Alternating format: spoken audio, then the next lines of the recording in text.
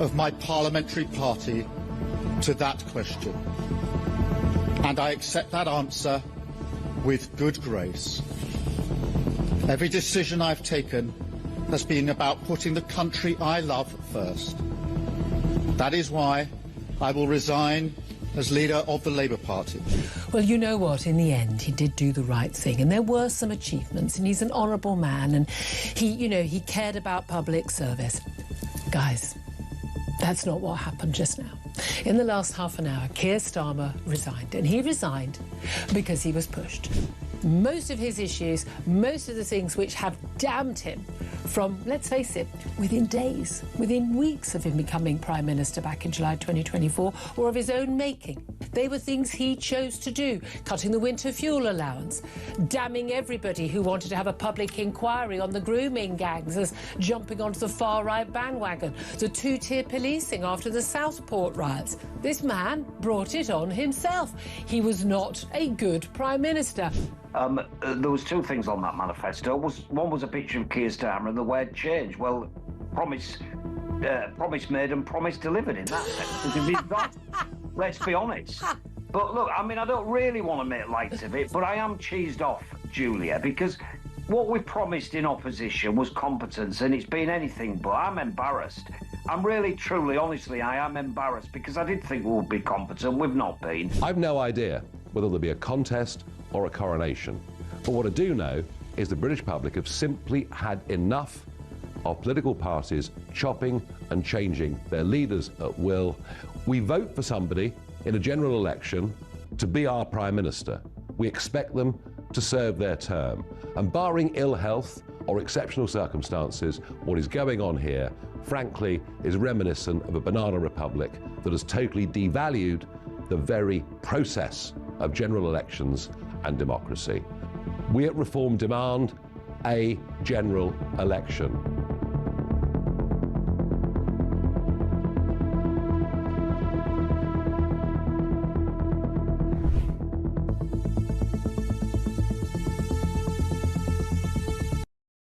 Across the UK, on DAB+, on YouTube, on your mobile, and on your side.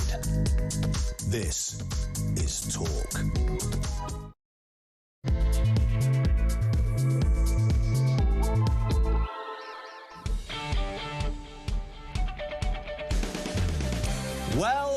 Well, welcome along. Tuesday the 23rd of June. This is Talk Breakfast, the home, of course, of common sense, and the place where your views on the day's news are more than welcome. I'd like to just nail something straight out.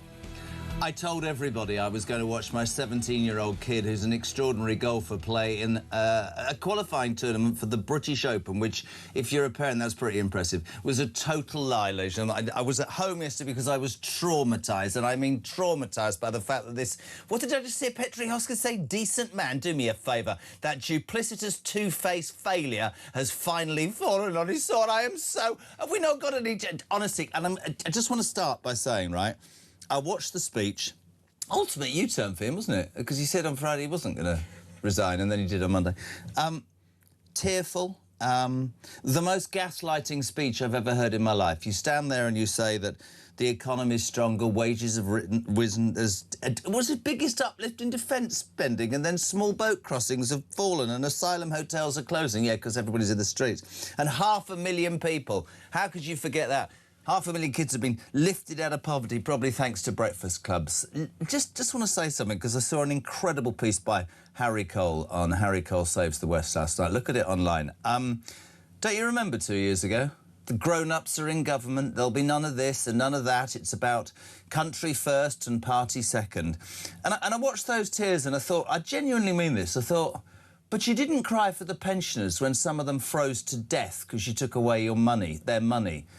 You didn't actually cry, did you, for those waspy women who you said will look after you in retirement, and then you completely did a U-turn and screwed them. You didn't actually in any way cry over those farmers who've worked their fingers to the bone, and you hit them with a tax that they can't afford, and people took their own lives because of that. You gave away the Chagos Islands. You thought it intelligent enough to give a bloke whose best friend was the most notorious paedophile in the history of the world as your ambassador to America.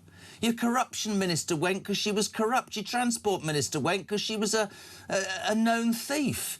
Your homeless minister went because she was a dodgy landlord. But most of all, right, you screw business.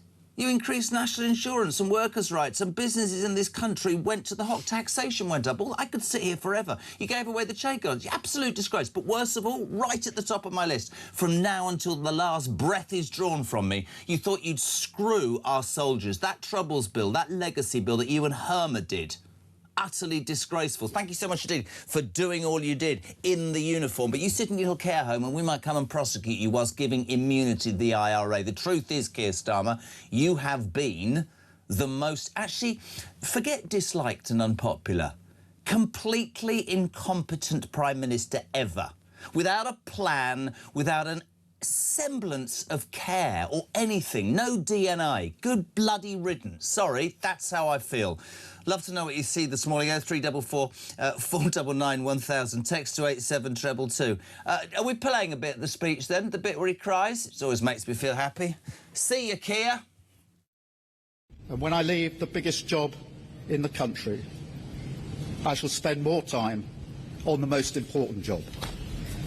Being the best husband I can to my fantastic wife, Vic, who has been a rock by my side through good times and bad.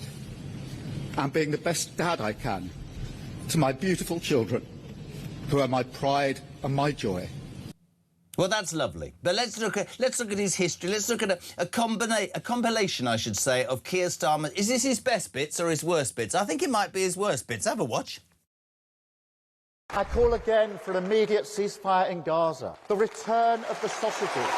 I would like to send my warmest congratulations to President Trump. Of course, I wouldn't want Donald Trump round for dinner. The relationship between our two nations has been one of collaboration. I'm anti-Trump, cooperation. But don't underestimate the danger to the world if Trump is re-elected, and enduring partnership. Never happened before. This is unprecedented. And I think that just symbolises the strength of the relationship between us. I'm delighted that the inspiring Nobel Peace, Nobel Prize winner... True democracy is citizen-led. We demand a people's house! This project has always been about fixing the foundations of our country. It must be really incredible to be part of building, I mean, actually here, not just building. Smash, smash, smash, smash, smash the gangs to smash the people smuggling gangs. Could you please join me when I say 5? That man is not allowed in my pub. 4. That's assault. 3. That man is not allowed in my pub. 2. Get out of my pub. Go on. 1. Get out of my pub. Yay! It worked. You didn't. 8 minutes past 6, 0344 499 1000. JK on breakfast. That's your telephone number. Tommy in the house. Make a call. Who's going to do the first voice note of the day? What have I got? Banana. You can also you can call and you can text 87222. We'll talk Burnham. We'll talk Starmer. We'll talk the World Cup, England, Ghana tonight. We'll talk about the rare red weather warning. I've just driven through what's about the most tropical storm I've ever been in the history of my life. Thought we were going to drown. I turned up in shorts. I should have worn a wetsuit, for Christ's sake. 0344 499 1000. Now, I would just like to say that there will be politicians crowing this morning on the opposite benches.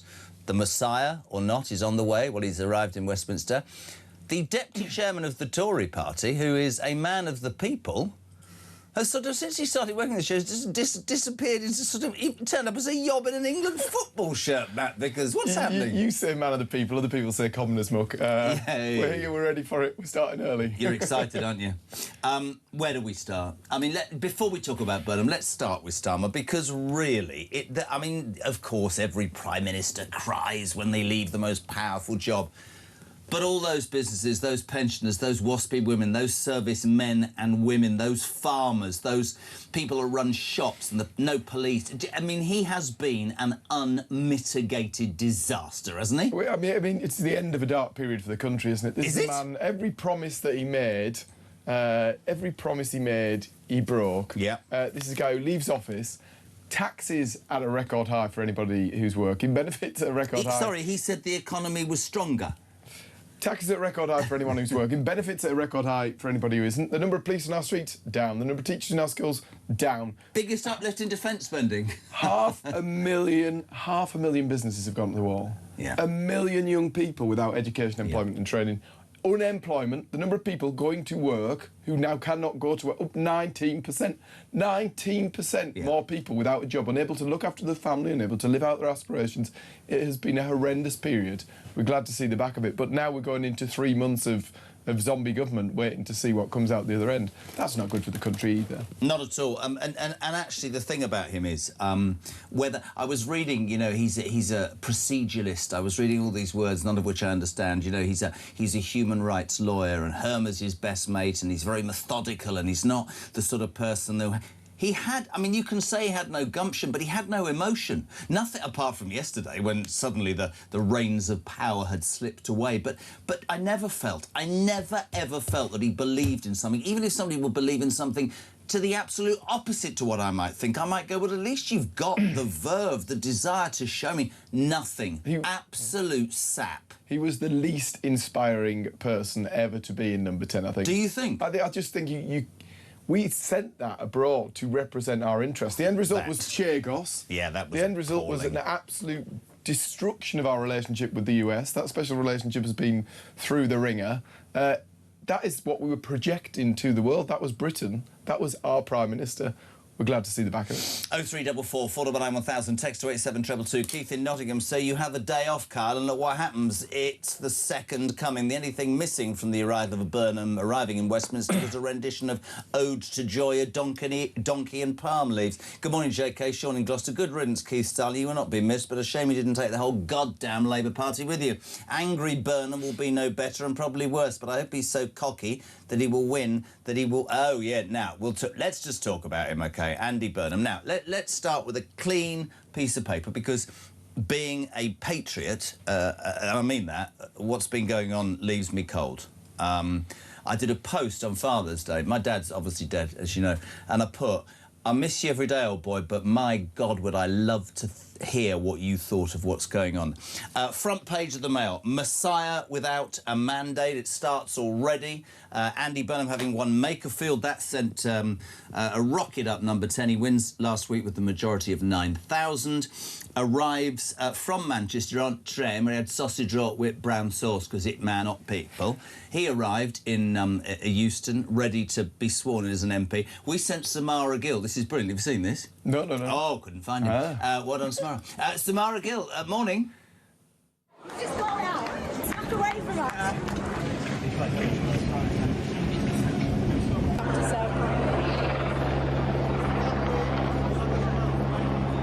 Moved on. Starmer's old news. On to the next.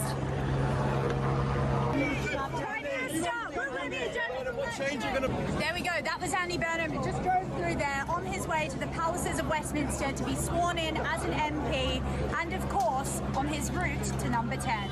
His route to number 10, it would seem, let's do this in stages, is good. Let's start with the swearing in, because I thought this was brilliant. Somebody on the Tory benches shouted, "He's not the Messiah! He's a naughty, naughty boy," which is, of course, from The Life of Brian, the Monty Python. He seemed quite cheery. I'm not that sure about a man with 14 bracelets or bangles, but there we go. This is the swearing in of AB.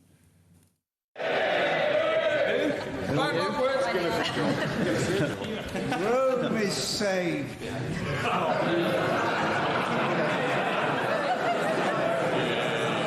I swear by Almighty God that I will be faithful and bear true allegiance to His Majesty King Charles, his heirs and successors, according to law.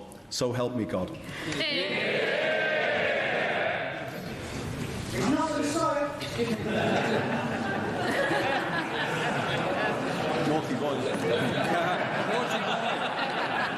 I mean, to be fair, the Tory shouts out he's not the Tsar, and Burnham went, he's a naughty boy.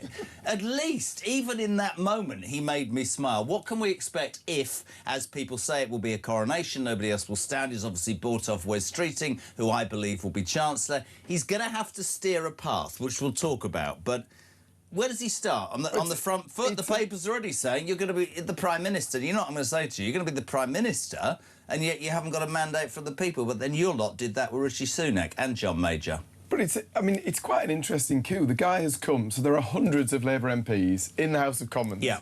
This guy's come from outside of the House of Commons to be elected in a bit of a deal with another MP who stood down, to make way for him to then arrive, and all of a sudden it sounds like he's just going to be getting the keys in 3 months' time. It's quite an interesting thing. He was not even a... Is that the Conservative argument? And I read this last night, the difference between, say, a Sunak and a John Major is they were elected MPs. This bloke's come from outside to exceed, it seems like there's a lamb, to the keys to number 10 without even having been... I think that's an interest. I think it is a bizarre thing that a guy who was not even an MP a couple of weeks ago is now lined up to become the Prime Minister of the United Kingdom. That is a bizarre thing to pull it off. If someone said to you tomorrow, oh, well, what we'll do, somebody will stand down, you'll win in a by-election. The reality is he won that by-election, not because people wanted to vote for Labour, not necessarily because people wanted to vote for Andy Burnham, because they wanted rid of Keir Starmer. There are people who went in there and voted for Andy Burnham literally to get rid of Starmer. If no one steps forward by July the 16th, Andy Burnham will be our next Prime Minister. That's 7 Prime Ministers in 10 years. What do you know about the man?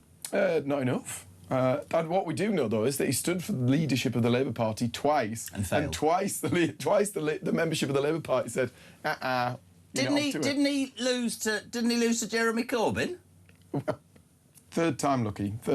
Right, good morning. The prize, the banana, goes to Pete. Morning, Pete. Good morning, Jezza. Oh, my God. When Stalin started turning on those waterworks yesterday, right, oh, that made me angry. He hasn't minded making other people cry, has he? What's he crying for? Because he can no longer carry out his project of destroying this country totally. You know, I'm glad that man's gone. Good riddance, good riddance. Brilliant. Good riddance, good riddance. Matt's in Grimsby. The only thing Pat Starmer believed in and put 100% into was jailing patriotic British people. Good riddance to bad rubbish. Joy in Bedfordshire is absolutely spot on. On listing Starmer's shortcomings, JK, he left out one of the most important, not dealing with the grooming gangs and setting up a national inquiry. Completely agree. Thank you. Jason's in Pompey. Morning, Jace. Jez, 2-tier Keir to 2-year Keir. There is not a single Labour MP in the House up to the top job. So dire are they that they've had to parachute in the King of the North to save us. God help us. To the left, put everything you own in the box to the left. Let's talk about this, because I was listening to this in the news this morning. Andy Burnham, let's start with a slate of clean paper, clean white paper. You allowed to say that anymore? He is a socialist in its truest terms. They talk about what a great job he's done in Manchester. I've just got a question for you. He said this morning, he's been made it known that he will follow Rachel Reeves's fiscal rules, because there's a lot of argument that, you know, he'll just be left and he'll increase taxes and borrow money and go to IMF.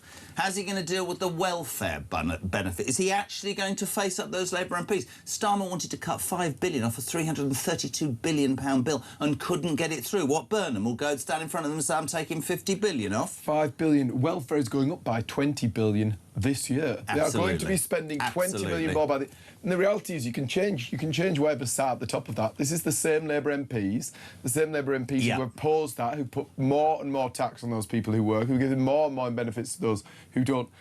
They are still the same Labour Party. Those people who walked through those lobbies and voted against the inquiry into the grooming gangs, those people who voted to see our veterans dragged through the courts, those people who are keeping taxing businesses into extinction, it's the same crowd. It's just another face at the front. Well, there will be no change. I'm not going to go into detail, but somebody I know very well said very soon, and Matthew Talbot said it actually as well, very soon after Starmer's election victory, he would be gone within 2 years, and people laughed. Well, if you read the front page of the Telegraph today, it says Burnham set for coronation, that the cards seem to have fallen in AB's favour. He will be in trouble by Christmas for the exact reason. I'm not even saying that to cosy up to you, because you're right. All those things that need doing with this country, you cannot leave, as Starmer said, going, we have no defence and no way of paying for it. I mean, talk about I thought the beginning of the serious end for him was John Healey saying, hold on a second, mate, you're not even committed to saving this country. Add in all the things that we should have said, grooming gangs, waspy women, farmers, veterans, all of that. So what? After the honeymoon period, what's AB going to do? Is he going to suddenly come up with money for defence? As he said, I can tell you exactly what he'll do, and people will think I'm cynical. The only way the Labour Party ever pays for all the promises it ever bloody well makes is by raising your taxes. That's what will happen, right? Well, I mean, a million percent. We're talking about following Rachel Reeves. She didn't look very happy yesterday, did she? She's the gone. one thing you shouldn't do is follow Rachel Reeves anywhere on the economy. When you look at what is happening today, people haven't quite realised those businesses going to the wall. Isn't it something like 111,000 jobs have been lost in hospitality? That's young people getting their first, foot on the ladder, getting their first job, their first opportunity. The economy is in dire straits. And but he said the economy was stronger. Not only are they taxing them You're shaking your head. That doesn't work on the radio. So they're taxing and taxing and taxing and borrowing and borrowing and borrowing. Let's do a David Lammy mastermind. Your name? Your name? David Lammy. All right. Okay. Is the economy stronger? Have wages risen? Has there been a big uplift in defence spending? Are small boat crossings falling? We're talking... It's just unbelievable. It's a gaslighting pile of rubbish, man. We're talking about breakfast clubs and kids out of poverty. Clubs. Actually, what is that? 19% more people unemployed. That's people without a job, people unable to look after their kids because they haven't got any cash coming into the house. Completely agree. This is not lifting children out of poverty if you're putting the parents out of work. Is this a new one, Rob? Yeah? Morning, Rob.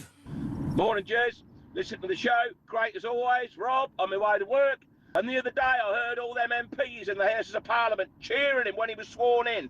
Every single one of them greedy, snivelling, anti-British, patriot-hating gits sat on them seats. The only reason they were cheering is because they think if he gets in, they're still going to be in a job and they can keep their big fat snouts in that trough a bit longer.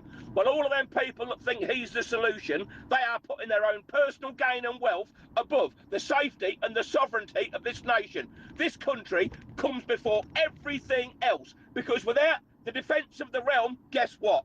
We haven't got anything else. We're done. We're finished.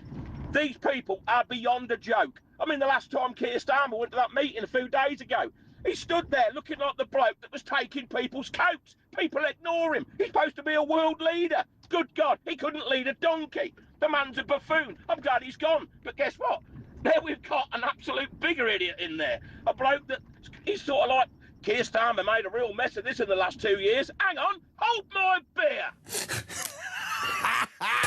The morning call from Robbie. He's right, though. And I'm not... People say, oh, no, you're having a go at Andy Burnham. I hope Andy Burnham makes success of it. But I'm telling you here and now, if you've got 400 MPs who will not cut welfare to pay for defence, who will not make the police a police force instead of a club that goes, oh, let's have a chat. If you've got 400 MPs who, to be fair, probably went from Burnham because they think there's a chance that he'll save their jobs, take away the Tory party, take away reform and all restore, whatever.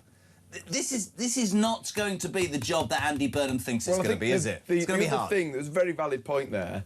These people, these Labour MPs, did not move. So when it came down to walking through the voting lobbies to do our farmers over, to do our veterans over, to do our pensioners over... Won't be forgotten. Completely agree. But they walked through the lobby and they'd vote for that. They didn't kick off at Starmer. They didn't say, we're not having this guy as Prime Minister. What a bloody mess he's making. Yeah. The only time they were willing to act, the only time they were willing to make a stand is when they thought they were losing their jobs. They saw those local election results come in and all of a sudden they had a spine. They only had it to save their jobs. They weren't willing to stand up to this guy when he was trashing our economy. Completely and destroying agree. people's lives. 6:23, the day after Keir, Tier. See what we did there? Tier, he's gone. Very sad to spend more time with his wife. I bet she's chuffed. That'll be exciting. 0344 499 1000. Text to 87222. We'll talk Starmer. We'll talk Burnham. We'll talk football. We'll talk about the furnace that is the weather. But at the moment, it's peeing down in London. Good morning.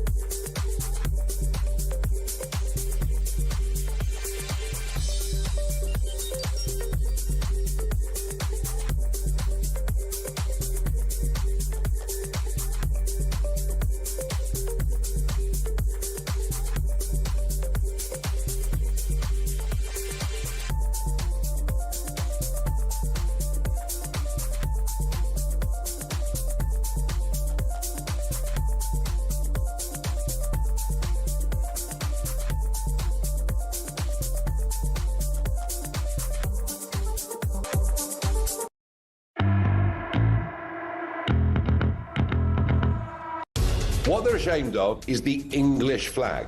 Scottish flag, fine. Welsh flag, fine. Irish, everything like that's marvellous. But no. We can't be English. And this has been going on for a long, long time. He would be Prime Minister of the most toxic political brand in the country at the moment, which is Labour. And that is what we will be battling against. Our Prime Minister is allegedly attacked by another nation and nothing is said.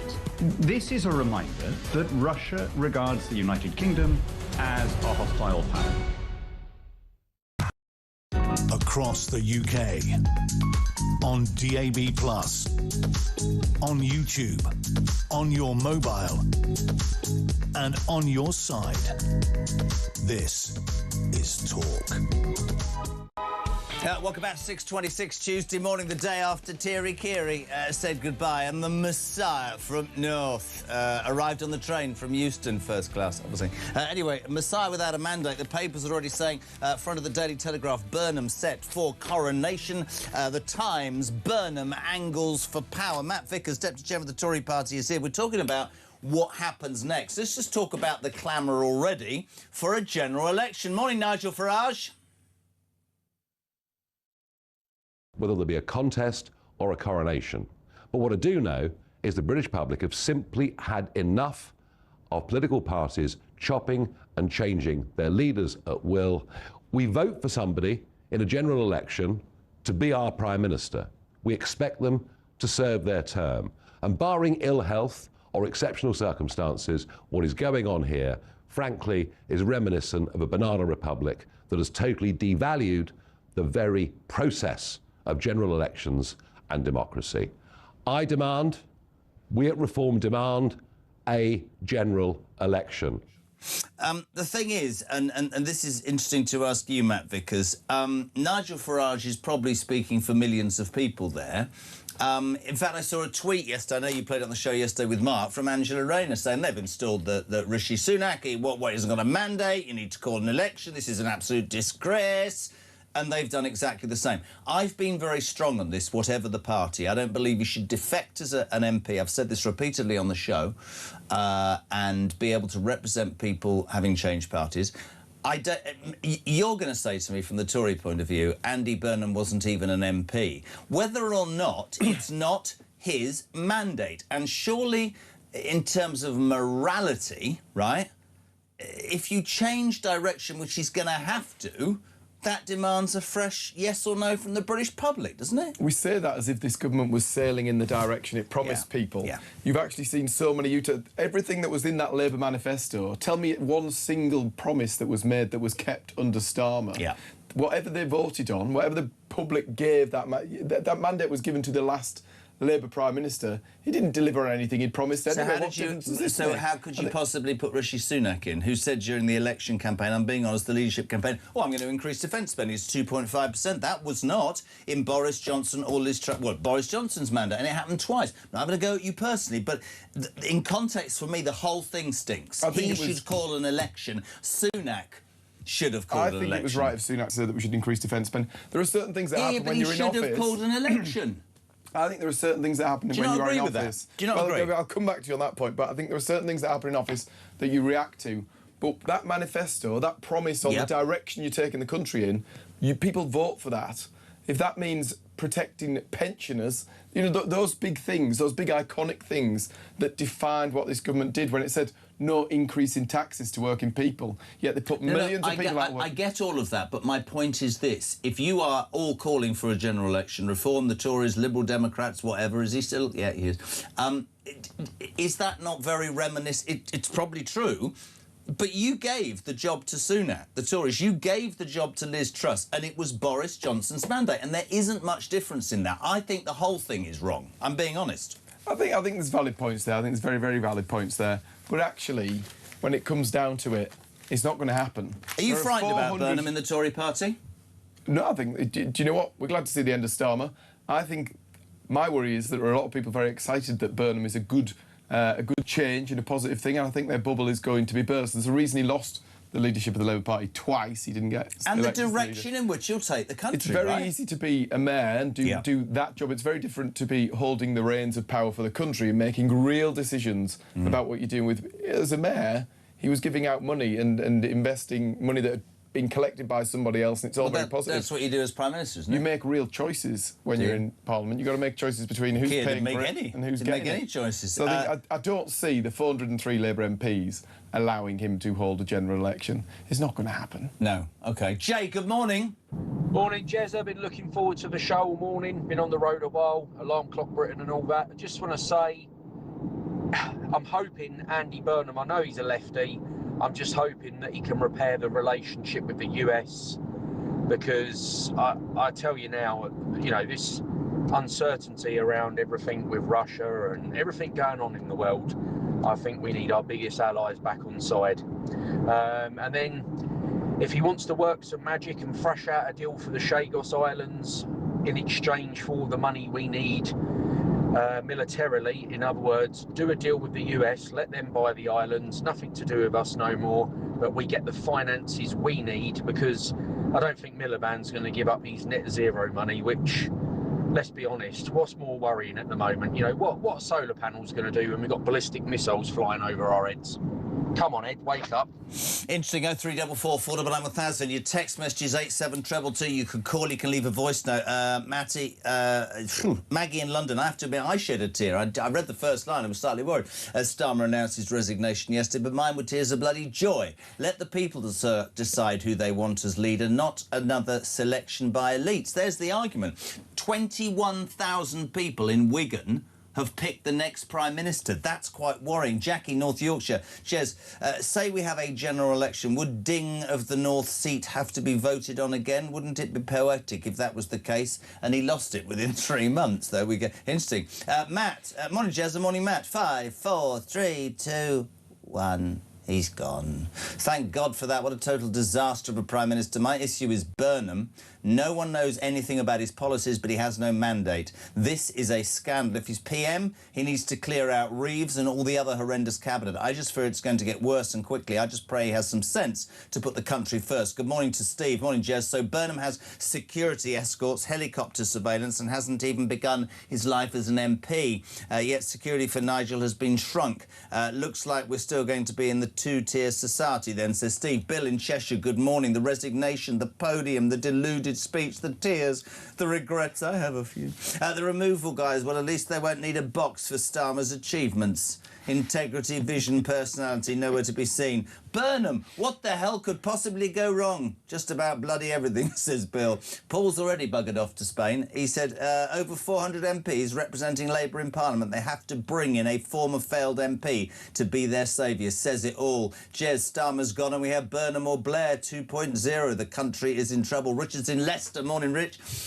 Keir Starmer's resignation is an illusion of democracy. His exit satisfies public anger, but the system stays intact. New faces, same donors, same policies, same institutional rubbish from voters. Soon the population will finish with this lot, all of them. How could you do a morning without Dave? Dave was devastated. He couldn't even resign without a speech written by somebody else. Today should have been a bank holiday. Happy, happy days. By the way, could I just say, says Dave, what's going to happen to breakfast clubs? My mate Rob in Newcastle, who's paid, I mean, millions of pounds worth of tax, I imagine, in his life, he fancied a bacon sandwich the other morning. This is genuinely true, and he drove all the way around Newcastle looking for a breakfast club, and no, but there weren't any. There weren't any at all. Starmer said in his speech about the country he loved, he didn't actually say it was England. Which one was he talking about? And Bill in Romsey, this is great. Morning, JK, morning, Matt. So Burnham needs 3 months to sort out policy, yeah? Let me help him. Pay the waspy women, close the borders, sort immigration, reverse net zero, cut welfare, cancel charges against servicemen and improve our bloody armed forces. There you are, it took me 12 seconds. Matt Vickers is in the house. This guy is arriving, no mandate. We don't even know what he's about, really. Nope. We know that he's big on failure when he was here before. Yeah, it's scary. It's scary that we got an unknown entering, having gone through what we've gone through. Do you know anything about Andy Burnham? Have you met Andy Burnham? And never met Andy You're Burnham. like nuts as well, aren't you? Can you not go share sausage roll or something with brown sauce on? It's quite a big place up there, Jess. Yeah, listen, outside north of Watford, there's quite a bit of the country out there. Listen, I spent 15 years in Manchester, as you know, and I love the north. I think it'll be very interesting to see what he does. The top team. I noticed in sort of almost precision-like detail, within a second of Starmer resigning, old Wes Streeting had fallen in behind Andy Burnham. I don't think he ever had the 81, by the way, but you could say, if it turns out, he's played a blinder, Wes Streeting, because I think, you can all laugh at me, Wes Streeting will be the next Chancellor. Well, you know, I'm sure it was just a coincidence that he came out batting for Andy Burnham. The minute it was nothing to do with the fact that I'm sure a call, well, you know, no call will have been made. There'll be no discussion about what job he was getting on the back of Burnham getting the job. Yeah, there'll definitely have been some willing and dealing. So let's look at the Cabinet from your point of view as the Tory Deputy Chairman. Let's start. Rachel Reeves. Stay or go? Go quickly. She should have been gone. She should have been gone 2 years ago. Absolutely. The damage she has done is not known yet. We will be recovering from her time as the Chancellor for years to come. Completely the most incompetent. I mean, hand in hand with Starmer, goodbye. Not even God bless. Go back to an accounts job. Yvette Cooper apparently told Starmer to go. Could have been a last minute. I think she's in trouble as well as Foreign Secretary. But then again, she was telling him to go, and the fact it was leaked at the last minute when it was a done deal. That's political, mate. Yeah, but that might mean there was a done deal. That might mean that she's had assurances about where she's going next, and that might have been why she was on board with getting Starmer out the door. Shabana Mahmood. Shabana Mahmood, she's stepping on toes. She's winding some of the lefties up, which is a positive thing. I'm sure she'll stay. I think she'll stay because that will balance it out for him. I think she'll stay as Home Secretary. I think Wes Streeting will be Chancellor. Lammy, bye! Don't let the door hit him on the way out. Yeah. What about Ed Miliband? I mean, there's this talk about... I know. There's all this stuff about he could be Chancellor. This is a man who wants to spend 800 billion, like, net zero rubbish. I mean, he is dangerous. Has Burnham got the balls to stand up to him? It's terrifying, the thought that he could become the Chancellor. I don't think it's going to happen. The most anti-business man. Do you know, we've got... We basically... You couldn't make him Foreign Secretary, could you? Actually, do you know who I'd... You'll laugh at me. Do you know who I'd make Foreign Secretary? I absolutely would. If I was Andy Burnham, I would make Wes Streeting the Chancellor. I would keep Shabana Mahmood, and you can all laugh at me. I think John Healey would be the perfect Foreign Secretary. Bit of gravitas, bit older, bit more respectful. Stuck the knife in. Sensible. Reasonable. I'd prefer John Healey on the international stage than Yvette Cooper or any other mad people. Healey might get that for me. That would be my opinion. It's quite... You look at some of these players and the thought of some of them getting any more power... I mean, Ed Miliband is the prime example of a man whose hands should be nowhere near power. He should not have the levers on anything. No. This guy's there as our energy secretary. He's importing oil and gas from abroad while refusing to drill our own oil and gas. That's ludicrous. We're paying the price. Do you think Burnham will drill, baby, drill? I think it's just not going to happen. I think they've sold out to Dale Vance and his loony crowd. Like, it's just nuts. Vince. Dale Vance, that's JD Vince. JD Vance, I'm joking. You've got to spare a thought as well, Simon in Nottingham says, for Larry the cat. He must just go, oh, here we go again. Debbie from Surrey. He didn't cry when those lovely girls in Southport were murdered, or Henry Novak was murdered, or more recently when that gorgeous baby Preston lost his life. He only cried because he's losing the trappings of being Prime Minister. Good riddance. Trevor in Boston. This is brilliant. Starmer waking up this morning saying, I've just had a terrible nightmare. I dreamt I resigned and Andy Burnham took my job. It was terrible. I'm secure. I don't flip-flop. Too late. Did you see his son was there? It wasn't a particularly big crowd of people, but old Hermer, he's gone, isn't he? He's a disgrace. He should never get a job in public life ever again. Sean, good morning. Morning, Jeremy. Sean from Grimsby here. I listened to the Prime Minister yesterday, and forgive me for having zero sympathy for this clown. Firstly, mate, he shouldn't be sat on national TV almost crying his eyes out. It makes him look pathetic. And secondly, we had to listen to him blowing smoke up his own backside, telling us about all this good stuff that he's done and how good of a leader he's been. Well, if he's been that good, Jeremy, why is his own party forcing him out? Because he's not good. He's the worst Prime Minister ever. Good riddance to bad rubbish, I say. And let's bring on Burnham. We just know what's coming now, mate, don't we? More tax rises and more government spending on crap. Great show, mate.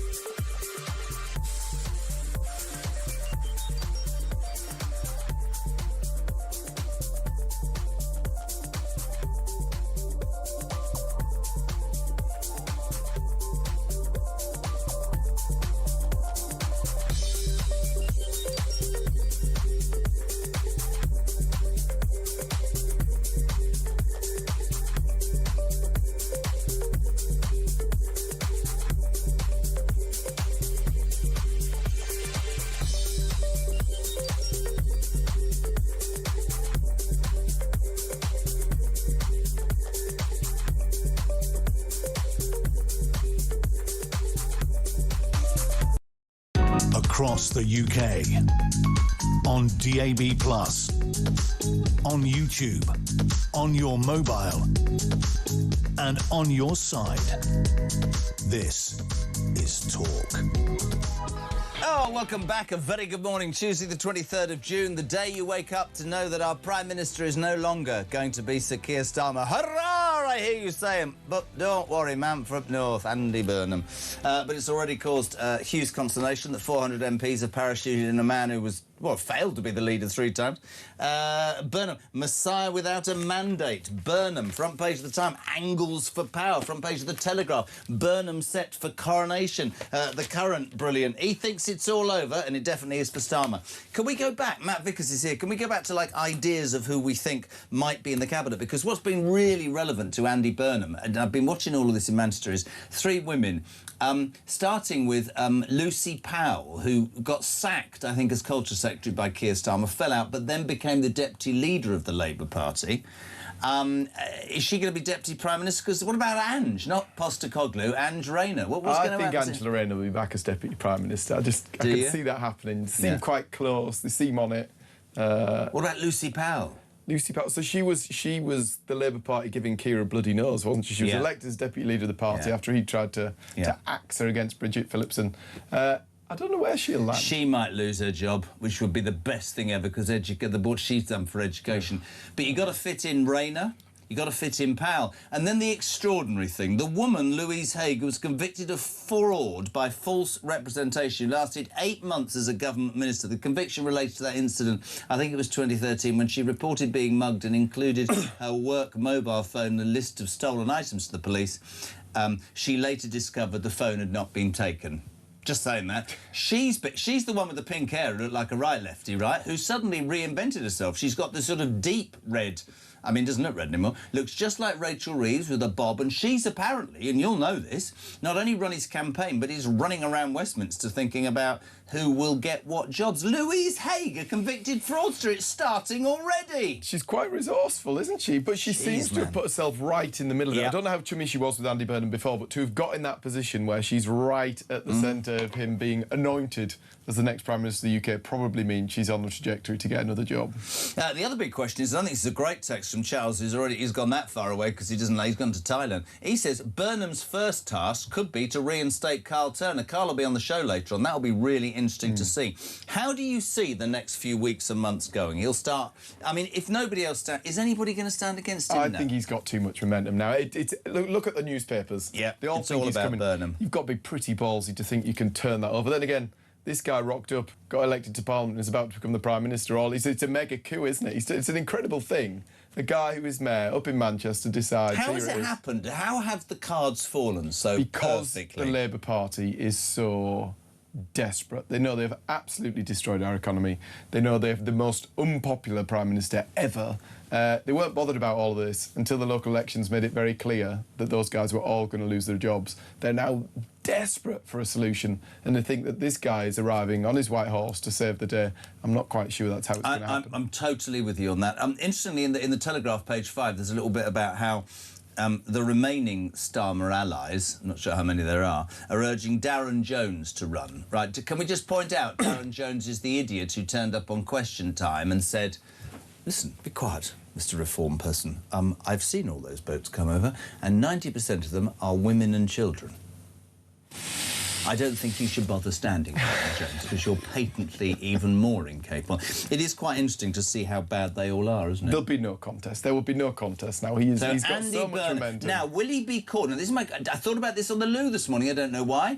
Will he go and represent the United Kingdom as Andy, or will he be Andrew? You know, meet our Prime Minister, Andy. How you doing, lad? I mean, it'd be interesting. I don't know. He'll be Andy. He'll be Brand Andy. Brandy Andy? Brandy Andy, yeah. It'll be Brand Andy. Interesting that this is what you think about when you're on the toilet. Such is the state of our politics that... Do you know the most famous story of me on the toilet? No. 5 to 8, 7 years ago. Phone goes, ITV, we're axing your show, as Victoria walks through the door and says, you're having another baby with a pregnancy test. Basically, my... fell out of my arse twice in 1 minute. Damon, good morning. Morning, Jeremy. Damon from Wigan. Just a question for you. Now, obviously, 2-year Kia He's now packing his bags and leaving. So he'll have to resign. And then I assume Andy Burnham's going to take over. But again, for that 40 minutes, it means that Larry the Cat is going to be in charge of the country. Does Larry the Cat get a pension for every time he is Prime Minister? Because if he does, that cat must be worth a fortune. Honestly, what a fantastic point. So I was saying to Henry, my son, I was saying, driving through Admiralty Arch the other day, or the bit at the end of the Mall. Do you know what happens when a Prime Minister changes? So it's all absolutely timing-wise. So as the Prime Minister drives up the Mall through the big arch, the next person in is in an office over the arch watching them drive up, and then they drive back, and then they're driven at that exact moment. But there is 40 minutes when Larry the Cat is the Prime Minister of the United Kingdom. Larry could have done a better job than Starmer, I reckon. Honestly, let me tell you, he wouldn't have been such a pussy, would he, to be fair? 0344, I'm just being honest, 0344 499 1000. Angela, where's Labour's manifesto, Jez? They should be made to fulfil the promises made at the general election. The entire situation is both embarrassing and depressing. Talk. Burnham's first task, yeah, we've done that, is to reinstate Carl Turner. We'll see if that's going to happen. Jez, will Rayner be Foreign Secretary? Starmer would like that. Trump would like that, wouldn't it? Did you see that thing in the news when... The thing about Starmer is he's got 2 problems and then listed 3. He can't even add up, Donald Trump. Morning, Jez. Damon. We need a general election now to sort all this out. However, the way democracy is nowadays, the British people will always be left alone and forgotten. Andy Burnham is wrong for the country. More than that, Labour is wrong for the country. 0344 499 1000. So as an overview, before we do the rest of it, from a Tory point of view, joy that he's gone, concern that the bounce might affect the comeback, or what? I think there may be a bit of a bounce. People might like the idea that something fresh, that there is an end to Starmer. Yeah. Everybody's happy to see the back of it. Yeah, absolutely. So there's going to be some element of bounce, potentially. I think it's probably a better thing for the country that he's gone, but I'm slightly concerned about what... We don't know what Burnham's about. No. We know that he's a big lefty. Yeah. We know that it probably means more and more tax for people in work. It will do. We know it probably means more and more waste. We know it probably means that 20 billion we were talking about increase in welfare spending is probably going to be even higher. We'll see what comes next. This isn't meant to disrespect anybody, but it is very funny from Clive in Solihull. He says, great show today. Keir Starmer was about as useful as a one-legged man in an arse-kicking party, which is interesting. Good riddance to bad rubbish. Mind you, Burnham could be worse.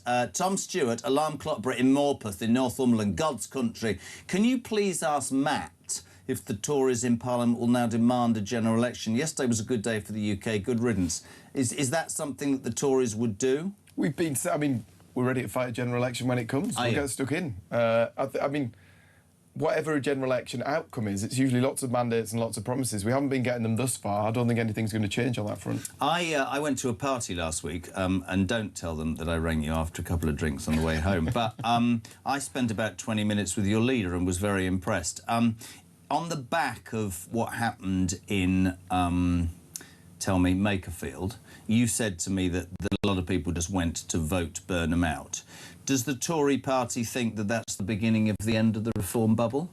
People voted Labour in Makerfield to get rid of a Labour Prime Minister. That is just a fact. And actually what happened last week, the big election, the by-election, I went up to Scotland on Wednesday.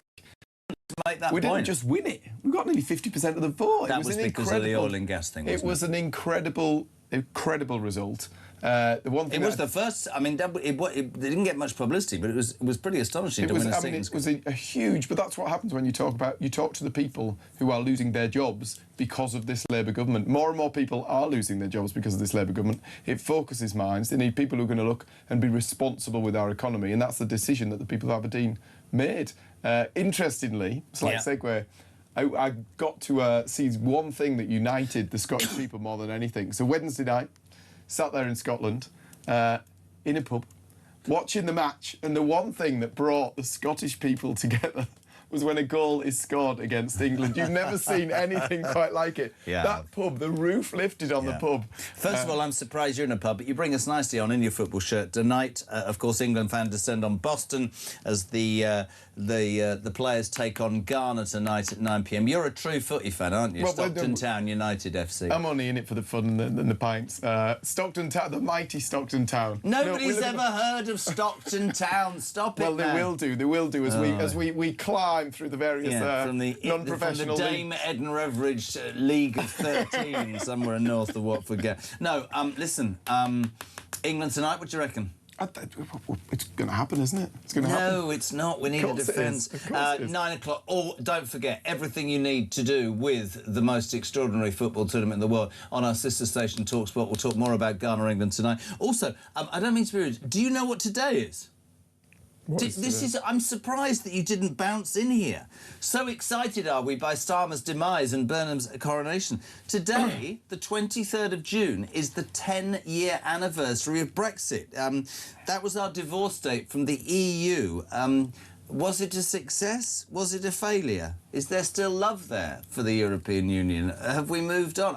Personally, I don't think we ever implemented it as we were promised it was going to be implemented. So people seem to think that everyday life was going to change in every way possible. Do you remember the Remainers who said... Were you a Remainer, were you? No, I wasn't a Remainer at all. But so you voted to leave? I voted to leave, 100%. But those people before that referendum told us that if we left the EU, the sky was going to fall, our economy would implode, we would, the world would end. Yeah. Funny enough, 10 years down the line, it hasn't happened. I was a bit old-fashioned, and I thought, I always say this and people laugh at me, I was thinking about Germany after the Second World War. They had to retreat to themselves. They built businesses that worked like BMW. They made their people and their country so much more better. I just felt there was so much control from Brussels that it would be a really good chance for Britain to build things and sell things and be independent and be successful. And, of course, that's just not possible. And I will say this, because I said it to his face, I absolutely lay a lot of that at Boris Johnson's door. He had a fantastic mandate and he let down the country and himself. So we had 2 years of Brexit deadlock where we couldn't get anything across the line. That got resolved. That was a really good thing for this country. You couldn't spend 2 years debating a thing that we'd made a decision on. That was Dominic Cummings. It happened. It happened under Boris, under Dom. It happened. We got it there. Actually, if you talk to these lefty Remainers now, they'll all tell you, oh, well, yes, but look, people are out of work, and that is because of decisions made in number 10 and number 11, and that's where those decisions should be made. We can kick those people out at some point when we get that general election, but those decisions should be made by people you can vote for, not made in some far-flung land. And actually, when you look at trade, the opportunities that this has opened up, we're now members of CPTPP. What the hell does that mean? It's a huge, huge international trading bloc. CPTPP, what does that We've got trade agreements. We've got trade agreements in place with 76 different countries. That is a positive. There are opportunities there. And actually, the next stage is leaving the ECHR, so we can really take back control of our borders. But it's a positive thing, Brexit. It's opportunities that we're... Do you think Burnham will slide closer to Europe, a.k.a. Keir Starmer, or not? Well, your guess is as good as mine, because a few months ago he was saying we should rejoin, then he's saying we shouldn't rejoin. He's all over the place. He's Keir Starmer Mark II. This is interesting. Anonymous, surprised Nigel Farage wants a general election. Reform not ready yet. They should let Andy show in a year's time what much of a failure he is, because I reckon he'll have more success. Peter said, if Burnham is smart, he will get rid of his whole front bench. They are just toxic and useless. Karen Smith, are we swapping one idiot for another? Nothing will change whilst Labour lead. Rob from WhatsApps for Prime Minister, please. Catherine from Grimsby. Very quickly before we go, we've talked about Burnham, we've talked about Starmer, we've talked about weather.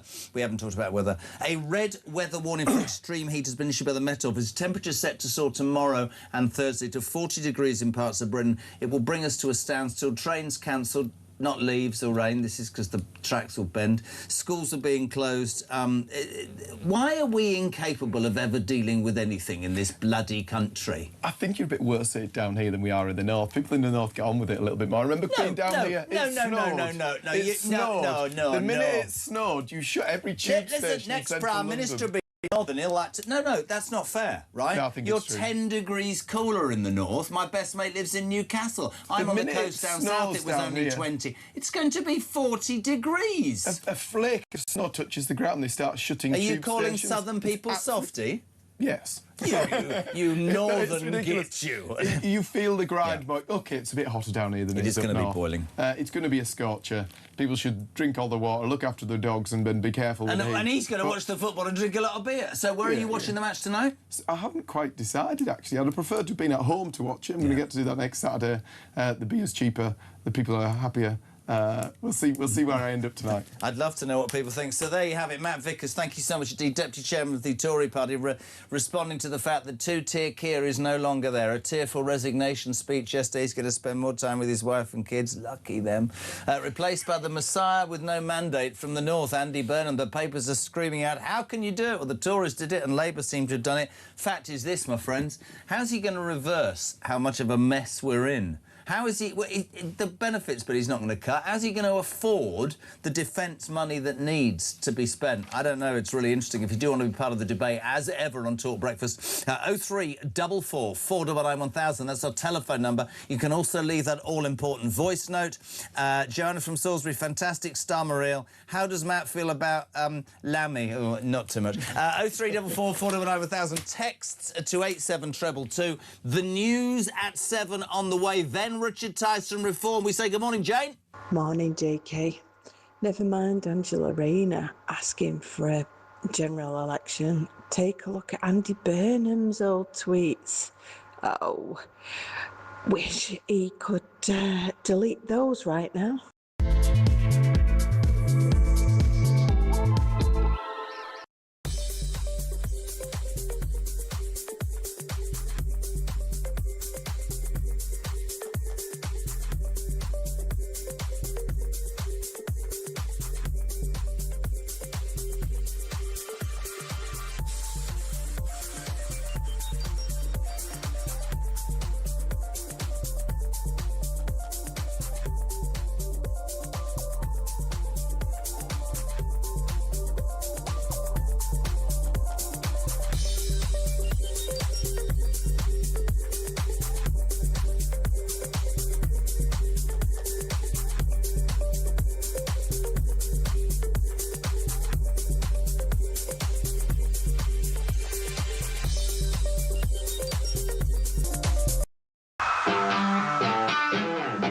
We've got some breaking news that has just come in. TalkSport have announced a brand new partnership in a developing story. We hear they've created So Good Lager right in time for football's big summer. Just in, we're hearing that So Good Lager will be pouring pints across all O'Neill's pubs and some of the best sports pubs across the UK. With the big kickoff just around the corner, you can find out where to get your hands on a fresh pint of So Good Lager at talksport.com/lager. Across the UK, on DAB+, on YouTube, on your mobile, and on your side. This is Talk.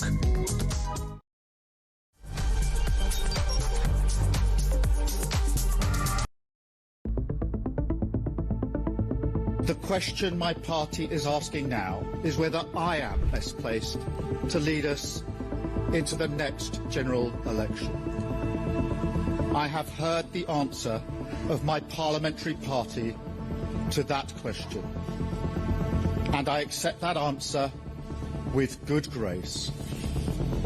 Every decision I've taken has been about putting the country I love first. That is why I will resign as leader of the Labour Party. Well, you know what? In the end, he did do the right thing, and there were some achievements, and he's an honourable man, and he cared about public service. Guys, that's not what happened just now. In the last half an hour, Keir Starmer resigned, and he resigned because he was pushed. Most of his issues, most of the things which have damned him from, let's face it, within days, within weeks of him becoming Prime Minister back in July 2024, or of his own making. They were things he chose to do, cutting the winter fuel allowance, damning everybody who wanted to have a public inquiry on the grooming gangs as jumping onto the far-right bandwagon, the two-tier policing after the Southport riots. This man brought it on himself. He was not a good Prime Minister. There was two things on that manifesto. One was a picture of Keir Starmer and the word change. Well, promise made and promise delivered in that sense. Let's be honest. But look, I mean, I don't really want to make light of it, but I am cheesed off, Julia, because what we promised in opposition was competence, and it's been anything but. I'm embarrassed. I'm really, truly, honestly, I am embarrassed because I did think we would be competent. We've not been. I've no idea whether there'll be a contest or a coronation. But what I do know is the British public have simply had enough of political parties chopping and changing their leaders at will. We vote for somebody in a general election to be our Prime Minister. We expect them to serve their term. And barring ill health or exceptional circumstances, what is going on here, frankly, is reminiscent of a banana republic that has totally devalued the very process of general elections and democracy. We at Reform demand a general election.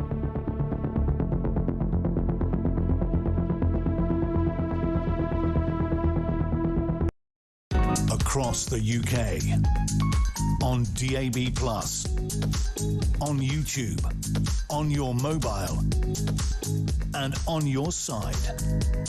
This is Talk.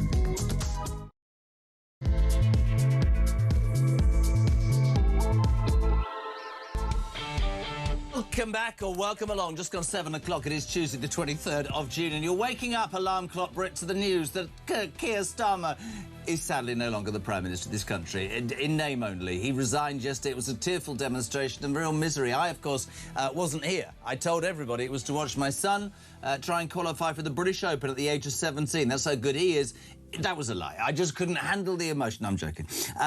Imagine being off for the one day. But actually, I have to say this. What a pitiful gaslighting load of rubbish I watched come out of his mouth. Let's just use a little segment of Keir Starmer's resignation speech yesterday, gaslighting to its best. Have a listen. The question my party is asking now is whether I am best placed to lead us into the next general election.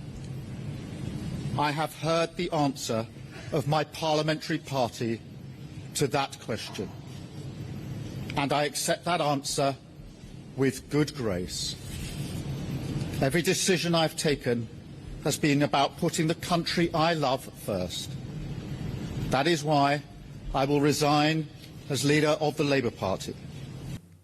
Sorry, every decision you've taken has been for the benefit of the people and the country you love the most. Well, I'm just going to do it again as I did at 6 o'clock. Try telling that, Keir Starmer, to the pensioners you screwed to the ground, or the waspy women you lied to, or the farmers whose livelihoods you destroyed and some who took their lives. Try selling that to our servicemen and women who put the uniform on and fought for this country and faced prosecution whilst you give, what, immunity to the IRA.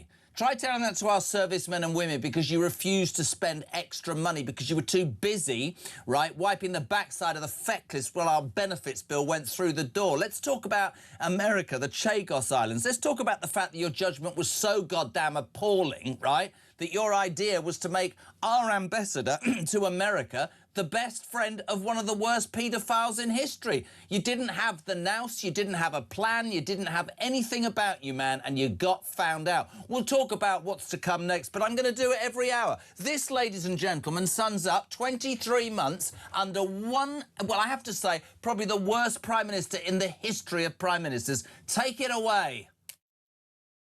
I call again for an immediate ceasefire in Gaza, the return of the sausages. I would like to send my warmest congratulations to President Trump. Of course, I wouldn't want Donald Trump round for dinner. The relationship between our two nations has been one of collaboration. I'm anti-Trump, cooperation. But don't underestimate the danger to the world if Trump is re-elected, and enduring partnership. Never happened before. This is unprecedented. I think that just symbolises the strength of the relationship between us. I'm delighted that the inspiring Nobel Peace, Nobel Prize winner. True democracy is citizen-led. We demand a people's house! This project has always been about fixing the foundations of our country. It must be really incredible to be part of building, I mean, actually here, not just building. Smash the gangs to smash the people smuggling gangs. Could you please join me when I say 5? That man is not allowed in my pub. 4. That's assault. 3, That man is not allowed in my pub. 2, Get out of my pub. Go on. 1. Get out of my pub. Yay! It worked. You didn't. Morning, Steve. Morning, Jezza. Steve in sunny Southport. I just wondered if you could throw a bit of light onto something that I've been curious about for many, many years. You've got the cabinet members that are doing a particular job, i.e., let's go back to the Tory days when Shapsy was running the job. And he pretty much did grant Shaps every department. Now, I'm a taxi driver, and I couldn't walk into a chartered accountant's job tomorrow. So when you're talking about the likes of Wes Streeting, who was the health secretary, being the chancellor, I've just wondered how he's qualified to go from medicine to working with numbers. Cheers, buddy. If you can throw some light onto that, that'd be cool. Have a great day. I've got no idea. I think it's a very salient point. Let's put it to the deputy leader of Reform UK. Is he crowing or is he depressed? Richard Tice, good morning. Good morning, Jeremy. And how exciting. I mean, it's done. He's gone. It's a weird feeling, isn't it? That there's been a few of us who have spent 2 years saying that this man is both out of his depth, has no plan, has no political antennae, and I've listed it till I'm blue in the face this morning. It's a great collage you've put together there, just to remind us how bad Starmer was, and for him to stand in front of Downing Street listing a huge collection of the sort of Starmer's greatest hits. You then say, well, in which case, why are you going? Why are you so unpopular with the country and with your own Labour Party? Something didn't quite compute. He seemed to forget all of the things that you listed off and much more besides. But in a sense, politics moves very, very quickly. And whilst we celebrate his removal, we actually need to think about, so what happens now? And let me tell you what is happening now. There is a coup going on, literally a coup, because no one knows who Andy Burnham is. Let me put this to you. 7 million voters didn't have the right to vote when Andy Burnham was last in the Houses of Parliament. 7 million people. Nobody outside Greater Manchester knows who this bloke is. Andy who? Who Burnham? What's he? What does he stand for? Is he king of the North or is he king of the U-turn? I mean, he's done more U-turns than Keir Starmer, for heaven's sake. He is literally Captain Flip-Flop. And I mean, maybe you just say that's in their nature. Does he want to join the EU or not? Does he want to pay the waspy women or not? Does he want men to go into women's bathrooms or not? And the list goes on. Does he want to stop the boats? If so, how? Has he ever spoken about the economy? No. Has he ever spoken about foreign policy? No. Has he ever spoken about defence policy? No. We've not a clue who this man is that is going to rock up and demand the keys to number 10. It is literally a coup in the mother of all democracies. It's an outrage.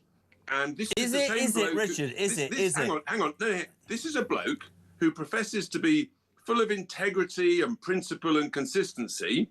Have you shown the tweets?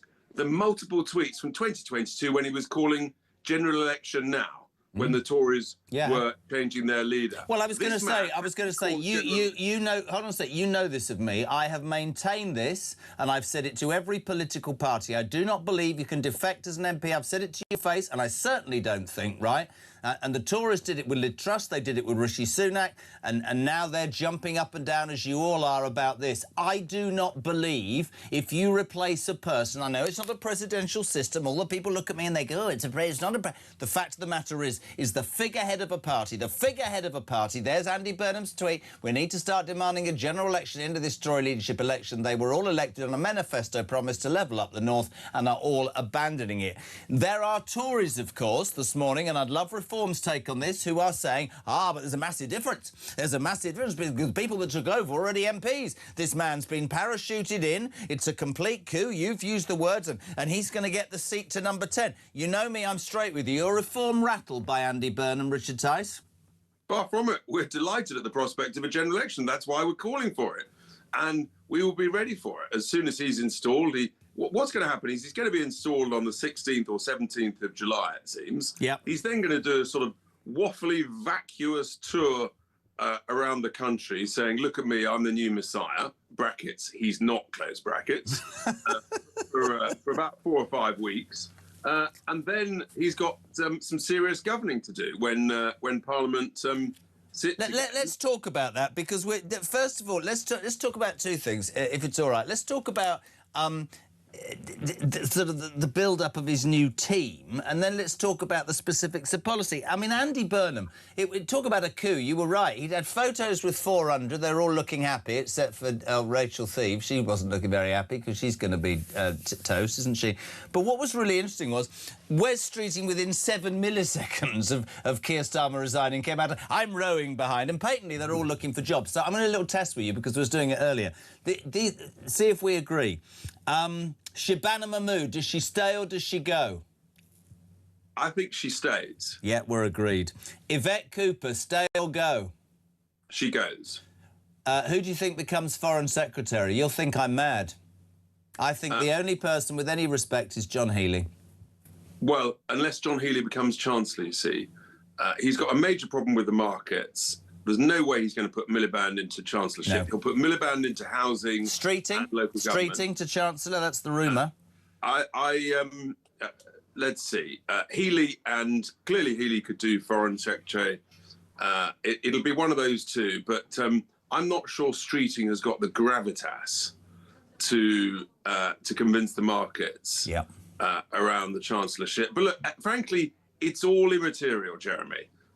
You are pushing pawns around the board of a coup. That is what is going on. It's outrageous. I come back to this simple point. And while you talk about the Tories, actually, the Tories are not calling for a general election unless he doesn't fund the defence investment plan properly. Well, I mean, that's basically the Tories saying, we're not ready for an election. And if there was an election, our number of MPs would probably go down. So they're frit as well. The Lib Dems have disappeared down the same submarine as the Green Party. No one's seen or heard hide nor hair for them. And yeah, it's us that wants a general election. Frankly, there's only 2 parties in it. And I just think that, you see, here's what's going to happen. If he doesn't call a general election, then we're going to career towards a November budget, by which time the finances will be worse. He's got his hard socialist sort of plans, and the economy is getting worse. So he's going to have to raise taxes by huge amounts. And by Christmas, he's going to be as unpopular as Keir Starmer. Well, I said that earlier, and this is what I wanted to get on to you about, and I wrote this down very, very early on. Obviously, you know, he's being seen as the Messiah, and that's what the Labour Party are doing, and that's fine. We've got past talking about how it happened. If you look at the major issues in this country and you think about the febrile nature amongst those 403 Labour MPs, there's only one way that we can afford to arm ourselves better and get rid of the situation we're in, which is if we do something about a soaring and completely outrageous benefits bill. Keir Starmer, the benefits bill's 332 billion, Richard Tice. He couldn't even get through a 5 billion cut. Are you telling me that those Labour MPs have got, oh, Andy, you're the Messiah, cut it by 50 billion? Absolutely won't happen. So where's he going to get the money from? We know, because he's a socialist. They will either print money or raise taxes. And I'm with you. I don't see how he can get round this, mate. I really don't. Well, I don't think the markets will let him print money without a serious plan, either to cut spending or to raise taxes heavily. And I just don't think they have it in them to do the spending cuts that can easily be done. Yeah. You could take 20 to 30 billion pounds out of the welfare bill in a 12-month period without much difficulty. You don't need to pay benefits to overseas nationals. Full stop. You don't need to pay benefits to a whole load of people who've got anxiety. I've got anxiety at the moment. I'm anxious that this country is undergoing a coup. That makes me anxious. I thought you were anxious about the. I thought you were anxious about the wedding plans. Now I'm looking forward to the wedding plans. That makes me joyous and happy, Jeremy. I'm with you, though. I'm with you. I honestly don't see, and I'm not being disrespectful to Andy Burnham, I don't see any Labour Prime Minister of any age or whatever standing up to those backbenchers and saying, we need to do something about this bloated benefits bill. I mean, It is that not picture, unfair, it is a fact, right? That picture is so sycophantic. It really makes me puke, frankly. Just fawning over this bloke who no one knows who he is. What does he stand for? Captain Flip-Flop. I mean, this is a bloke who wants to rejoin the European Union in his lifetime. And when it comes to tax raising, I mean, that's their only other alternative. Well, no one voted in the manifesto for ever more tax hikes. We've already had more tax hikes than they promised in the manifesto. Look where that's taken us. We've got effectively almost no growth whatsoever, and businesses are not hiring young people. I mean, the whole thing is a catastrophe, and it's like a sort of train steaming towards us. Do you think anybody will stand up to him, or do you think it'll be a straight coronation, Rich? So I think what's going to happen is that they may create a fake contest, right, around a sort of patsy non-entity called Darren Jones that nobody's ever heard of. Oh, I did. He's the one who thinks that men look like women with kids on boats coming over illegally. Oh yeah, he's that bloke. So if they have that contest, what that will do is that will give Andy Burnham the chance to prance around the country, try to legitimise himself, and give him more time to get ready, because he's clearly not ready, by the way. He's had literally years to think about this, think about what his plans are and ideas are if he takes over the country. Well, now he's sort of on the cusp of that moment, and he's all over the place. I mean, he's floundering because he's basically got splinters in his backside that he's trying to pick out from all the various... You sounded like me this morning, Tice. You're the man of the comment this morning. Very quickly, couple of things. Great to have you on. Do you know what today is? I do. It's the 10th anniversary of Freedom Day. It's the 10th anniversary of taking back control, being in charge. Didn't happen, did it? Didn't happen, did it? Well, no, actually, to be fair, we are now legally free of the European Union.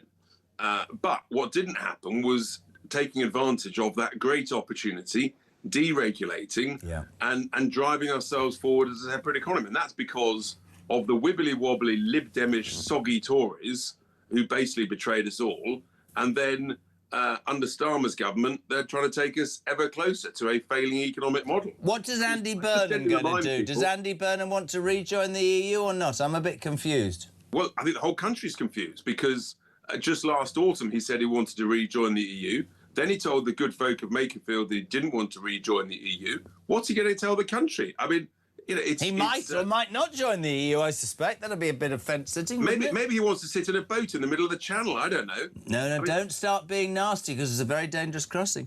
Richard Tice, the other thing is, because we know you don't drink, I was at that party with you the other night, and there wasn't one drink, ladies and gentlemen, that passed this man's lips. This is how good he is. England fans are setting on Boston tonight. England-Ghana, second world group game for us, 9 p.m. tonight.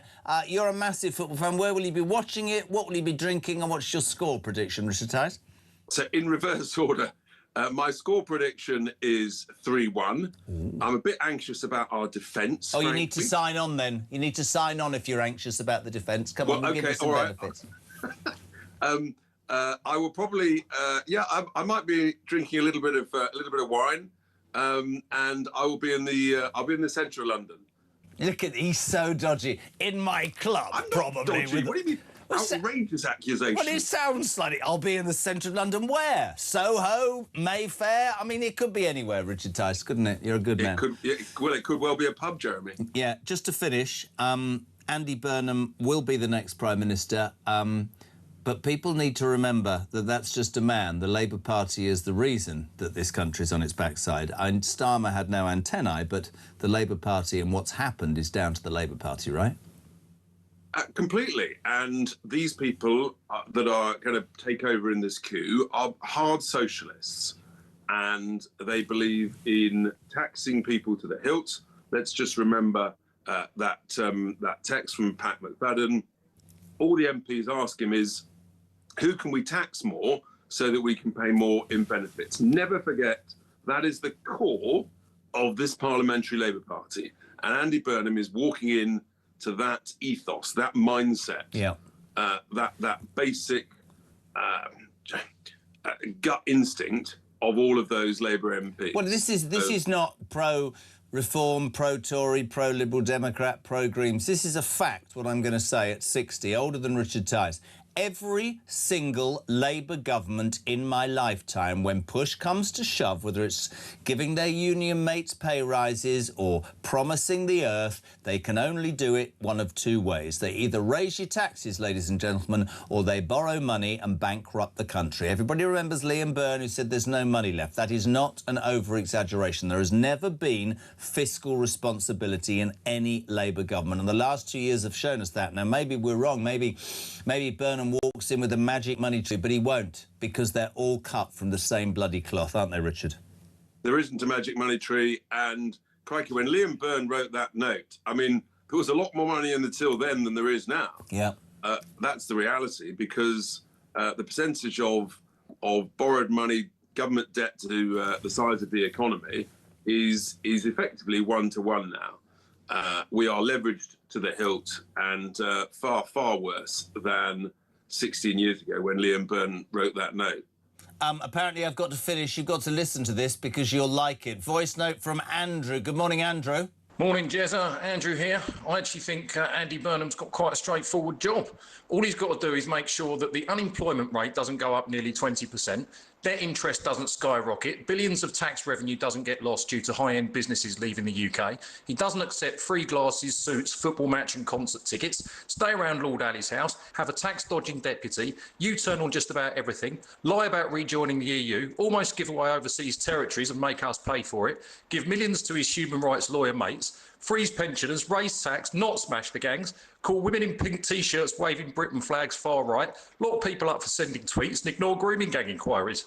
When the bar is that low that free school meals is the only hurdle, I'd say it'll be fine, but I suspect it could be worse. How good's that, Richard Tice? It's just absolutely priceless.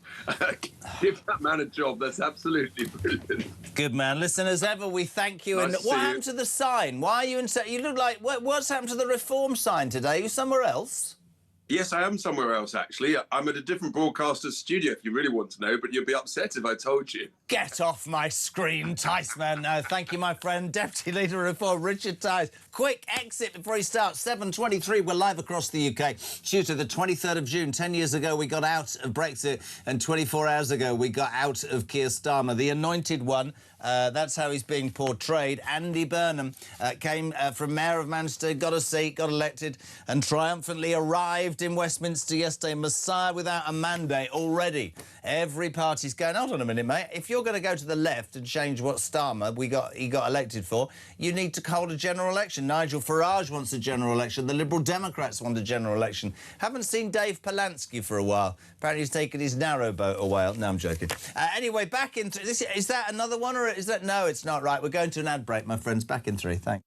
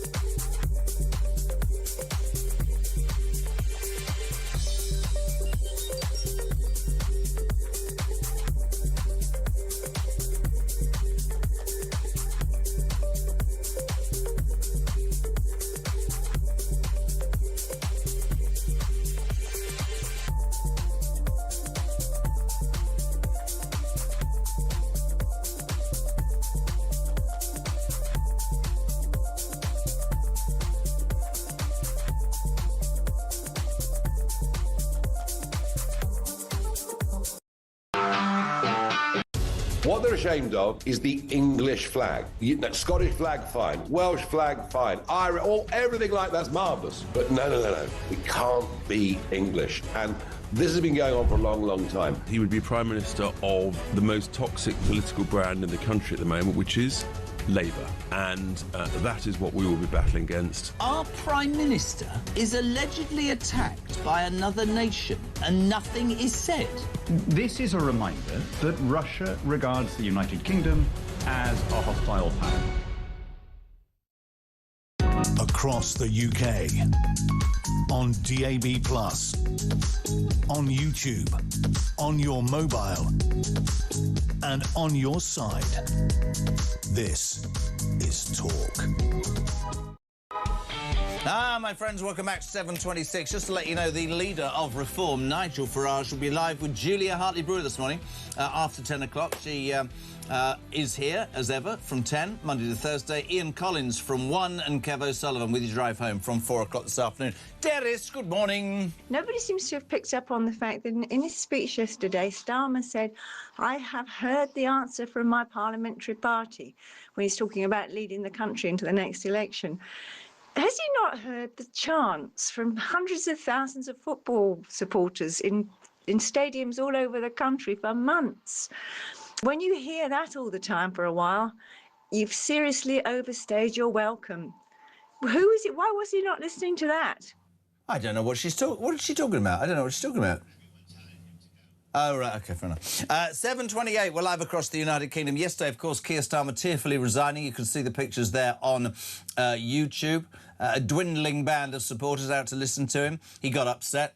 2 tear. See what we did there, Keir? But listen, no sympathy on this show. I thought it was gaslighting. I just thought there was no part of it that, to me, addressed waspy women or pensioners or the armed forces or soldiers or the Chagos Islands or, you know, what did he say? Asylum hotels are closing. Yeah, and we're just allowing these people to run around the town and attack people. Small boat crossings are falling, you liar. No, they're not. Biggest uplift in defence. Your defence secretary resigned 10 days ago saying that you didn't want to protect the nation. Wages have risen. No, workers' rights have and businesses have closed. The economy's stronger. No, it's not. And I'm not supporting the Tories. It absolutely isn't stronger. 0344 419 1000. Hey-ho, says Richard. Starmer resigns and is rewarded for his failure with a lifetime pension as an ex-MP, Prime Minister of 115 grand per year. I actually don't want to upset you. I think it's actually 160. I do. I think, is it taxable? Probably. Russ Coleman, he used to be on the radio. Burnham being bumped up like this is the equivalent to putting the office manager straight into the CEO's office without an interview. Scary as hell. Has brought forward my escape plans to get out of this pathetic crumbling mess by a year. The house goes on the market next week. Another chunk of tax walking out of the room. Good work, leftist, says Ruz in Bedford. This is brilliant. Scottish. 19 seconds in Southport laying a wreath, no tears. No tears for British farmers who committed suicide. No tears for pensioners. No tears for struggling small businesses. No tears for betrayed British veterans. No tears for the victims of illegal migrants. No tears for Henry Novak. Tears only for himself. Good riddance to bad rubbish. 7:29. We'll say a very good morning to a man who stood up to Keir Starmer long before anybody in the Labour benches and was met with being disqualified and thrown out the party, the independent MP for Hull East. Carl Turner, good morning. How are you? I'm very well indeed, Jeremy. Good morning to you.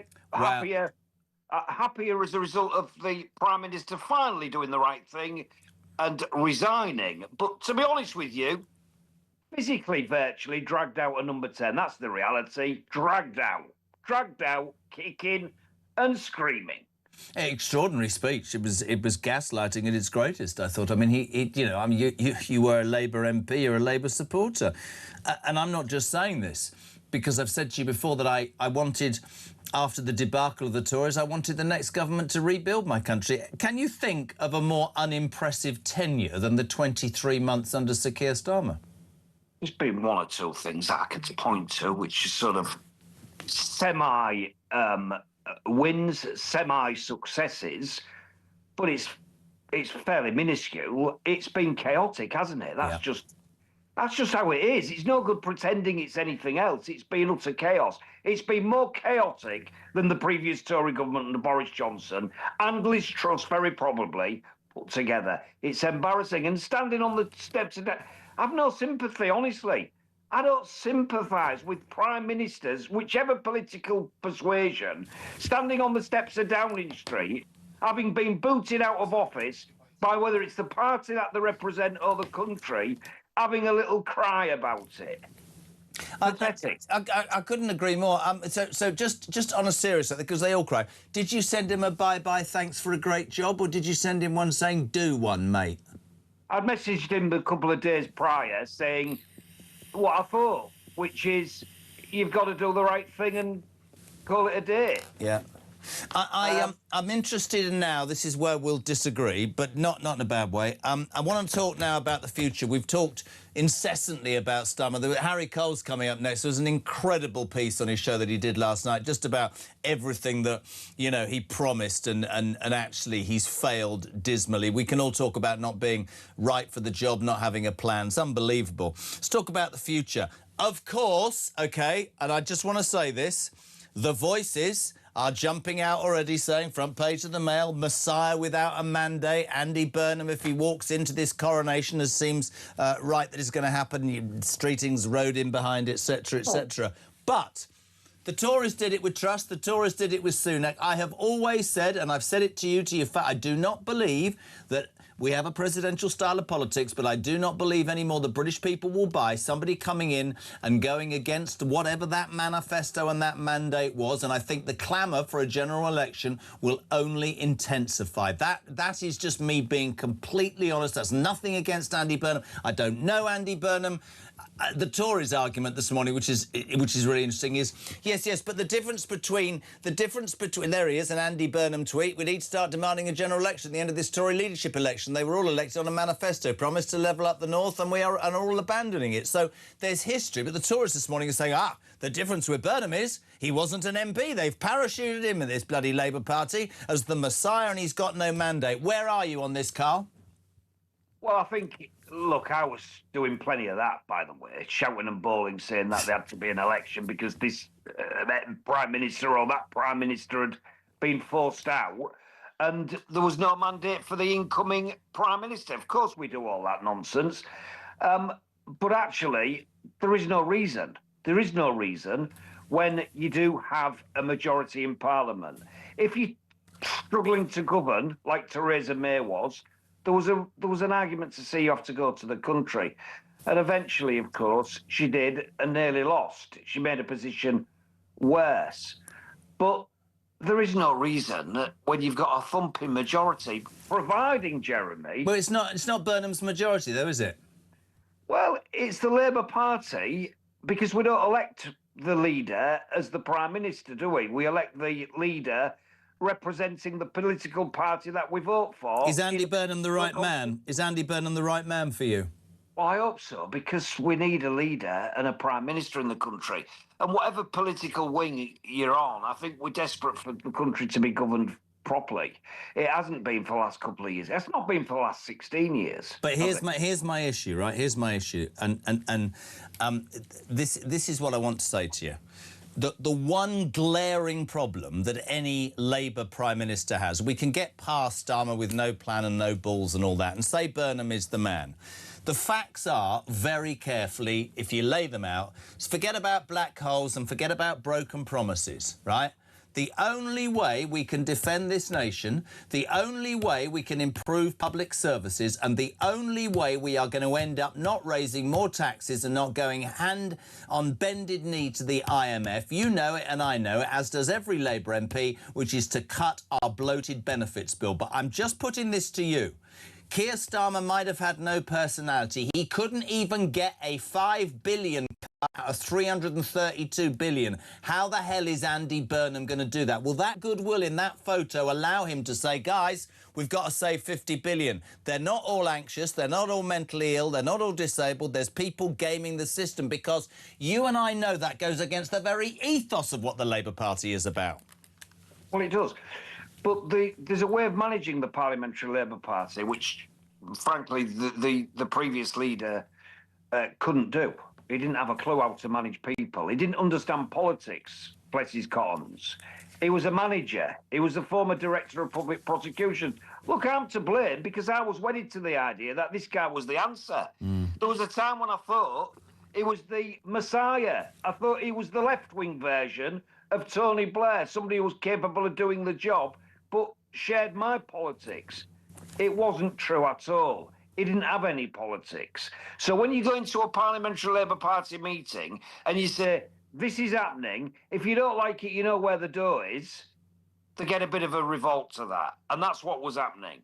And the other stuff that people don't see is the vicious nastiness of it all. This Max Sweeney fella running the operation in Number 10, briefing against that minister or this woman. But that's been Mainly historic. women, by I'm the not way. sticking up for Morgan McSweeney. I met him at that party. They're like very small. That happens politically a lot. What I'm saying to you is, as Andy Burnham's honeymoon, or does Andy Burnham's ability as a politician, because there's a difference between being mayor and being, you know, the man that runs the country, has he got the gonads to stand up and say to the Parliamentary Labour Party, however nice he puts it, the only way we're out this mess is by cutting benefits? Because I and many cynics would say, and I could be proven wrong, Carl, he's not going to be able to get that passed, however great he is. But are they that desperate that they'll listen to him? I don't know. I think there'll be better discipline because people will be wanting to go with the new leader on the basis that they look at him and think they can win. Right, can you imagine the scenario, look? If I'm looking at my polling in East Hull and it's inevitable that Farage is going to come and slam a candidate in who's going to absolutely annihilate me at the next election, and then I've been told to do something I think is a crap idea, what am I going to do? I'm going to revolt. I'm going to say, no, thank you very much. But when you're looking at your polling and you're thinking, hang on a minute, with this geezer, I've got a chance. Let me just let him do what he thinks he needs to do. Was the bounce in Makerfield Andy Burnham, or was it a man taking on reform which sent a message to the Labour Party is that I can actually do this? I think it was a mixture of things. I think it was the fact that Andy Burnham is different to a lot of politicians, is seen as different by the electorate. I think he is popular, I do. I think he is. And I think people were voting to kick Starmer out as well. I mean, just a few weeks prior, there'd been an election campaign by Reform where they won every single ward in that constituency. Yeah, absolutely. When the message was, vote for the Reform Party to kick out Starmer. People were still thinking about that when they went to the ballot box, to vote for Andy Burnham to kick out Starmer. So there was a bit of that as well, I think. But actually, I think he genuinely is a bit different. I think he's got that sort of Boris thing, that charisma. He can look, the guy, you can go in a pub with a guy and have a pint and be genuinely interested in what he's got to say. Right, final question, because time is money and we love having you on, and I mean that. Will he reinstate you? Have you spoken to him? Will you rejoin the Labour Party under Andy Burnham? I've been speaking to him for months, and yeah, Will, he's told me directly. I've not asked, by the way, because I don't kowtow to anybody. That's the reality. He's told you that he will reinstate you? He has told me directly, absolutely, immediately, he will reinstate me. And they don't like it much. Some of these people walking around Parliament with big belly lips. I suspect the Chief Whip's crying about it, Jeremy. Yeah. Well, he might not be the chief. He might not be the Chief Whip for too much longer. Well, that's a matter for Burnham with your points. But, you know, people will be upset about it. But I'll be back in within minutes, and we'll have to see how we get on. And is there any truth in the rumour that you could be the next Chancellor of the Exchequer, Carl Turner? He's laughing. Brilliant. Absolutely none whatsoever. Genuinely none. I couldn't... Do you know what, Jeremy? I'm not even that fussed about a job. I don't really want a job in government. I don't, honestly.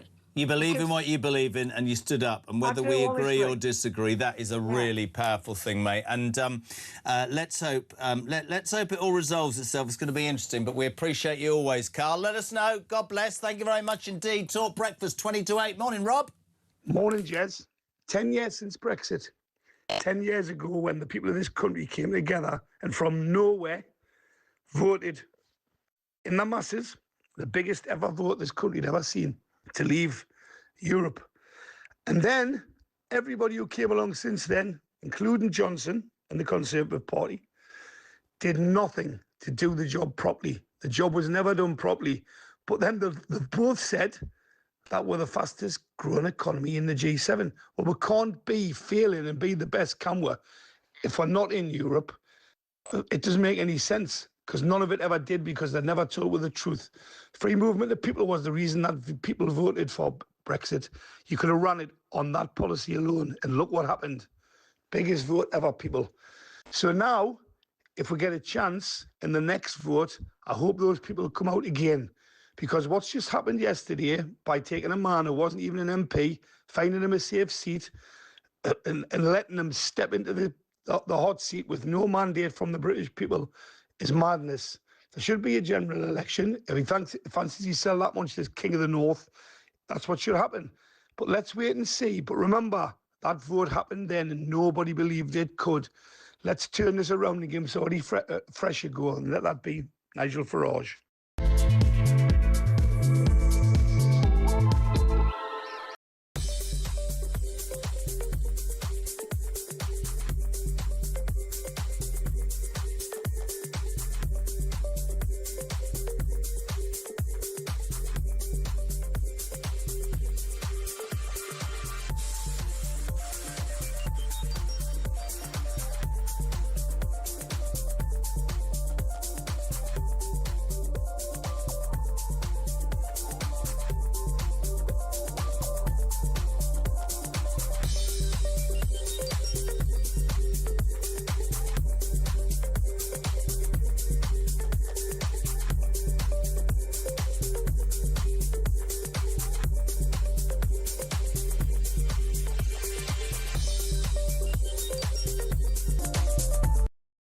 Across the UK, on DAB+, on YouTube, on your mobile, and on your side. This is Talk. Well, sorry, honestly, sometimes if you could see what goes on behind the scenes. Welcome back, Talk Breakfast, the home of common sense and the home of the alarm clock. This is JK until 10. Thanks for tuning in the day after Keir Starmer tearfully resigned as the Prime Minister of the United Kingdom, and 10 years ago to the day where we voted to leave Brexit, and what happened. The last time I saw my next guest, he was as inebriated as me, and he's such a legend that I said, "Did you have a good weekend?" He went, "Well, I went to Switzerland." He didn't actually say all that. Where I met James Bond's son. Yesterday, Harry Cole, I think, and I'm going to be really good to you because we're mates, I thought was one of the greatest pieces of telly I've ever seen. We can only play you a clip. Go on, and Harry Cole Saves the West online, because this is brilliant. Talk about eviscerating Keir Starmer. Have a little listen to a snippet from HC yesterday. Nothing better sums up that blinkered, legalistic view of a mythical higher power of international law. It kept the party do-gooders on the backbenchers happy, but the country, well, the country can be damned. Honesty, integrity and decency. They were the promises made by Keir Starmer. 2 shabby years later, his all-talk government collapsed under the weight of its dishonesty, amateurism and, frankly, hubris. But one promise Keir Starmer did manage to keep, one he made from the Downing Street podium just 2 years ago. It would be remiss not to note he certainly united the country. It was just united against him. Best bit of telly I've ever seen you done, mate, and I'm allowed to say that from after the 30 years. From the maestro. Unbelievable, spot on. Just as a view, before we talk Burnham, talk about gaslighting. I mean, all I could do when I was watching your bit and listening to that yesterday was try telling that to the farmers who took their lives. Try telling that to Novak's parents, or, I don't know, the Callacane victims' parents. Try telling that to policemen and women, or shopkeepers, or small business owners, or waspy women, or pensioners. An absolute and utter disgrace of a man who failed patently, Harry. Well, I think we're going to see in the next couple of days, weeks, months, years, you're going to get a sort of Starmer revisionism, where they're going to try and say, actually, he was a good bloke that was... Do you think that? Decent guy who, tried his best, and he, It was really interesting that all he could really do when he was standing on the steps of Downing Street yesterday was list stuff he did before he got into Downing Street. Well, no, but hold on a second. He said... I mean, I wrote it down because I was there. You're an expert. Answer me this. The economy, is it stronger under him? No. Wages have risen. Minimum wage has risen. Biggest uplift in defence, despite the fact your defence secretary resigned a week ago saying you don't even want to defend the country. Small boat crossings, are they falling? I mean, some weeks there was 700 one day the other week. Asylum hotels are closing. That's because they've let them all run amok. Closing because they're being putting them into social housing. Yeah. And the most annoying thing about Keir Starmer is 500,000 children being lifted out of poverty, probably thanks to breakfast clubs. And where middle-class kids are subsidised to eat toast. You're on fire, mate. I mean, look, we're going to see a lot of, but Keir was great on the world stage. Was he? I mean, look at Donald Trump's reaction overnight. I mean, Donald Trump pre-announced Keir Starmer's resignation before Keir Starmer could even resign. I think we've got... have we got it? He says there are 2 things and then mentions 3. Morning, Donald. I was critical only from the set because I think he's a lovely man, but I said you're really messing up energy. You have windmills all over the place. In the meantime, you have the North Sea oil, and they won't let anybody drill. It's one of the great fields in the world. The UK buys much of its energy. You know where? Norway. You know where they get their oil? The North Sea. The UK has a much better portion of the North Sea. They don't want to do it for environmental purposes, okay? And I told him he's a very nice man. I mean, sort of a friend of mine. I mean, he was not good to us with NATO, Pete, right? He said we can't use the island to land. That was the first. For a couple of weeks, he said, well, but ultimately I gave it to you. Now, that was a bad move. That hurt him badly. But I mean, I wish him well, but he's got 2 problems: energy and immigration and crime. But energy and immigration. So that's 3 then. I mean, energy, immigration, crime, that's Chagos. I mean, he managed to get 4. But how spot on is he about the North Sea? Well, exactly. I do think I'm actually going to write about this later, maybe tomorrow, maybe later in this week. And actually, if Burnham does actually want to move on from the past, there's a very big early win he could have if he really wanted to do something differently. And that is scrap or delay net zero. Right, so here's an interesting... Let's talk about this anointing. Front page of the Mail today, Messiah without a mandate. Front page of the Sun, he thinks it's all over and it is for Starmer. Front page of the Times, Burnham angles for power. Now, I have always been straight down the line about this. I don't believe that you can change party without an election as an MP. I've said this to you before. Yep. I know it's not a presidential system in this country, but for me, the figurehead of a party gets a mandate. The Tories did it. The Tories did it with Truss. They did it with Sunak. We've seen the tweets from Burnham and Rayner going, we need a general election. Now the Labour Party have done it. I think the whole thing's fundamentally wrong, if only because we know this man is going to move away from whatever Starmer's policies are. But he wasn't even elected on those. He wasn't elected on anything. He has no manifesto. 20,000 people in Makerfield, good people, honest and true, I am sure. You know, great, but they're not responsible for electing the Prime Minister. How many of them were Labour voters and how many of them were tactical voters? Exactly, and how many of them are actually, this is a man that's had 20,000 people vote for him. He's not going to even go to have Labour MPs, let alone Labour members, vote for him. It is a coup. You know, he has not stood on any manifesto. We don't know what he stands for. We're being promised that he's going to give a number of speeches next week, so we can all look forward to that. But he's asking for power while also deliberately being totally vague. He's spent the entire campaign in Makerfield saying, well, I'll think about that. Yeah, well, that's really interesting. I'll think about that. So his argument for that was, I'm talking local issues, I'll talk nationally when I... Mate, but this is the only time that he's going to come into contact with the ballot box. So let's talk about specifics. You know about these things far better than me.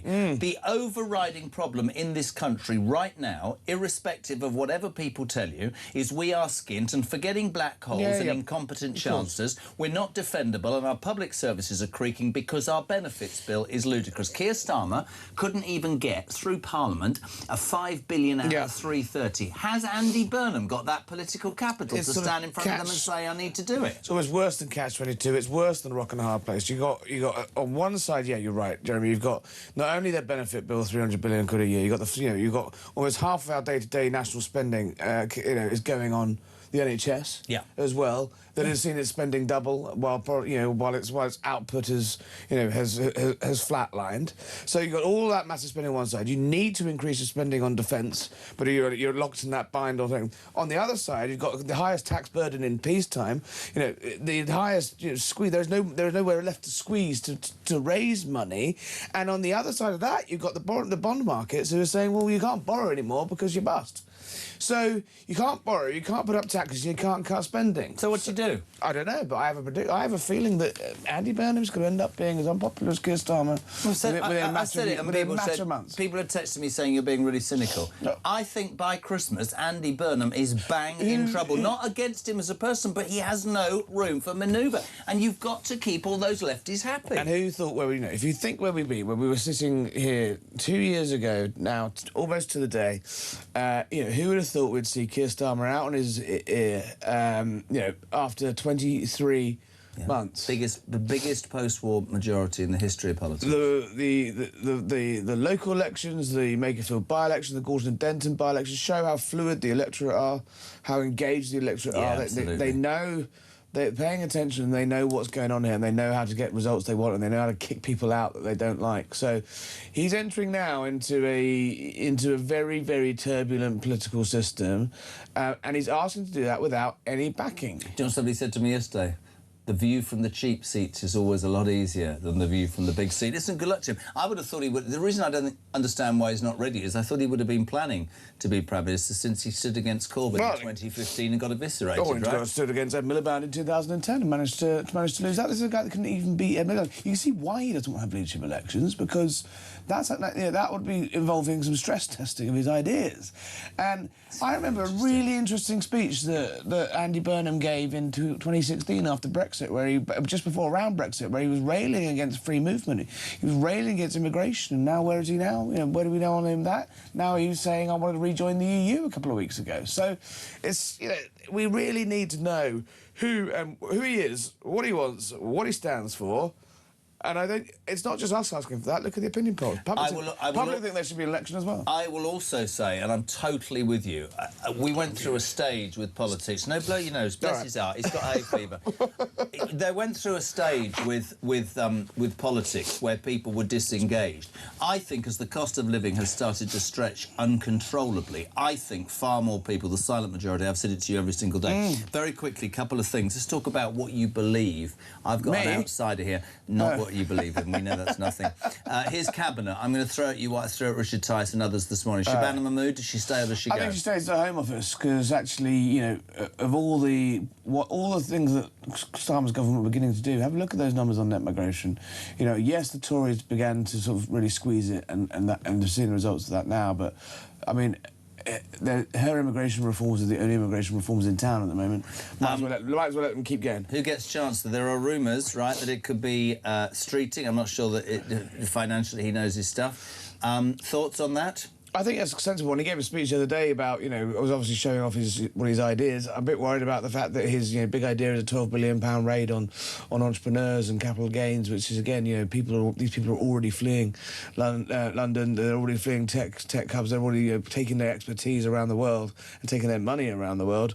Going after them, I don't think is possibly the wisest move. Ed Miliband as Chancellor, look... No. I'm leaving. No, I mean, I have a sort of fever dream vision that he's just going to go for it. I mean, do you want to laugh? If he's going to do it anyway, if he's going to be this new direction, he's going to do it. I just think he might do it. I think he will use his power to neuter Ed Miliband. That's what I think. That's what I hope, and that's what I hope. If Burnham has the balls to stand up to Miliband, Yvette Cooper, should she stay or should she go? Because I've got the ideal replacement, and even people through there are going, that's quite a good shout, Jez. Look, he needs some continuity. He needs some women. He needs some. Yeah, Shabana Mahmood. Shall I tell you who I think will be Foreign Secretary? The only one in that party with any gravitas, and I don't agree with this. John Healey. John Healey. Well, yeah, I do wonder whether John Healey comes back somewhere. He obviously can't come back in defence unless he extracts more money. But obviously, a big beast. Just on the Ed Miliband point, just look at who's running the place. Ed Miliband's, spads have been lent over to Burnham to help run his campaign. He's been the one sort of behind the scenes pulling the strings on this coup. He's going to want something for that. Angela, is she coming back? I wonder if they took her back on her old job. Now she's paid her housing bill. Deputy Prime Minister? No, well, I don't know. I wonder whether you do you even need one of those? Such a non-job. Lucy Powell, but the big and interesting one is the one that was convicted of fraud, who used to have pink hair, Louise Hay, and ran around mobile phoning. She's got the bob now. She looks like Rachel Reeves. I mean, Lizzie, Lou Hay thinks she was very hard done by Starmer, and not least by Morgan McSweeney. So I mean, she is a woman scorned. But she ran that campaign up in Makerfield, and she saw off reforms. So I met him the other night at that party after I had just one glass. Andy Burnham? No. Morgan McSweeney. How small is he? Well, small but very dangerous. Small but very dangerous. And it was good the other night to see that you didn't drink too much, whereas I did, didn't I? Which is very rare. I was a model of sobriety. You weren't indeed. Finally, England tonight, watching? Yes, I'm going to watch. You know what? I'm going to watch it on the Sun newsroom floor tonight because there's free pizza.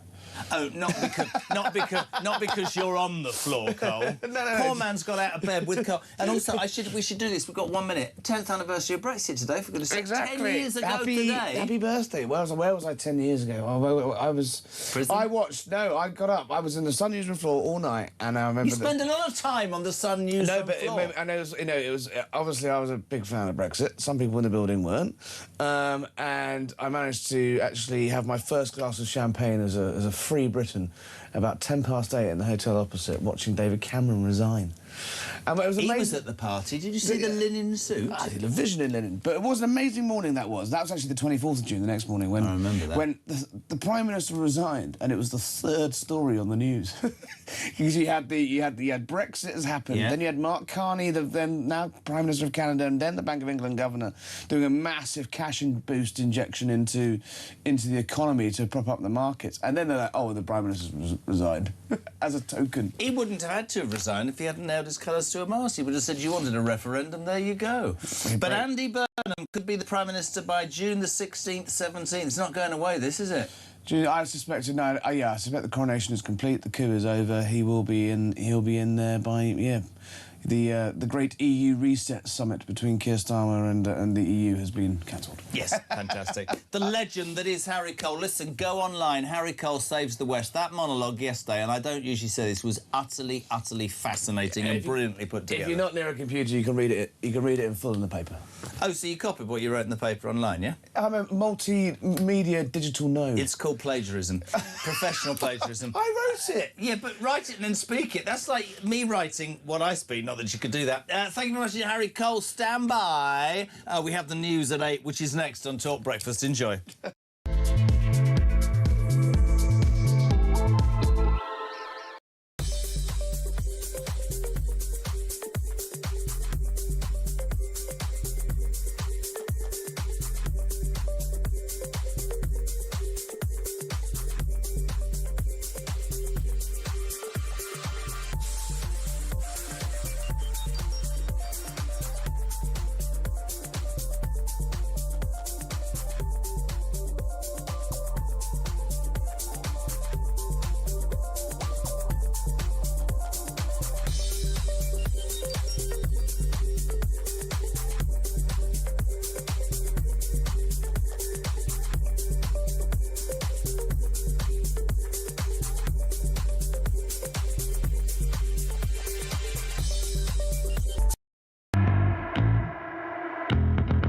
We've got some breaking news that has just come in. TalkSport have announced a brand new partnership in a developing story. We hear they've created So Good Lager right in time for football's big summer. Just in, we're hearing that So Good Lager will be pouring pints across all O'Neill's pubs and some of the best sports pubs across the UK. With the big kickoff just around the corner, you can find out where to get your hands on a fresh pint of So Good Lager at talksport.com/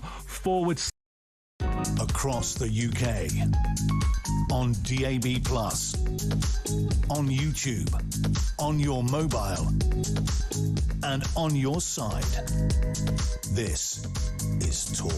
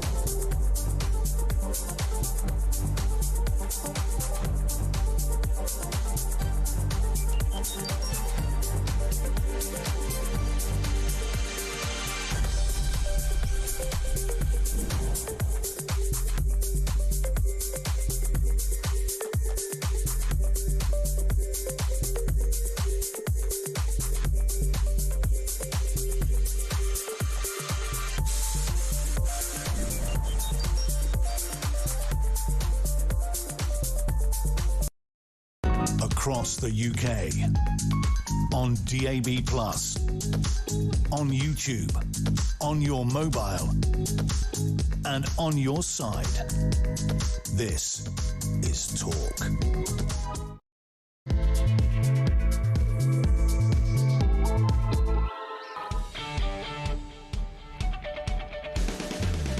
Welcome back and welcome along. Just gone 8 o'clock on Tuesday, the 23rd of June, the day after Keir Starmer tearfully resigned on the steps of 10 Downing Street after, well, what can only be described as a coup by the Parliamentary Labour Party.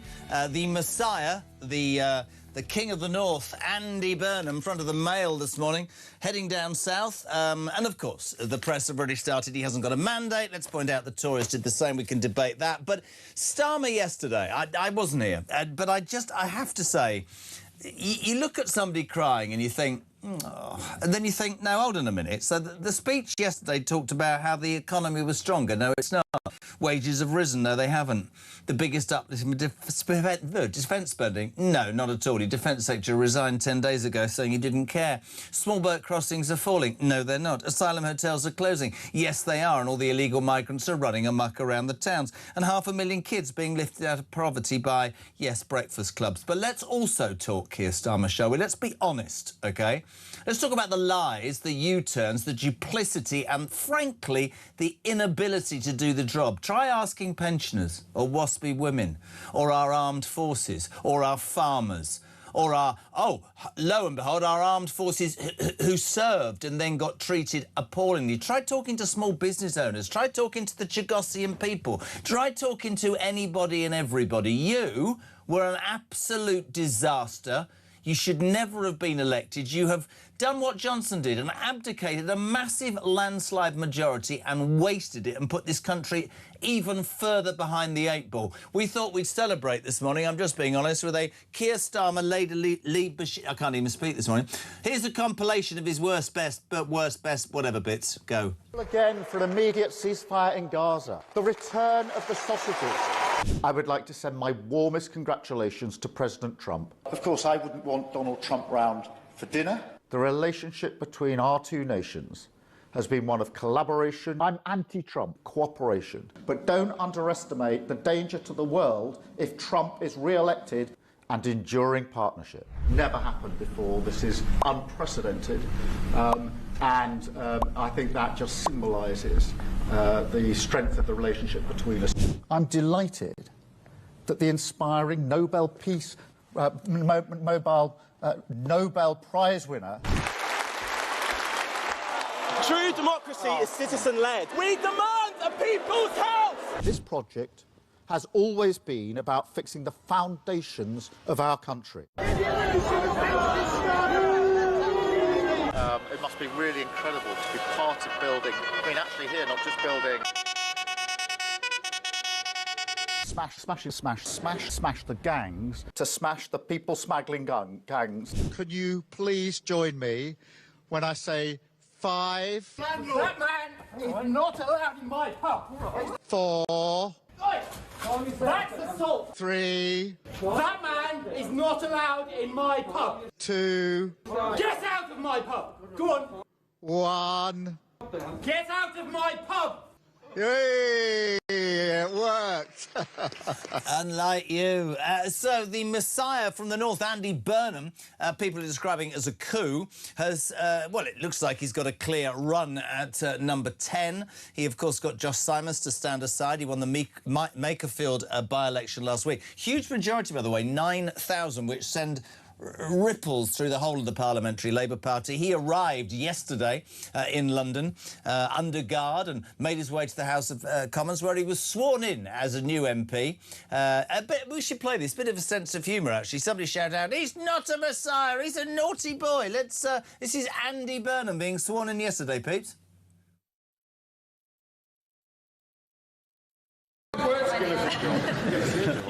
Rome is saved.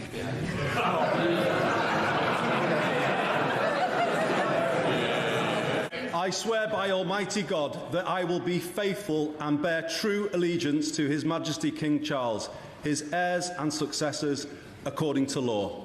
So help me God.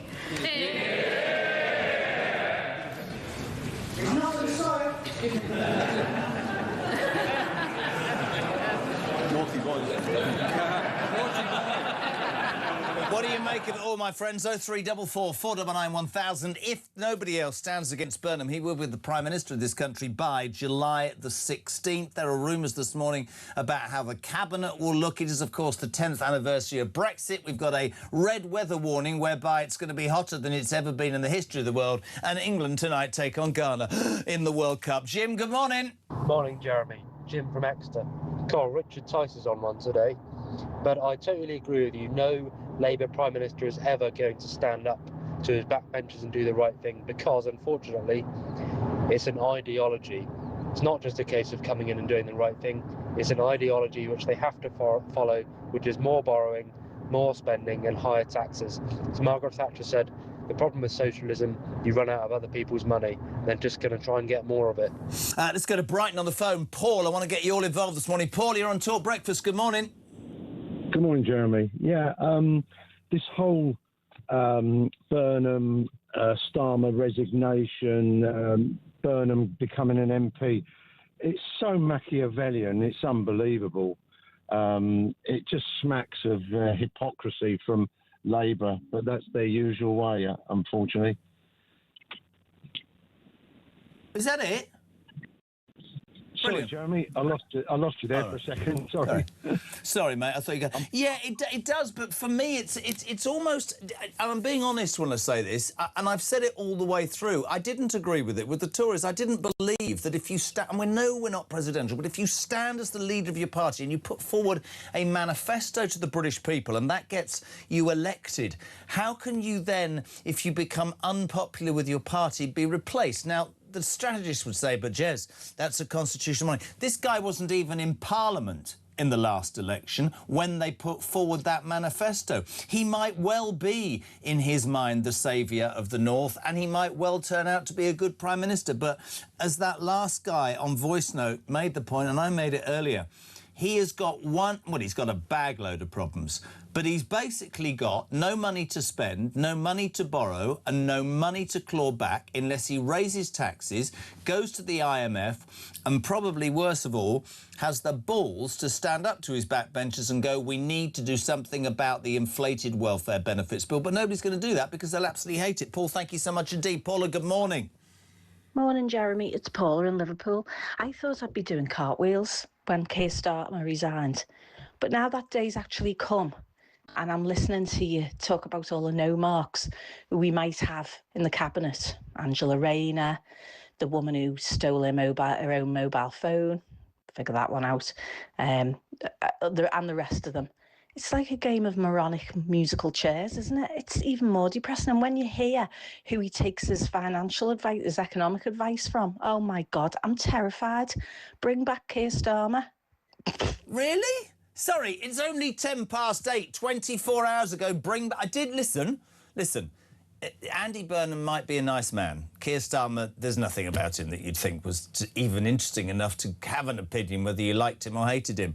The fact of the matter is we should not lose sight of the belief that the Labour way of doing things, and I'm old enough to say this, I said it earlier, is you promise everything to everybody, usually your union mates. You talk about, you know, how the economy's on its backside, and then you pump in money, usually through taxation or printing it.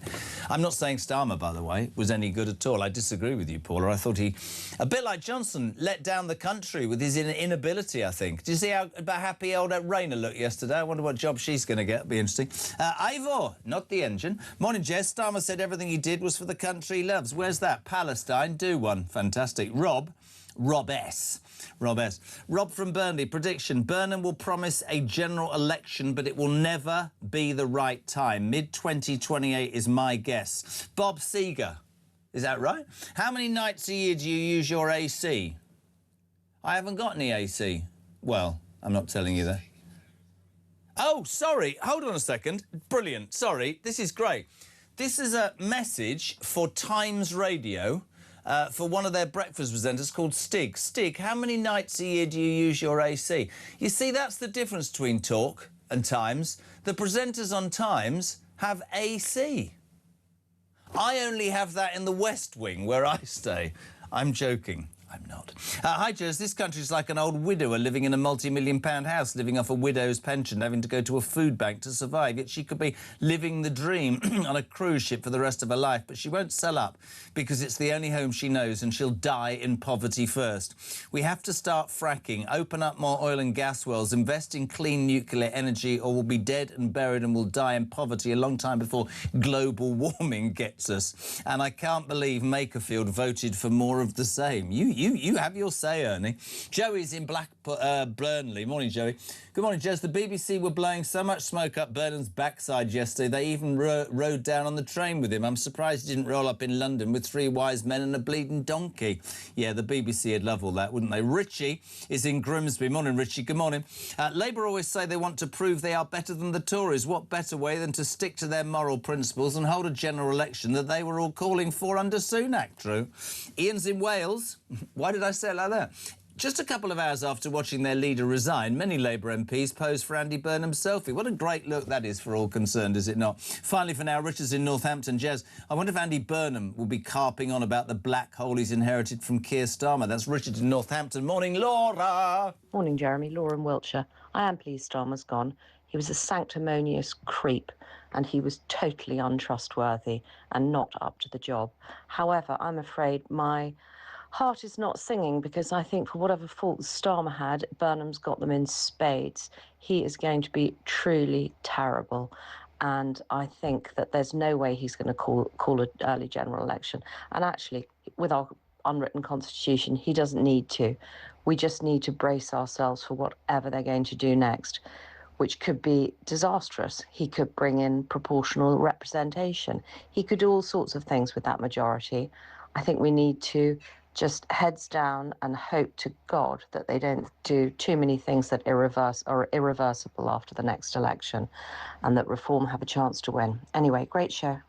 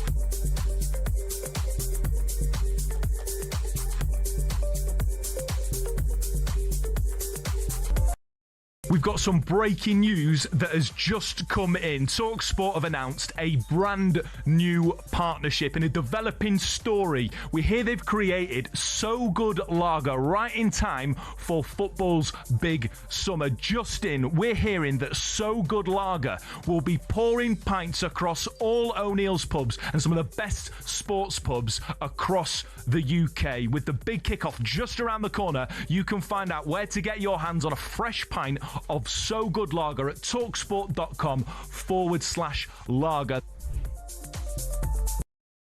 Across the UK, on DAB+, on YouTube, on your mobile, and on your side. This is Talk. Welcome back. Before we crack on, we have to stop because Oliver William Robin Carr will not go into school unless he gets a mention. Great report yesterday, mate. Well proud of you. Love you, Rissy Roo. What is it? 16 minutes past 8. Just for those of you who follow this show will know, you know, sometimes you line up, guests the whole time and they just don't answer and then you look like it's a bit sad, but it's fine. We'll get to you, Dan Hodges. 0344 499 1000. Dan, obviously busy. Here's a great point, by the way. When we were driving in this morning, when I say we, I was being driven, right? I put shorts on. I'm just going to share this with you because it was absolutely roasting. Roasting overnight and roasting all the time, yeah? Absolutely. Halfway down the road, have you seen flash floods? Half of England's underwater. railways and roads, but apparently that's because a heat dome's on the way. I thought in the old days when it started to rain that broke it, but tomorrow is going to be hotter than hot can be. Many people keeping their kids off school. 0344 it's very hard. 0344 499 1000. This is Charles in Thailand. Railway tracks in the UK are buckling. Feeling like temperatures in Thailand, they're usually 40 plus, and every day the railways in Thailand don't have this issue. Does the UK railway use inferior steel for their rails? Probably it does, yeah. Which it's probably imported from Norway, which probably found it somewhere in England, because that's what happens. 0344 499 1000. Is that Laura? Is that new or old? No, she's done. Let's go to Kevin in Northamptonshire. Kevin, good morning. Welcome to Talk. Morning, Jeremy. Yeah, just like... Brilliant. That sums up the first 20 minutes of this hour, doesn't it? Jeremy, I'd like to... should we try again, or are we just going to...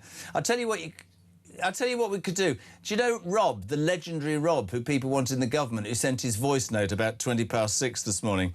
You remember Angry Rob? Can we... have we got that, ladies and gentlemen? I'm being looked at like I've landed from Mars here. Right, ladies and gentlemen, you love this man. You think he should be in government. Morning, Rob. Morning, Jez. Listen to the show. Great as always. Rob, on my way to work. And the other day I heard all them MPs in the Houses of Parliament cheering him when he was sworn in. Every single one of them greedy, snivelling, anti-British, patriot-hating gits sat on them seats. The only reason they were cheering is because they think if he gets in, they're still going to be in a job and they can keep their big fat snouts in that trough a bit longer. Well, all of them people that think he's the solution, they are putting their own personal gain and wealth above the safety and the sovereignty of this nation. This country comes before everything else, because without the defence of the realm, guess what? We haven't got anything else. We're done. We're finished. These people are beyond a joke. I mean, the last time Keir Starmer went to that meeting a few days ago, he stood there looking like the bloke that was taking people's coats. People ignore him. He's supposed to be a world leader. Good God, he couldn't lead a donkey. The man's a buffoon. I'm glad he's gone. But guess what? Now we've got an absolute bigger idiot in there. A bloke that he's sort of like Keir Starmer made a real mess of this in the last 2 years. Hang on, hold my beer. Love him so much. I worry about he's going to sign on Pip in a minute because he gets so anxious. 20 past 8, 0344 499 1000. Is that call ready? The call's gone again. What's going on? I'm having a nightmare, ladies and gentlemen. 0344 499 1000. Nobody has mentioned Starmer okayed the Chinese embassy spy station in London, says Lance. You're right. Martin Allen, good morning. Jez, I voted for Starmer in the last election. Sorry. I didn't vote for Burnham, over 420 MPs, and this has happened. What does it say about the Labour Party? Very interesting there. That guy voted for Starmer. He's appalled, not only because Starmer did such an awful job, but the fact that he didn't vote for Andy Burnham, who looks like he could accede to the throne. Wills is in Wigan. Why do you keep on doing that mock northern accent? Hardly anyone talks like that in North, and certainly not Mr Burnham. You are a typical southerner whose views of the North come from watching too many episodes of Coronation Street. Wills, you wrong me, old son. I spent 20 years living and working in Manchester and love it. It is just a joke. I have the utmost respect for thee. I love the accent's great. I can't even do it. It's probably Yorkshire. Will Burnham bring back Corbyn? Morning, Sue. How are you? Morning, Jeremy. Just a quick one on Andy Burnham's. They're going to scrap net zero. That ain't going to happen because his wife's so heavily involved with an EV company that's actually anything to do with Octopus Energy. So there's no way he's more involved in it than Milliwatt, whatever. See you later. Bye. She's worse than me. Andy Andrew, Millipot or whatever. Let's go to... Is it Dave on the voice note? Morning, Dave. Morning, Jez. Dave from Hertfordshire here. I was listening to that MP and I actually like him. I really do. But then he said something that really basically got my back up straight away. When he turned around and said we got a thumping majority and constitutionally you don't vote for a leader, you vote for a party. And that was exactly the same excuse that they were doing when the Tories were swapping prime ministers around over and over again. Andy Burnham, you know, I can't put a finger on this one, but basically Starmer was driving us over a cliff or towards a cliff. Now Andy's in the hot seat. Will he swerve to avoid the cliff or put his foot on the accelerator? I'm now going to go shopping on Amazon for parachutes because I think we're going over the cliff. Have a great show. God. Kevin, please get a phone that works in Northamptonshire. Good morning. Good morning. I'm just annoyed with the political landscape in this country and the fact that when are MPs going to start realising they're elected to manage this country as a whole? I appreciate they have party political beliefs, but they've got to put the country first. They're there. They're elected to manage, and that's what they should do. They should work in conjunction with each other to manage instead of being worried about their own kudos and self-importance.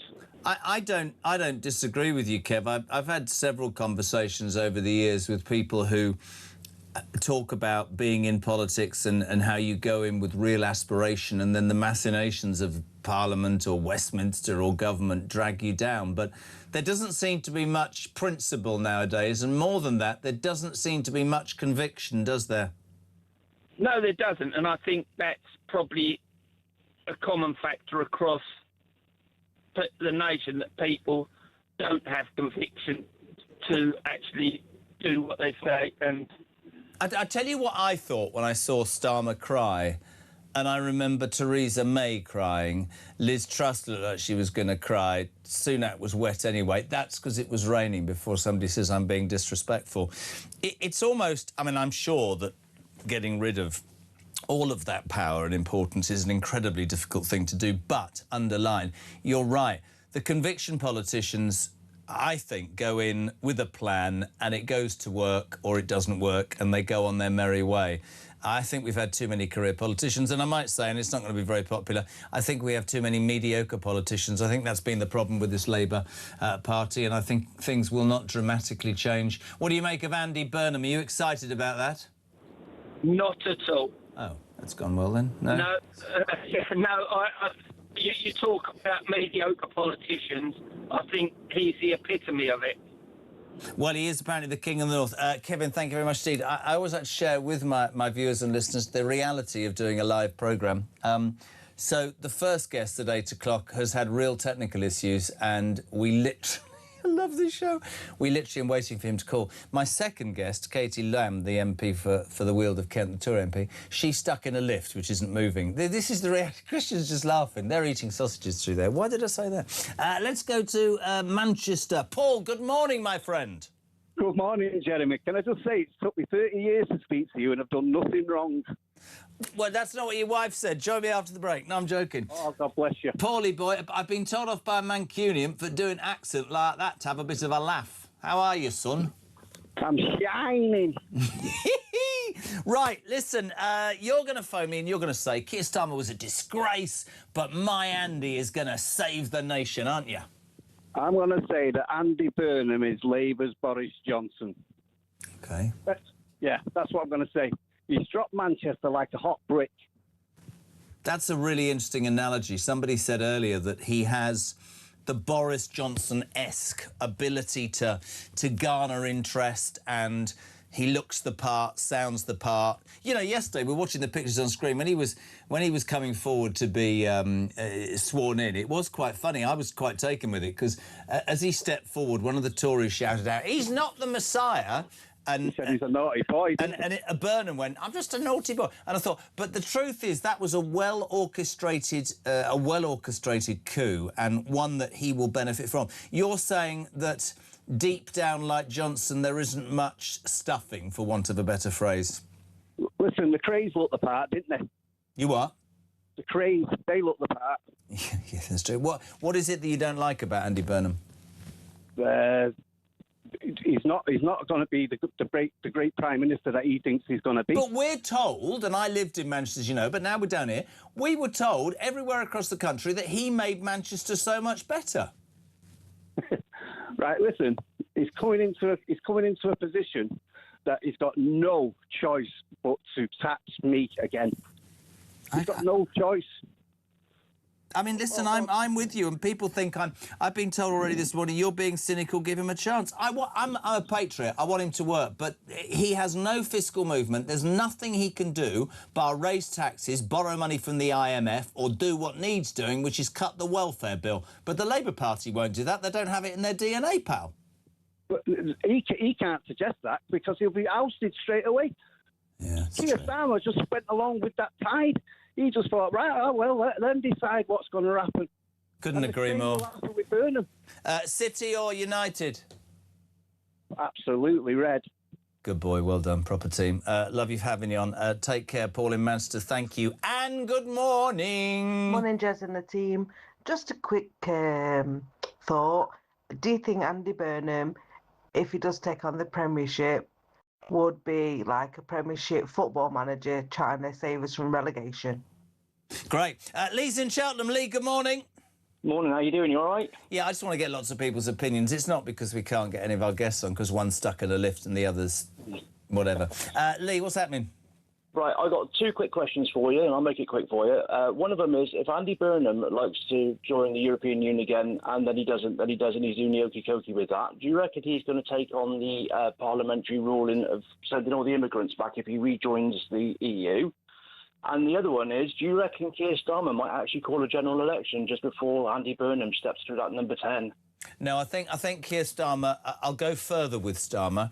I think he will resign as an MP within weeks. I don't think you'll see him again. I think he will. I think the last roll of the dice for him will be to offer Andy Burnham a really tricky by-election in the middle of London, which the Greens will target. Let me tell you that. I don't think he'll call a general election. I think Burnham is I really like what the last caller said, if I'm honest. I think he's probably Boris Johnson, the Labour Party's Boris Johnson, looks, sounds, and they've got behind him, but there will be problems. But the biggest issue, and you're so right, Lee, is there's no money, there's no move. He can't move. There's nothing he can do if he doesn't raise taxes or cut the welfare bill. And I don't think he's getting that through the Parliamentary Labour Party. Maybe in a honeymoon period, maybe he can be honest and say to them, listen, guys, unless we do this, we're out of power. I don't know. It'll be interesting to see. 8:30, thank you, Lee. My God, are you telling me that technically it's working? OK, she's out of a lift. She's live on the show.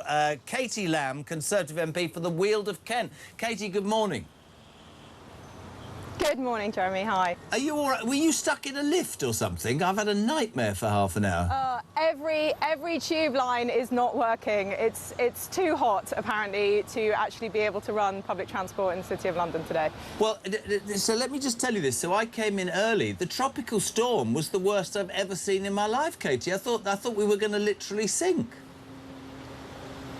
It was amazing. It woke me up in the middle of the night, and I went to go and have a look at it. I mean, it was quite remarkable. But yes, the weather is doing all sorts of things today. Well, don't let's moan too much, or we'll have all the environmentalists out. Right, let's talk about this Labour Party. And you know me, we've spoken before. I do try and be honest. I've been really straight to both Tory, Labour, Liberal Democrats, Reform, whatever. I don't think. I mean, you lot did it 3 times, and I know that the Conservative argument this morning is, hold on a second, Andy Burnham wasn't even an MP when Labour put forward its manifesto. But to me, it's a really dangerous thing. I know we don't have a presidential system, but if you're at the forefront of something, the pinnacle, and it's your manifesto and you're the leading figure, it seems a bit of a con to the British people, and I think the noise will become louder and louder, Katie. I completely agree. Exactly as you say, Andy Burnham was not even a member of Parliament when this government was elected. But the deeper problem, Starmer has been, I think, an awful Prime Minister. I don't think you will get much argument on that score. But Andy Burnham is going to inherit exactly the same group of MPs. This is the same 400 people that supported Starmer in all of his worst ideas and often urged him to do even more, to go even further, to do an even worse job. You know, we saw how the Parliamentary Party humiliated him over welfare reforms. It seems impossible to imagine that Andy Burnham can turn that around. How can he? He wasn't even elected with them. I mean, for me, that's the really interesting point, because they'll talk about personality, and they'll talk about coups, and they'll talk about, somebody just said, he's Boris Johnson from the Labour side. But the thing is, you got it right. We were talking to Matt Vickers this morning, who got it spot on. There's only three things that you absolutely know the Labour Party will do, which is to basically give pay rises to their union paymasters, and when they've run out of money through tax, they go to the IMF. Well, we've got the highest taxation in the world than we've ever had. We've got no manoeuvrability with the IMF because we're broke. The only thing that any government of any sense needs to do, the Labour Party won't do, which is he couldn't even get a £5 billion cut out of £332 billion, Starmer. Is Andy Burnham seriously going to be able to get a cut? I doubt it. Maybe I'm wrong. Maybe the honeymoon period, but I can't see that happening. Can you, Katie? And it wasn't even a cut. What he was looking to do was to take £5 billion off the growth in the welfare bill. So everybody accepted it's still going to get bigger and bigger and bigger. It's up £20 billion since Starmer came to office. But even just cutting the growth, Labour MPs won't have it. They are completely addicted to spending other people's money. There's a poll out this morning, which I'm sure you'll have read, that shows that 89% of British people now want a general election after Keir Starmer's resignation. We talked about, you know, they were tweeting when you replaced when you replaced Liz Truss with of course, Rishi Sunak. There's a tweet from Andy Burnham and Angela Rayner. The Tories are at it. They're all into power. They need to call a general election. Are you calling for a general election now? Well, Labour hypocrisy is nothing new, but what we're saying and what Kemi has said is the #1 priority of this government, of any government, is to be able to defend the country. Keir Starmer literally 2 weeks ago lost his Defence Secretary because he said that Starmer was unwilling to find the money needed to defend the nation. If that is still the case, if that's still the case for Andy Burnham, then they need to go to the people. But the interesting thing, we go back to it with Burnham, where's he going to get money from to increase defence? Where's he going to get it from cutting welfare? I just don't see it happening. As you watched it unfold yesterday, did it strike you as a heavily orchestrated coup? Because it seemed to work to perfection. Streeting 14 nanoseconds after Starmer resigned said, I'm not standing against Burnham. He's obviously been promised a job. Politics is one dirty business, isn't it, Katie, to be fair? Well, they've clearly spent most of the last few weeks and months trying to position themselves rather than trying to run the country. I mean, we can see the evidence of that all around us. But yes, yesterday did seem quite a well-orchestrated affair. We will see if there are still people willing to throw a spanner in the works and have a proper contest, so Burnham can face a bit of competition. But you know, the internal machinations of the Labour Party are not my specialist subject, but we'll see. Actually, somebody said this morning, I think it might have been Harry Cole, that he wouldn't put it past them to put up somebody like Darren Jones, not just he's got no chance, but just so that Burnham can go around the country and spread his work. Do you know Andy Burnham as a person, Katie? I don't know, although I find it fascinating that he's being billed as this kind of brand new thing, a breath of fresh air. Andy Burnham was first elected as an MP in 2001. When he first came to Parliament, I was in primary school. You know, he is an establishment Labour man through and through. He was a cabinet minister under Gordon Brown. This is not going to be a new start because Andy Burnham is not a new start. It's interesting about Burnham, he also failed to win the leadership of the Labour Party twice. He failed to beat, amongst the membership, Ed Miliband and Jeremy Corbyn. And I'm not, you know, I'm a patriot, I want my country to work, but that's not the greatest track record, is it? It's not a ringing endorsement, no. Brilliant, a great answer. Katie, you are an absolute... Oh, by the way, the weather, so you're aware, if you try and get in on the tube, it's going to get worse. It's going to be 40 degrees tomorrow. I'm going to melt. I'm going to melt. Are you watching the football tonight? And if so, with a drink or not? Being a member of Parliament, I suspect you don't drink. I will be. I won't be watching it in Parliament, so I won't be drinking in Parliament. So Hannah Spencer can rest easy for tonight. Oh, God. Do you think she'll have a drink? She's a misery. Honestly, MPs have a drink. Honestly, if I had her next to me, I'd turn to drink. Thank you so much indeed. You're a legend, Katie Lamb. We finally got her on. She was stuck. If you are actually in town, in London, as I call it, the tubes, I think, are a nightmare. I love this. You know the bloke from Thailand who went, do you know what's wrong with your country, right? Because it's 40 40 degrees, the metal on your train tracks is buckling. What's wrong with you people? And then this person's gone, well, the reason rails buckle in the UK is due to the expansion and contraction of metal during temperature change. The gap in the United Kingdom from -12 to 40 degrees, it does cause massive problems. Thailand doesn't have that problem. Actually, I don't know why I did that voice. He's absolutely right. I mean, Thailand's 40 degrees every day, so they've probably got reinforced steel. Ours, right, -12 freezes, +40 melts. The only thing is, you could also say that the trains stop running when there are leaves on the line, when it's raining and the driver can't see, the windscreen wipers aren't going fast enough. It is pretty pathetic, isn't it? But don't worry, don't worry, don't worry. Andy Burnham's going to be the next Prime Minister. I bet he'll do something about the trains, won't he? Rubbish. Morning, Pete. Morning, Jezza.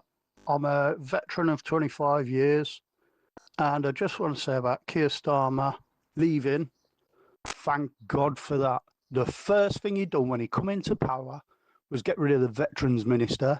Then he started taking soldiers like me to court years after they'd finished in Northern Ireland, Iraq.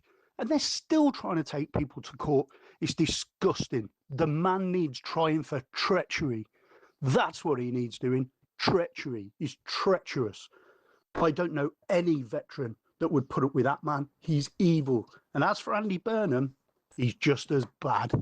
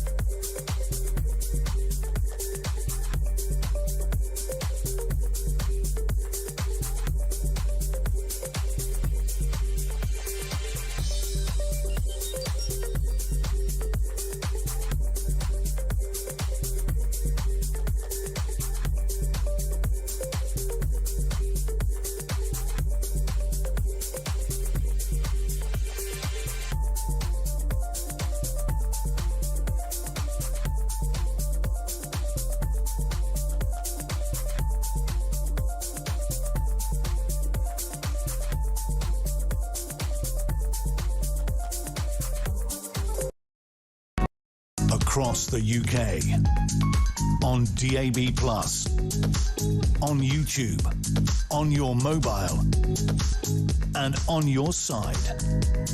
This is Talk. Welcome back, 20 to 9. We're live across the United Kingdom. This is JK on Breakfast on the Home of Common Sense, where your views on the day's news are always welcome. 0344 419 1000. Text to 87222. You are a grumpy bunch. Sam, Burnham won't be able to do anything. He'll have to do what the backbenchers want, because it's because of them he will walk into number 10. It'll simply be repaying their faith by doing everything they tell him. So basically, we're all going to be ruled by the Labour backbench for the next 3 years. This is quite an interesting text from Frank Etchells in Bingley in West Yorkshire. Do you know what Bingley's famous for, Christian? No. Jezza, I'm a reform voter, but please can we give Burnham the chance to saddle up, climb on his horse, canter to the start, get in the stalls and begin the bloody race? The world must wonder what the hell we're about with all the metaphorical knife-wielding already happening for Burnham. I'll tell you why there is metaphorical knife-wielding, Frank, is because, not because I don't want to give the guy a chance. There's obviously been a coup, but I don't know what he stands for. And because I don't know what he stands for, people are saying quite rightly, well, hold on a minute. If you put what you stand for, we can make a decision. He doesn't have to. That's seen as getting in through the back door. That will only build. Amy from Rayleigh. Are we really going to be happy for Burnham to reassign Starmer's leftover hangabouts? These people have robbed the country, but the country at risk, and not thought about the hardworking people. How could you think about reinstating someone who steals 40 grand in unpaid stamp duty? It's the Labour pity party. It's a shame Starmer wasn't crying when people were taking their lives, when they were losing their farms and couldn't afford their heating bills. The only thing we need is a general election right now. Ooh, Oh, Dave in Lambeth, doing the... Don't be ridiculous. Jez, we know nothing about this man. He wasn't an MP until 18 hours ago. Well, he was for 15 years, didn't achieve much.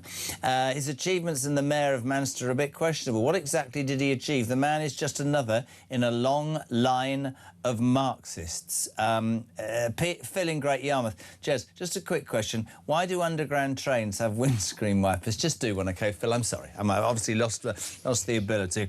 I've got an announcement to make. Do you remember, peeps, about a month or... It was the local elections and we couldn't talk about politics and there was nothing really serious going on, so we did a show where you could talk about anything and it was like the biggest show ever. I'm going to do that on Friday. Feel Good Friday is here.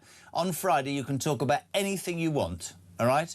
Imagine the Jeremy Kyle show with a bit of class. Anything you want, except for your relationships. I'm knackered. Let's say a very good morning to Reform UK's First Lady, MP for Runcorn and Helsby, Sarah Pochin. Good morning, Jeremy. How are you? Well, you're wearing red. Are you trying to impress Andy Burnham? What's going on now? Oh, my goodness. I hadn't thought of that. Yeah, maybe he should give me a job. I'll sort the country out. Yeah. Let's start with that. I mean, I struggled yesterday at watching this sort of gaslit speech. I mean, I don't know who... I don't know whether Starmer believed what the scriptwriters had written, but, you know, he said that our economy was stronger, Sarah. Wages have risen. We've got the biggest uplift in defence spending in a decade. Really? Because I thought his defence secretary resigned last week. Small boat crossings are falling, asylum hotels are closing, and 500,000 people or children get to go to breakfast clubs. I mean, patently, without wanting to stick the boot in, he has failed dramatically and... Goodbye, Keir. I mean, not even to mention the Chagos Islands and the way he treated our soldiers and servicemen. Dreadful. Dreadful. It was a list of all of his failings, not all of his achievements. I listened to that speech, obviously, myself. And I actually genuinely thought this guy is completely disillusioned in what he's achieved. Surely he can't believe in what he's actually saying, those words he was saying. But look, the point is the last 2 years of Starmer has been an unmitigated disaster. And my advice, if you like, to Andy Burnham now, if he does walk into number 10, is this: listen to the British people, protect the veterans, stop the prosecutions of the Northern Ireland veterans, stop the boats. It's only about the will of the government. This government has done... Keir Starmer did not stop a single boat. So, Andy Burnham, stop the boats, because that's what the British people want. Support business. You know, get rid of this nonsense that is destroying the youth labour market. There are no jobs for young people anymore. You know, there's so much that Burnham needs to do, but he needs to listen to the British people. And can I just say one more thing? How ironic today we are on our 10th anniversary of Brexit, and we are facing in Andy Burnham somebody who, in my opinion, has completely lied to the people of Makerfield. We've got a politician who wants to take us back into Europe, and the prospect of that in terms of increased regulation, even worse growth, and not only that, losing our pound to the euro is a betrayal of the British people. I couldn't agree more, and I struggle with... look, politics is a dirty business. I know loads of people. Yours was an extraordinary story. You won your seat by 6 votes, which I think proves in so many instances that anything can happen. And certainly, you know, Starmer, we've all been calling for a reality check, and that has happened. Obviously, Burnham has been working on this behind the scenes for a long time. I mean, I find the whole hasn't got a mandate thing hysterical. I saw Nigel's clip where he said we're calling a general election. The Tories have got some front. They're calling a general election, but of course they replaced Johnson with Truss and Truss with Sunak, and the Labour Party were all tweeting at that point as well, saying we need a general election. You know my thoughts, Sarah. I don't think you should be able to swap parties. There he is. There's Andy Burnham. When did that... We need to start demanding a general election at the end of this Tory leadership election. This was in July 2022. They were all elected on a manifesto promise to level up the North and are all abandoning it. I've had a problem with MPs that defect to a different party. I've been very honest to everybody about that. I feel exactly the same. It's not his mandate. It was Starmer's. Starmer somehow got a mandate without a manifesto, but I don't believe it's right. And I do believe in the strength of the British people, Sarah, and I believe that the noise will intensify. I really do. Well, look, there's two basic things that the British people are now crying out for: fairness and to feel safe. And this government has achieved neither. And the Conservative government before it lined everything up for this disastrous situation with our defence. Andy Burnham will do nothing, in my opinion, to change the position on defence, to invest more in defence, because he will choose to spend our money, borrowed money now, on the benefit system. He will do nothing because of his backbenchers, to sort the benefit system out. Look, you know, Mrs. Thatcher always said, didn't she, you have a pot of money. You have to choose how you spend it. This country is now utterly defenceless, which is a complete betrayal of its people. Have you noticed how the Conservatives are now shouting loudly about the first duty of any government is to defend its people? Well, for 14 years, they didn't invest in defence. You know, and we are utterly defenceless. We have to slash the benefits bill. We have to redirect money into defence. Well, Burnham will not do that. Well, listen, let's just say I'm his spad. I could get him, genuinely I agree with Chris Baxter, by the way, I could get him to win I could get him to do two things: call a snap general election and come back with a majority. And you're going to think I've landed from Mars. But he won't be able to get it through. You're right. What he should do is he should sack Ed Miliband, tell him that we're having nothing to do with this 800 billion madness that's net zero, right? He should reopen the gas and oil fields in the North Sea, and then he should... Look what happened, with respect to all of you, look what happened to the Tories in Aberdeen South last week in that by-election. They talked about the impact of not having those fields open, how the Norwegians were doing this, and all the people that lost their jobs, and the Tories got 50% of the vote. The British public are far more switched on than some politicians give them credit for. He could win it. Of course he won't drill, because the left-wing lobby will go, oh, no, what about the Friends of the Earth? And then he won't be able to the whole thing is, you know, it's standing up. Do you think he'll stand up to Ed Miliband? I don't. No, but the point on Aberdeen, of course, is that the Tories didn't turn the taps on. You know, this has not just happened in the last 2 years of Labour. Yes, it's been accelerated, or if you like, cemented in their policy that we won't use our own energy. But the Tories lined all that up themselves. True. You know, it's only Reform that have been very, very clear always that we will turn the taps on in the North Sea and we will drill for gas. You know, we could be completely self-sufficient. What about the economy? Don't you care about the environment, Sarah Poaching? Come on, what if you start drilling? You're going to kill it. But look, you know, we import these wind turbines. Ed Miliband imports these wind turbines from China.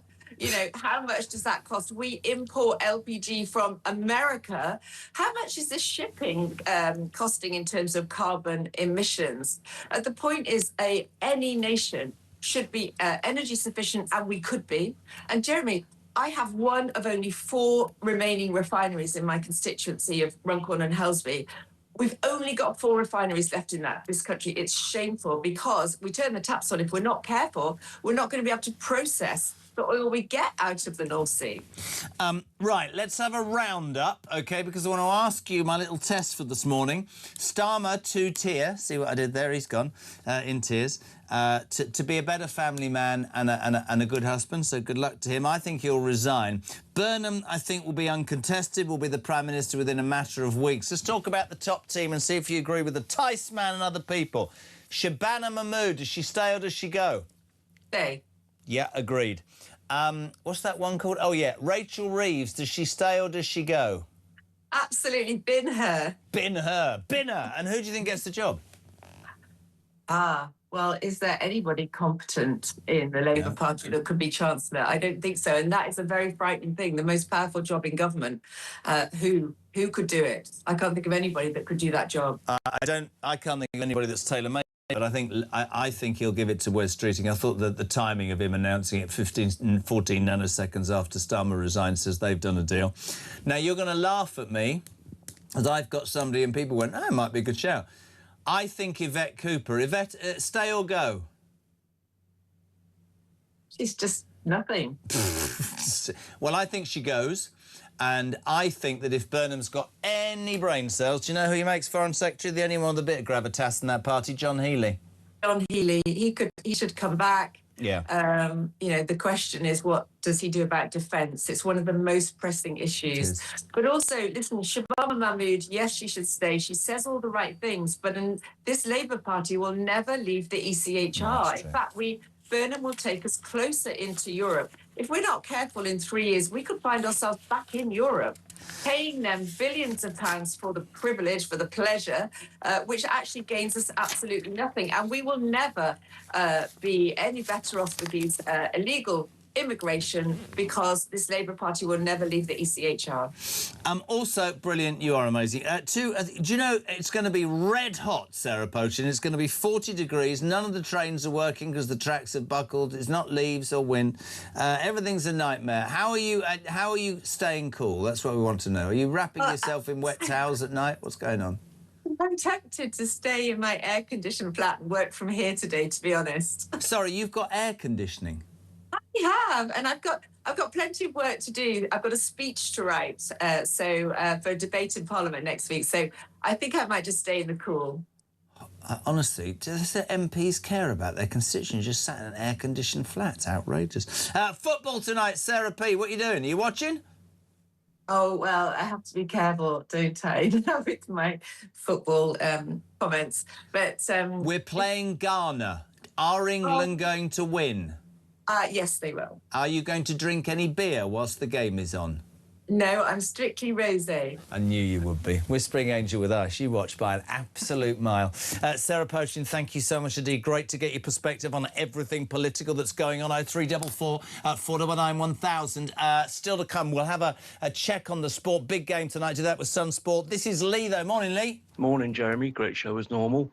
I've got one question. If Andy Burnham is doing the hokey-cokey with the Brexit idea, either he wants to be in or he's going to be out, if he wants to rejoin Brexit, does that mean he's going to follow the same as the EU Parliamentary Commission rules, which they've now started to deport illegals back to their own country? Because that was unanimously voted in the other day in the Parliament.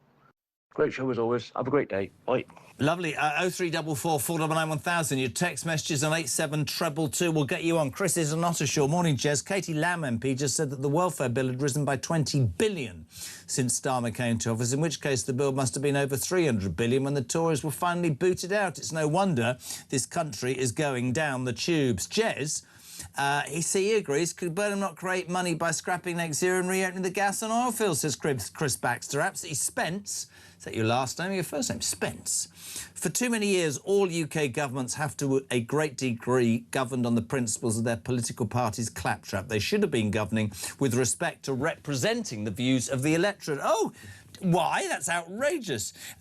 Keith, looking at the front Labour bench during the Burnham swearing in, where were all the ministers? Please tell me they're resigning too. I don't think anyone would shed a tear if they do. Are we going to see the back of Lammy and Reeves? I think you probably will. It's very true, actually. On the front bench, there were no senior ministers. Is that to look good? No idea. 0344 499 1000. Big Mark, he's going to push the sports button now. I'm trying to learn off Doland. Let's get the thing on. 90 minutes in 90 seconds. From The Sun. Good man. Let's say a very good morning. This is going to be... Jack Ross, a football reporter of The Sun. Fantastic coverage. Morning, Jackie boy. Morning, Jeremy. How are you? Oh, you know, I'm over the West Ham thing. So, big game tonight. Back of The Sun. Got you, pick it up. Gaffers do better, rally cry. Tuchel tonight, England, Ghana. How do you... have you fallen into that trap they all have? Oh, England are fantastic. Because I don't think we were very good defensively, but I could be called miserable. What's your thoughts? No, I'm a bit worried about when that back four comes up against a team that's not made up of 38 and 37-year-olds. I think that could be quite problematic.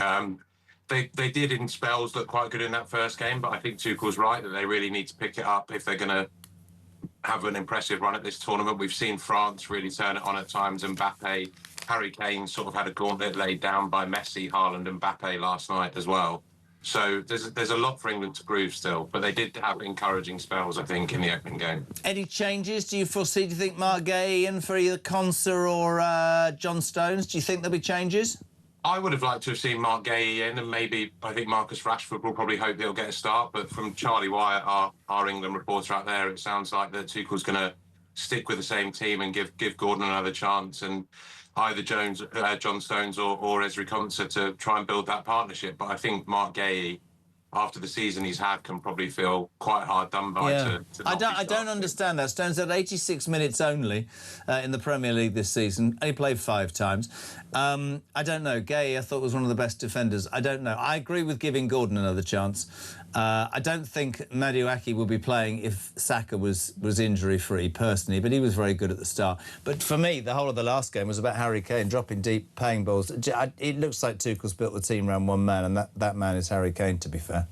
Well, it's also the fact that he's got him and Jude Bellingham to work well together. I don't think they played a pass to each other in the last game, I remember reading, but the way they sort of moved together, and when Kane dropped deep and did exactly what we've seen him do for Bayern Munich and fizz those fantastic first-time balls out wide to either Madueke or Anthony Gordon, when Bellingham went through and was leading the line in his place and did such a good job of it, and obviously had the confidence after half-time with that fantastic goal to sort of settle things with Croatia having pulled 2 back. So I think if we can keep those two working as well as they did in the opening game, then they've got a very good chance. Let's do it then.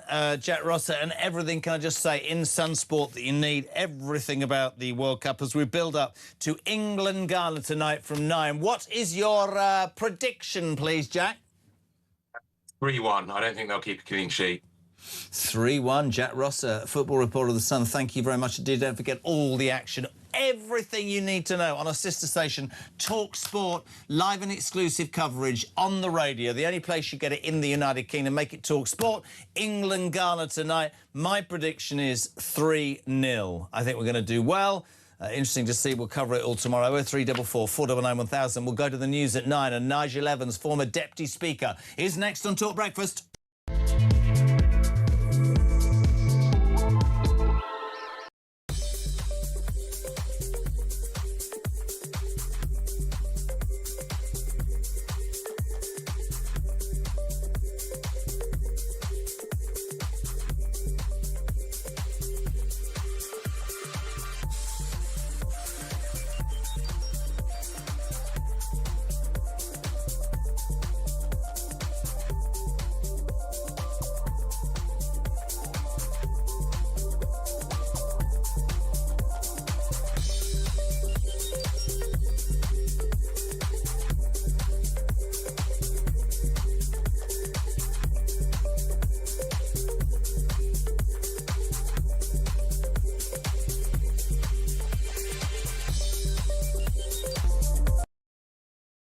We've got some breaking news that has just come in. TalkSport have announced a brand new partnership in a developing story. We hear they've created So Good Lager right in time for football's big summer. Just in, we're hearing that So Good Lager will be pouring pints across all O'Neill's pubs and some of the best sports pubs across the UK. With the big kickoff just around the corner, you can find out where to get your hands on a fresh pint of So Good Lager at talksport.com/lager.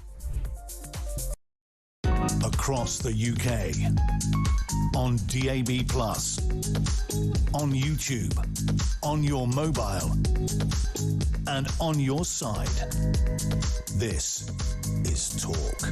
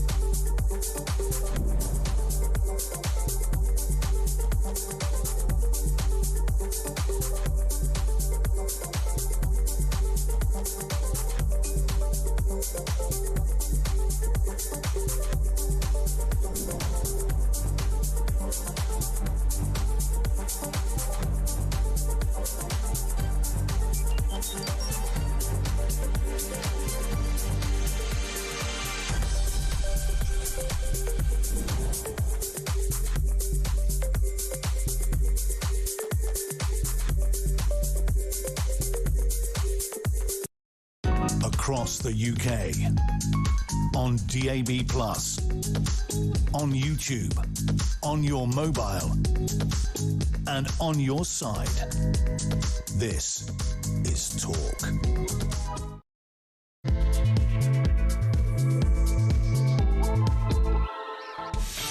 There you are, my friends. Welcome back or welcome along. It's just gone 9, hour 4 of breakfast for Tuesday, the 23rd of June.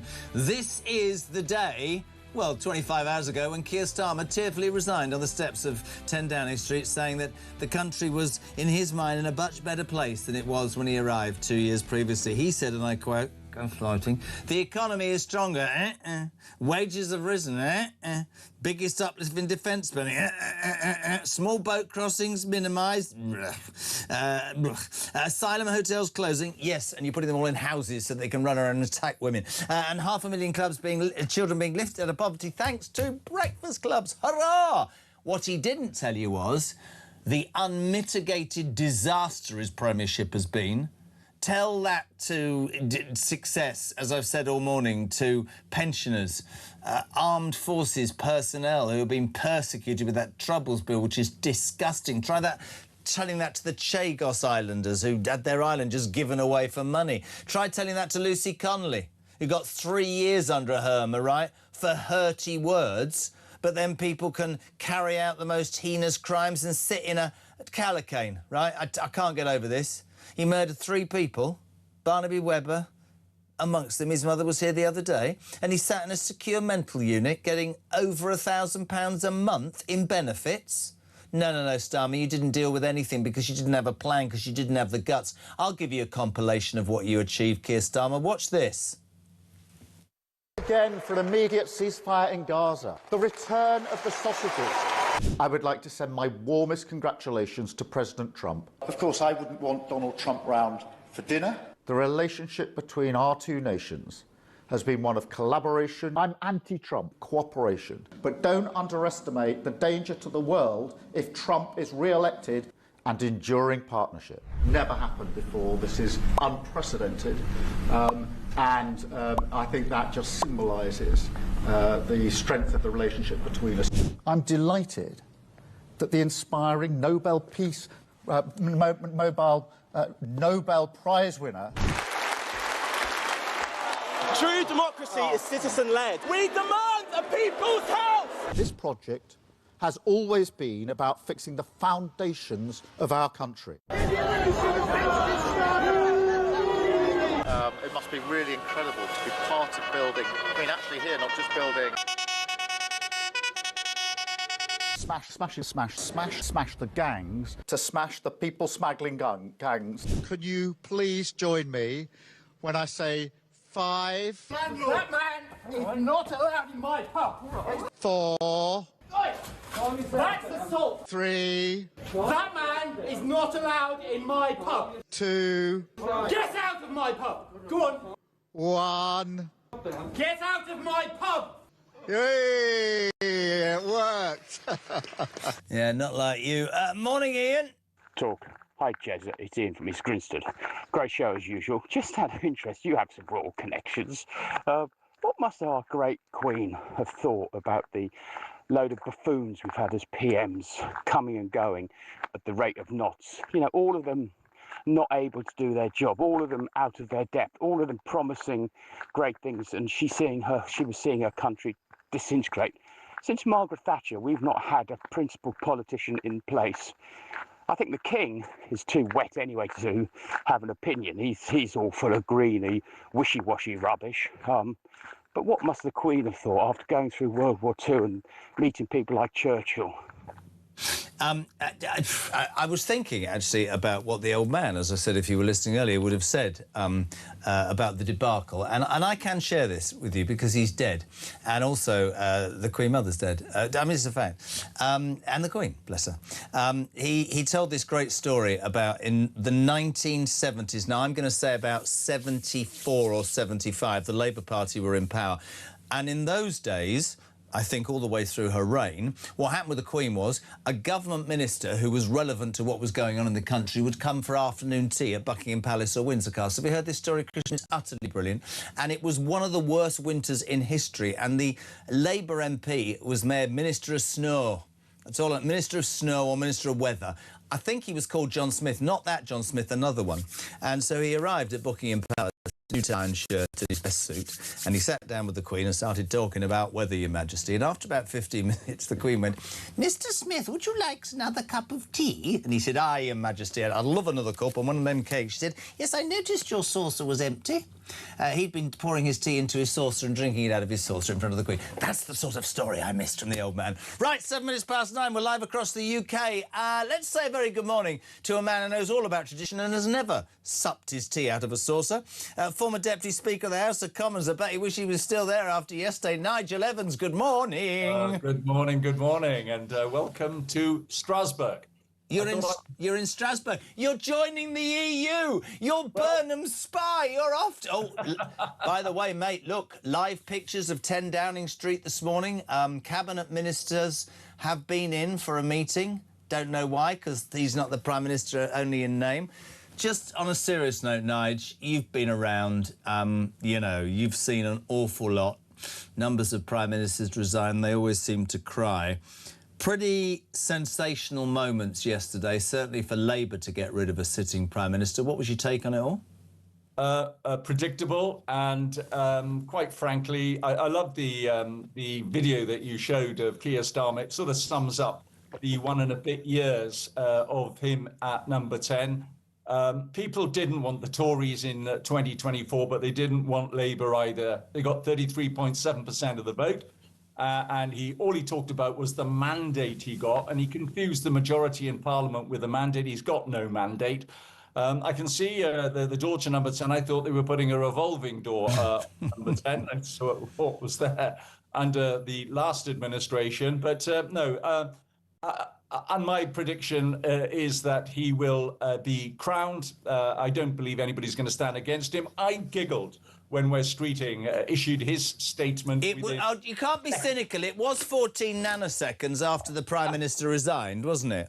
Well, I was in the House of Commons on Friday, at a party, and one of the doormen came up to me and he said, I've just had a chat with Wes Streeting and he's ready to go. He's got his 81 signatures. And I looked at him, I said, do you know, I don't think he has, and I don't think he'll be going.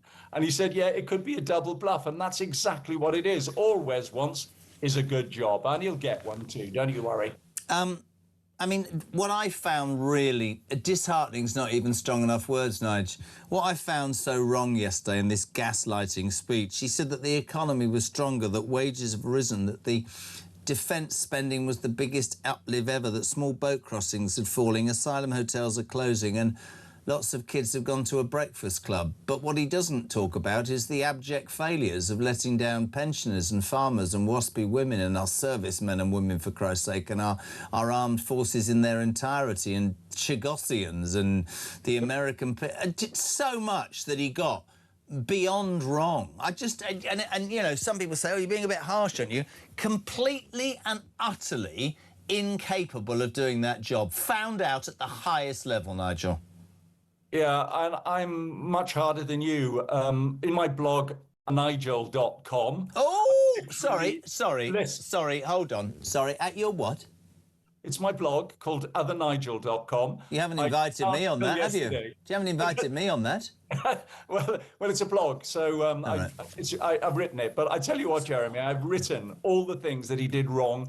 It's probably not comprehensive, but my goodness me, it's pretty lengthy. And it started, and this is my advice to Andy Burnham as well, is that he will be judged in how he starts his administration, which I suspect will be on July the 16th or 17th, whenever the nominations close. He'll be the only one in with a nomination.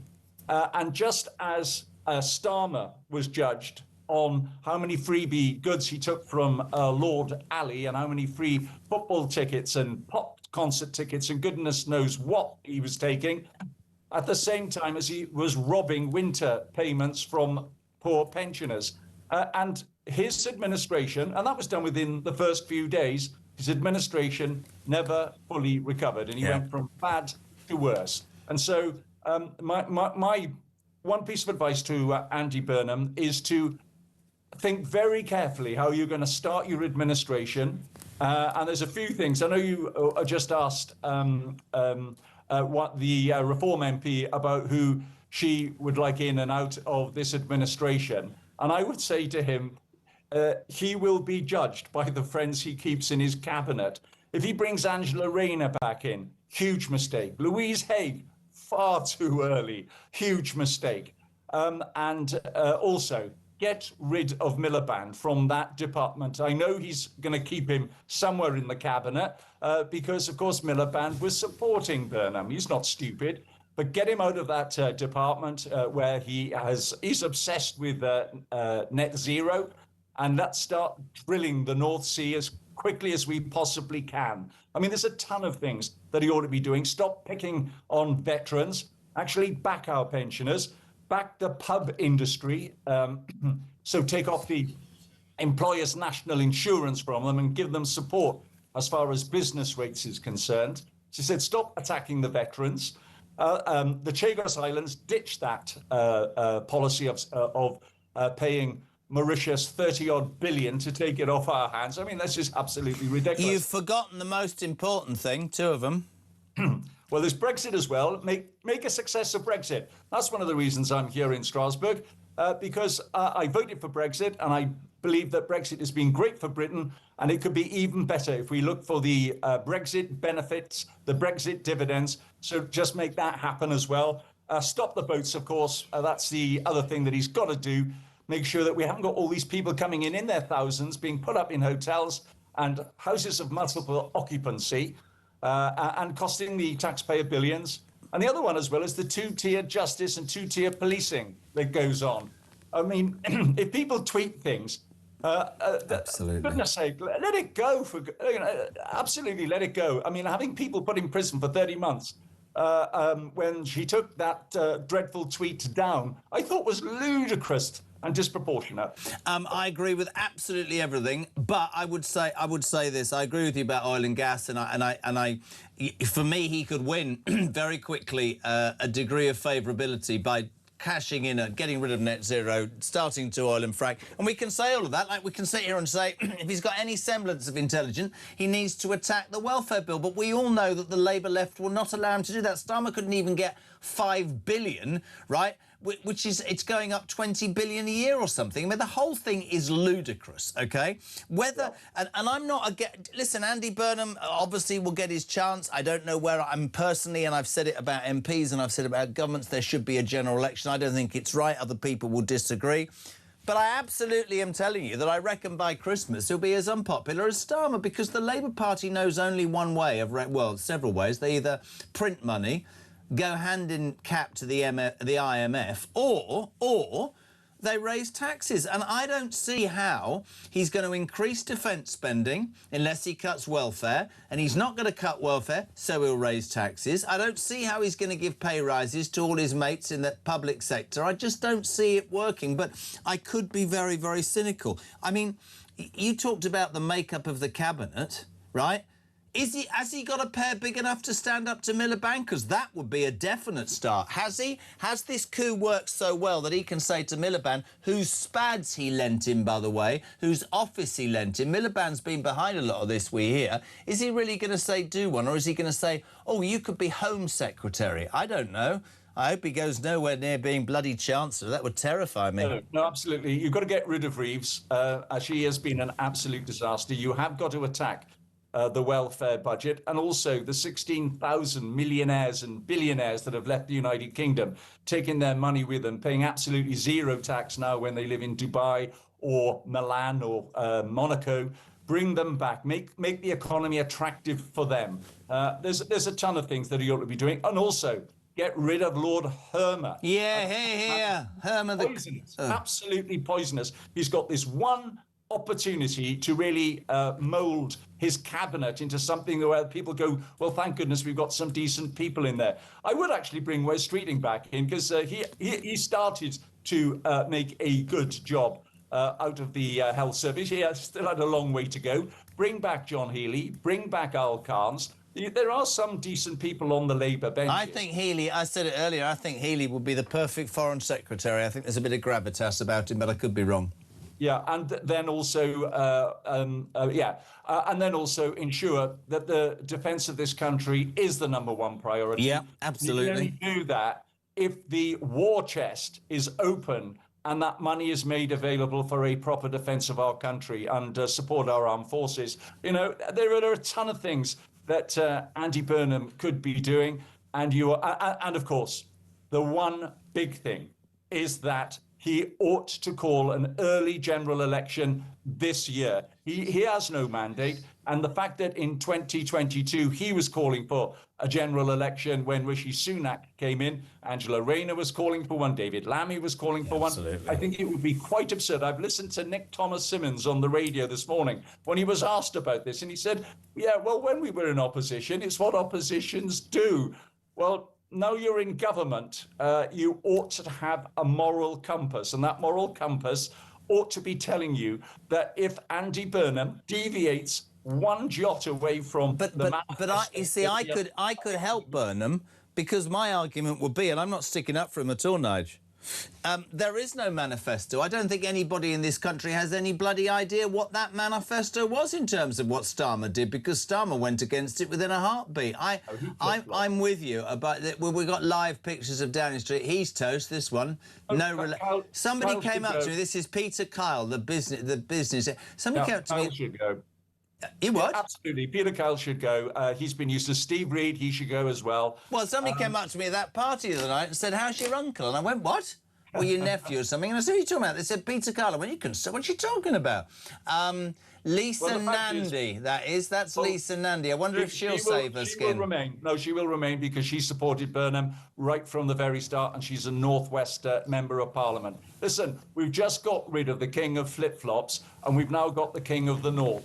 And the king of the North has got to spread his abilities throughout the whole of the country, and he will be judged in how he behaves from day one. And if he starts bringing back some of these crooks that have gone from within the cabinet early on, and if he keeps Miliband in the cabinet and does not drill, baby drill, you say he's looking for money, Jeremy. Of course he is.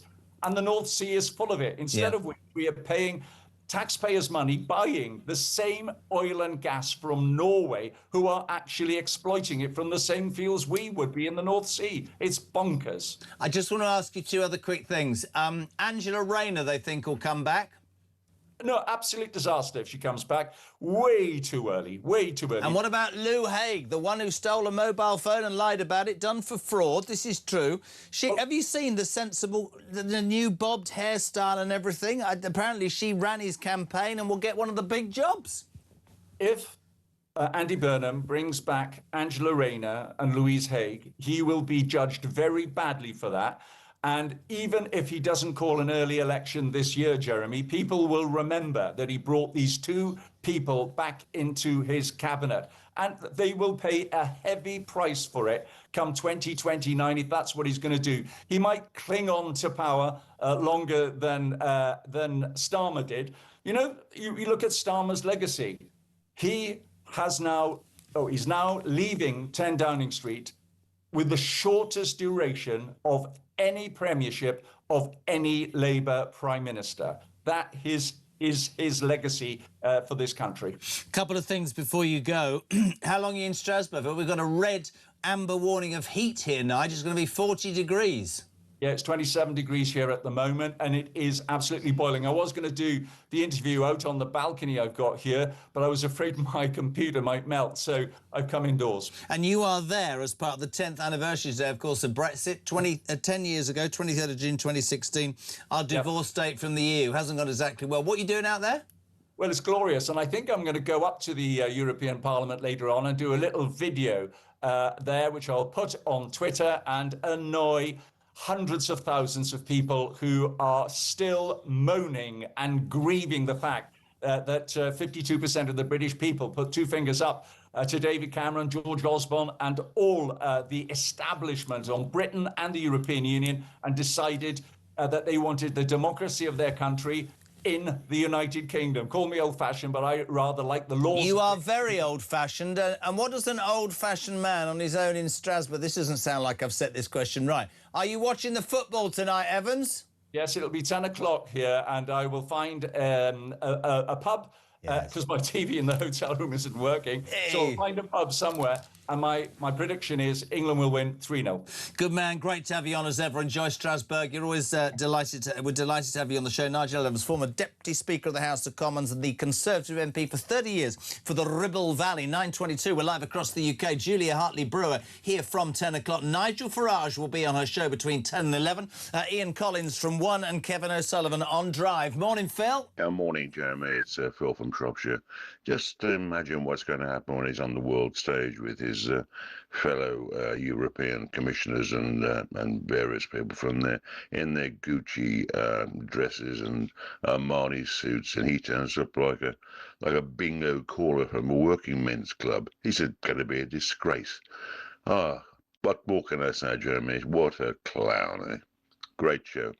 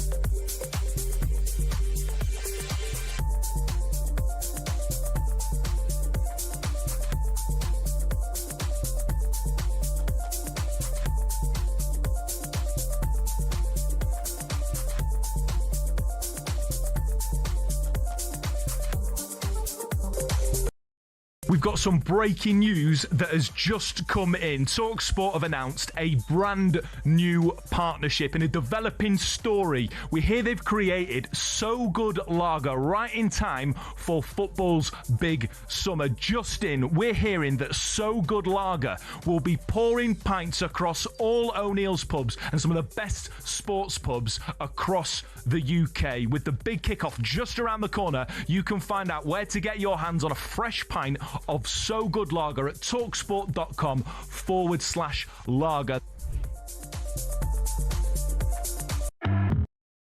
Across the UK, on DAB+, on YouTube, on your mobile, and on your side. This is Talk. Welcome back, 9:25. We're live across the United Kingdom. Thank you so much indeed. Christian and I were just saying, you really are the angriest bunch, aren't you? 0344 499 1000. Text to 87222. Your voice notes continue streaming in today. Wayne, good morning. Good morning, Jezza. So, the leadership battle is going to be fake. There's no coronation. Here's why. He ain't ready. Burnham ain't got a clue about what he's going to do. He's just obsessed with getting the job. If no one runs against him, he will be Prime Minister by the 9th of July. Now, if he has a fake contest, that buys him a little bit more time until September. So I'm pretty sure we're going to see a bit of a fake contest going on, because at this moment in time, Andy Burnham is Keir 2.0, and he hasn't got a clue on what he wants, what he thinks, or how the hell he's going to do it. Oh my gosh, mate. Sorry, I don't know. I think it is. 9:26, we're live across the UK. 0344 499 1000. Text to 87222. Sorry, somebody was asking me something. I'm having the picture of Maggie we out back on the wall in number 10, as I did here. That twerp removed her. What an ignorant wet wipe. Lee Malin, an ex-Pat. Hello to Steve in Leicestershire.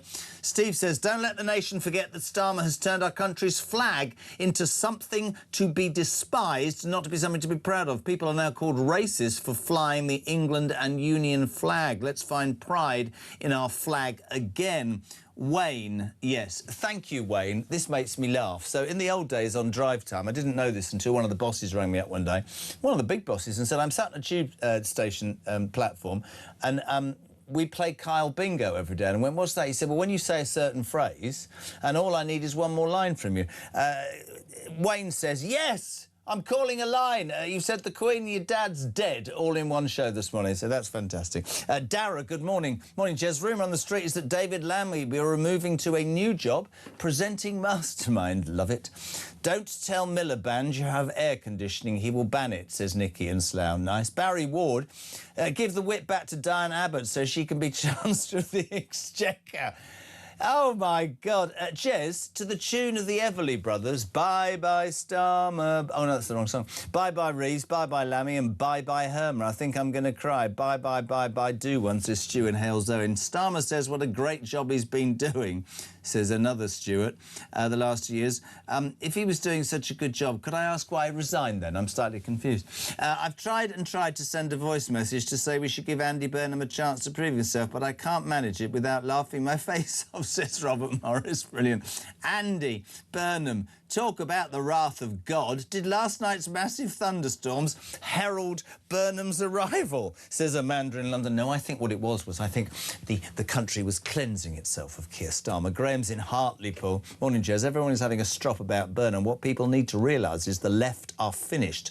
This is the Labour Party hanging by their fingernails. The people of this country have been tolerant, as we always are, but the left has been poking us with the proverbial stick, and people have really had enough. I would only say this to you, Graham, genuinely hand on heart.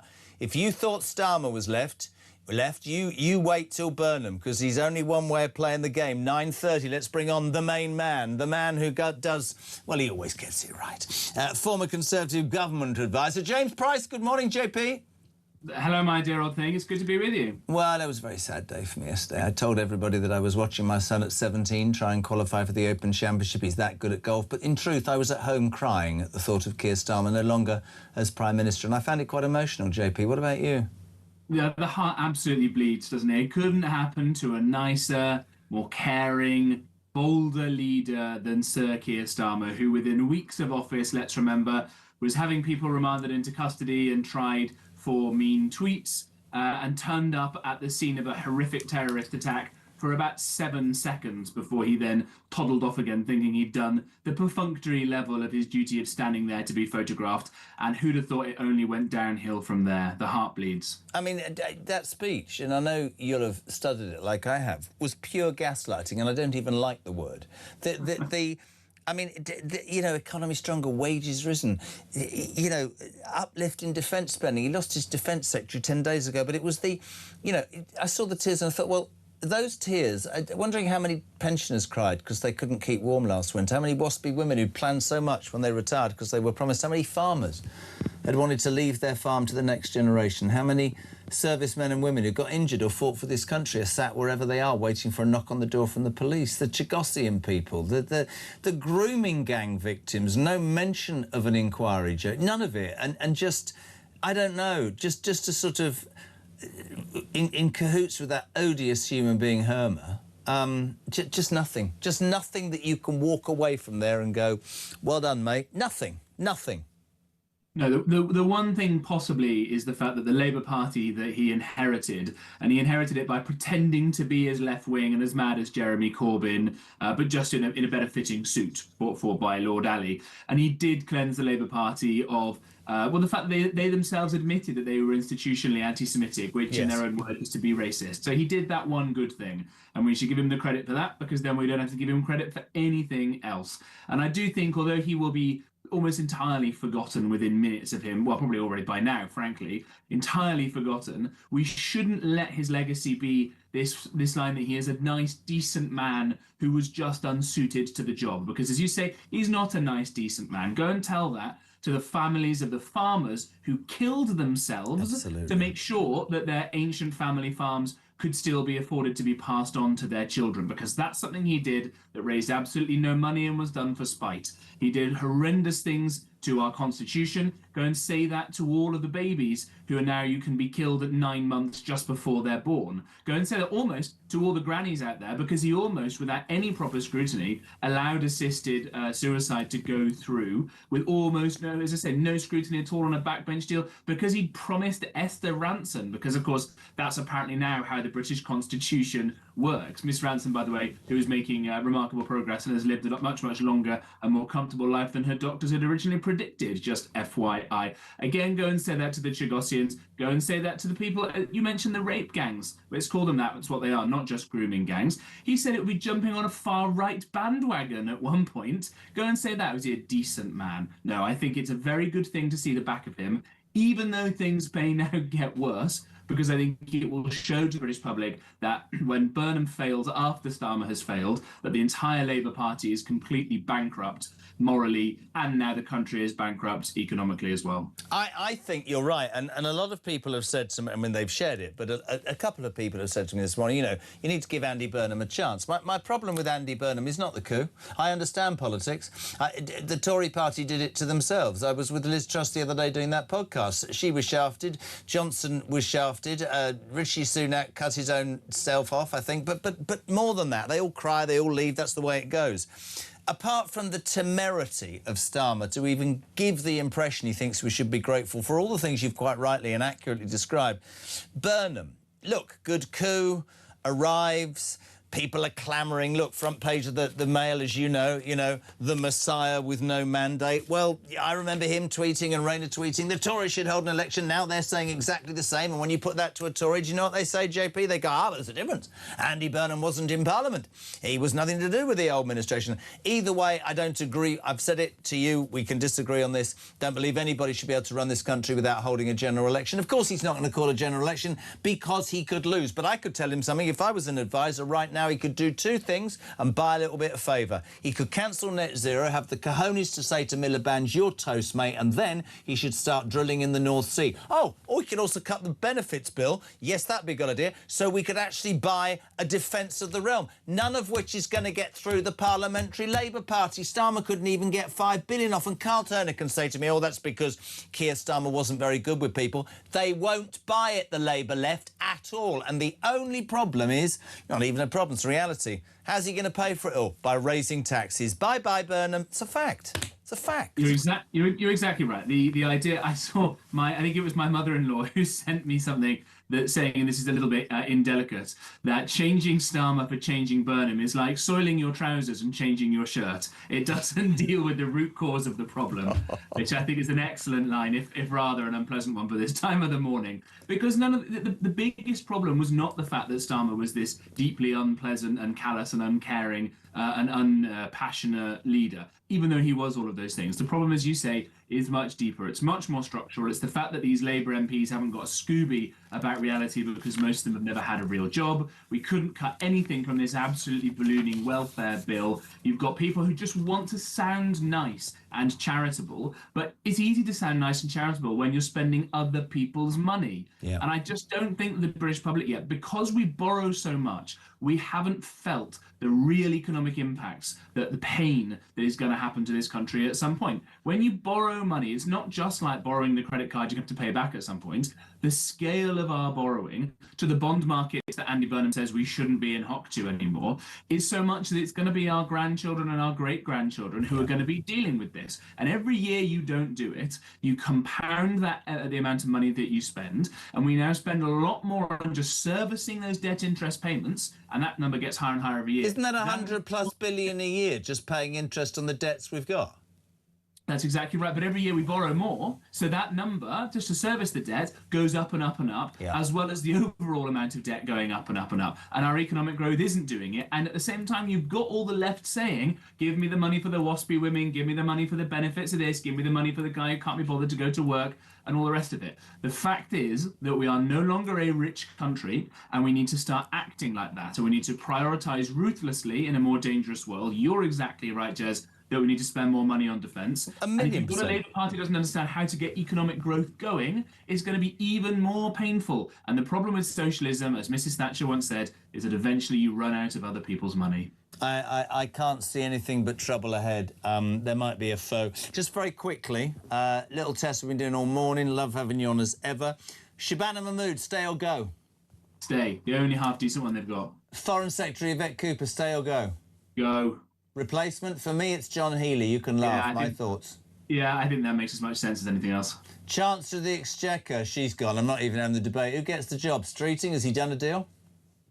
I mean, probably does, and he's probably the least bad of the bunch. If you want anyone half decent, you've got to go to there's a junior AI minister called Kanishka Narayan, who's actually quite smart. Don't know what he's doing in the Labour Party, probably because he thought it would get him into Parliament quickly. But you have to go to someone like that, and of course they won't do that because no one will know who he is, and he hasn't done weird deals with the trade unions that run the Labour Party. I think Lou Haig, who's got a conviction for a fraud, is it, or something? I think she... You're laughing.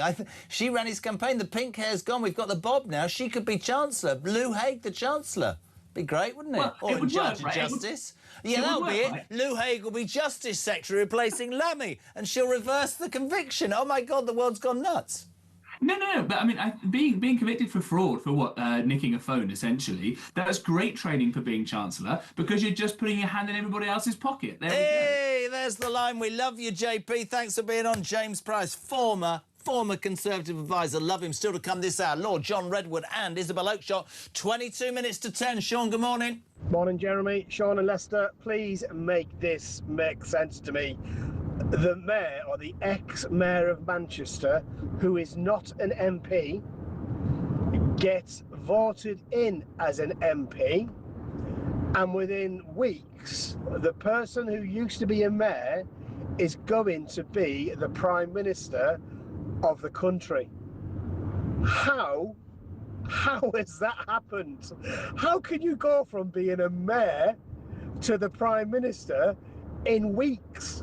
Don't get me wrong, I'm chuffed to bits that Starmer the Harmer's gone. I am chuffed to bits he's gone. But make this make sense. Great show as always, mate.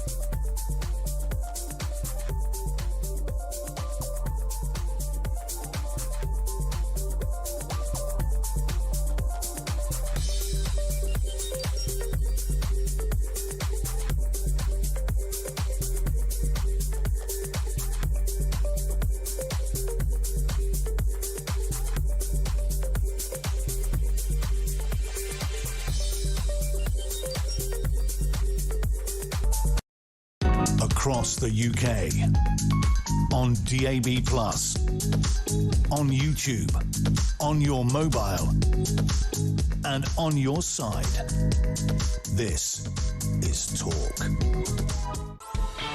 Welcome back, 20 to 10. It's been a long time. Former Conservative Cabinet Minister, another man who probably should have run this country. Good man as well. Lord John Redwood, good morning, sir. How are you? Good morning. I'm in good form. Are you in good form because Starmer's history, or are you in good form because Burnham's taken to London, or are you in good form because we're not celebrating 10 years of Brexit? What is it, John? Well, I'm very proud of the vote many of us made to get us out of the EU. I just wish we could find a government that would use the freedoms, because there are so many opportunities we haven't taken. But we're already a lot better off because we did save all that money. We are getting trade deals with many parts of the world the EU wouldn't get us trade deals with. And we are now free to make our own laws. And in quite a lot of areas, we haven't adopted a lot of really damaging laws, which we would have had to have taken on board if we'd still been there, which is why our AI and digital industries are doing a bit better than the European ones. But I'm impatient for us to try and catch up with America. And that requires a lot more change using the Brexit freedoms. And it certainly means ditching Starmer's dreadful EU reset. The one good thing I hear is that they've delayed the awful sellout summit, which they were planning. And I do hope Burnham thinks again. But of course, Burnham is now flip-flopping all over the place. He really wanted a big reset like Starmer, but now he represents Makerfield. If he's remembered Makerfield this week, they certainly don't want a big EU reset. They think it will be another cop-out and sellout already started by Starmer. Why did Starmer give away 12 years of our very valuable fish instead of rebuilding our own fishing industry? Go for growth, Labour. Don't destroy our industries. Why do they want to sign up to even dearer energy with all the carbon taxes and emission taxes on top of the ones we've already got by aligning with Europe? We need cheaper energy, Labour, to go for growth. Does Burnham understand any of that? Would he please flip-flop in a sensible direction? Bloody hell, John Redwood, you're on one this morning. Firstly, no, I agree. I completely agree. And we haven't got an awful lot of time, but you've seen it all, haven't you? Let's be honest. In your years in power, what did you make of that? I don't use the phrase gaslighting because I don't really understand it, but he managed to list what he saw as some achievements. Patent lies. You know, he said the economy was stronger. No, it isn't. Wages have risen. No, they haven't. A biggest uplift in defence spending. Not at all. Small boat crossings are falling. No, they're not. Asylum hotels are closing. Yeah, they are, and you're putting them in HMOs or let them wander around the streets. Has he been the most, obviously Liz Truss, has he been the most incompetent Labour Prime Minister ever? I think he's in good position to challenge for that much contested prize. I think Gordon Brown was pretty bad as well because he presided over what he called an international banking crash, which had an awful lot to do with a failure of British regulation on his watch as Chancellor and Prime Minister, and did huge economic damage to the country. This lot are beginning to do quite a lot of economic damage to the country. I mean, their great sheaf of taxes have priced people out of work. They've put many of our young people on permanent dole. Yep. They're giving people sick notes for life because that is a way of keeping some of the unemployment figures down. As always with Labour, unemployment rises and they don't know how to grow the economy. And then their response is, oh, we haven't got enough tax revenue. Let's tax the rich. Let's tax the big companies. That's the way to square the circle. And that just drives rich and talented people away, or it drives them to more expensive legal and tax advisors who then say, well, do less and you'll pay less tax. And it puts off an awful lot of businesses from investing in our country. And I do hope Burnham understands that. I've been reading into what is said to be Manchesterism. And some of that is really scary stuff, because as you rightly said earlier, he'll probably put taxes up on the rich to pay for some of it. But that won't get anywhere near the huge bills they've got in mind. So it's borrow, borrow, borrow, folks. But I mean, John, you know this. Because they'll redefine the borrowing so it keeps within the fiscal rules. Well, if he thinks he'll get away with that, then goodness help us. I mean, I could not agree more. You're the only person I speak to who's slightly older than me, but the truth is we all remember socialist governments, and the fact is they'll print it or borrow it or raise taxes. With Burnham, what I think is, and I'm sure the coronation's going to be sweet and there'll be a little bit of a bounce. The biggest problem in this country is I still shudder when I say this, that we've got to a point where our benefits bill, what we're paying out for people who can't work, is greater than we are getting in from taxation on working people. That is beyond stupid. And let's be honest, with that Parliamentary Labour Party, Keir Starmer managed, he couldn't even get a 5 billion, which was what, 1-2% at most, cut. I mean, lots of questions for you. Has Burnham got the balls to stand up to Miliband and go, we're done with net zero, it's ridiculous, we're going to start drilling because we've got liquid gold? Is he going to say we're going to frack? Is he going to say we're not going to attack the army and ex-servicemen and women anymore? Has he got any of that? Because in my mind, he'll be in hock to the left-wing MPs who have got him into number 10. That's how I see it. I don't see much difference.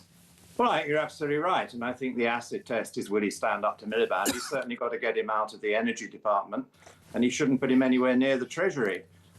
If he wants to keep him on the inside, then maybe he could be Foreign Secretary under strict control. But he must be miles away from all this hugely damaging high tax emissions trading, carbon taxes, tax profits to death on the North Sea, ban North Sea drilling and development. You know, they want more tax revenue to spend. Well, they could have a tax gusher if they did some of the things you've just been talking about and let us drill for oil and gas offshore and onshore in the United Kingdom. We're probably sitting on an absolute gold mine in gas, and it would be less CO2 as well, because, of course, by importing the stuff in liquefied form, it's 3 times as much CO2, Mr. Miliband, as if you let us get our own gas out of our own North Sea field. It is absolutely crazy. And if Burnham can't say no to that, then he won't get anywhere as Prime Minister at all. There's so much low-hanging fruit. You don't need to take money off pensioners. You need to get people back to work. You need to get our own oil and gas out. You need to reindustrialise by having lower taxes, and then the money will pour in. God, John, do you know, you're far too sensible. You're like that other one, Ian Duncan Smith. Stop being so sensible. You should have run the country. Mate, great to have you on. Thank you so much indeed. Lord John Redwood. Sharon, good morning. Morning, Jez. How do these people, Keir Starmer and the likes, get away with doing what they do to the country and then walking away into the sunset, hand in hand with his wife and his children and a nice pension and probably living in another country, because he'll not be able to go anywhere in this country without being called you-know-what? Lovely, love. I love it. A nice northern accent. Brilliant, bless her. She's absolutely spot on. Thank you, Sharon. The final guest of the morning, undoubtedly the best, by Mary Marr. Good morning to Talk's international editor, Isabel Oakeshott. Hello. Good morning. We won't call Keir Starmer a you-know-what-er, will we? No, we won't. And we were very polite the other night at the drinks party. We didn't drink anything. We were very well behaved. Yeah, about that, Jeremy. About that. Less said the better, I'd say. What are you saying, Oakeshott? I'm saying it was a party and some people were having a rather good time, weren't they? Well, I had a couple, Oakeshott, didn't we? A couple. He was merry, listeners. At least I didn't give you COVID like I did 2 Christmases ago. Hey? No, that's true, yeah. Grateful for small mercies. I literally had Richard on at 7. I think they make me laugh, the listeners, bless them, they're so invested in this. The hypocrisy of Keir Starmer to even pretend to try and gaslight us yesterday as he resigned in tears and got his comeuppance. It's extraordinary, isn't it? Because he's betrayed, Isabel, so many different parts of our society. I mean, the list of his achievements was comical, wasn't it? I mean, I think so many of our listeners will have just been sitting there with their head in their hands going, is this guy for real? I mean, he kind of underlined why he had to go, because he's just in a completely different universe to the rest of us, having the temerity to kind of pay tribute to his own record on defence when his own defence secretary left 2 weeks ago because he isn't investing properly in defence, and so on and so on and so on. But he's a goner, that's it. And I think that Burnham will be in sooner than later. Yeah, they're saying that if there is a no contest, he could be Prime Minister by 16th or 17th. We thought it was quite interesting timing that almost by the nanosecond, old Wes Streeting said, I'll row in behind him. Almost instantly, the Starmer resigned. So he's obviously been offered a top job, hasn't he? A deal has been done.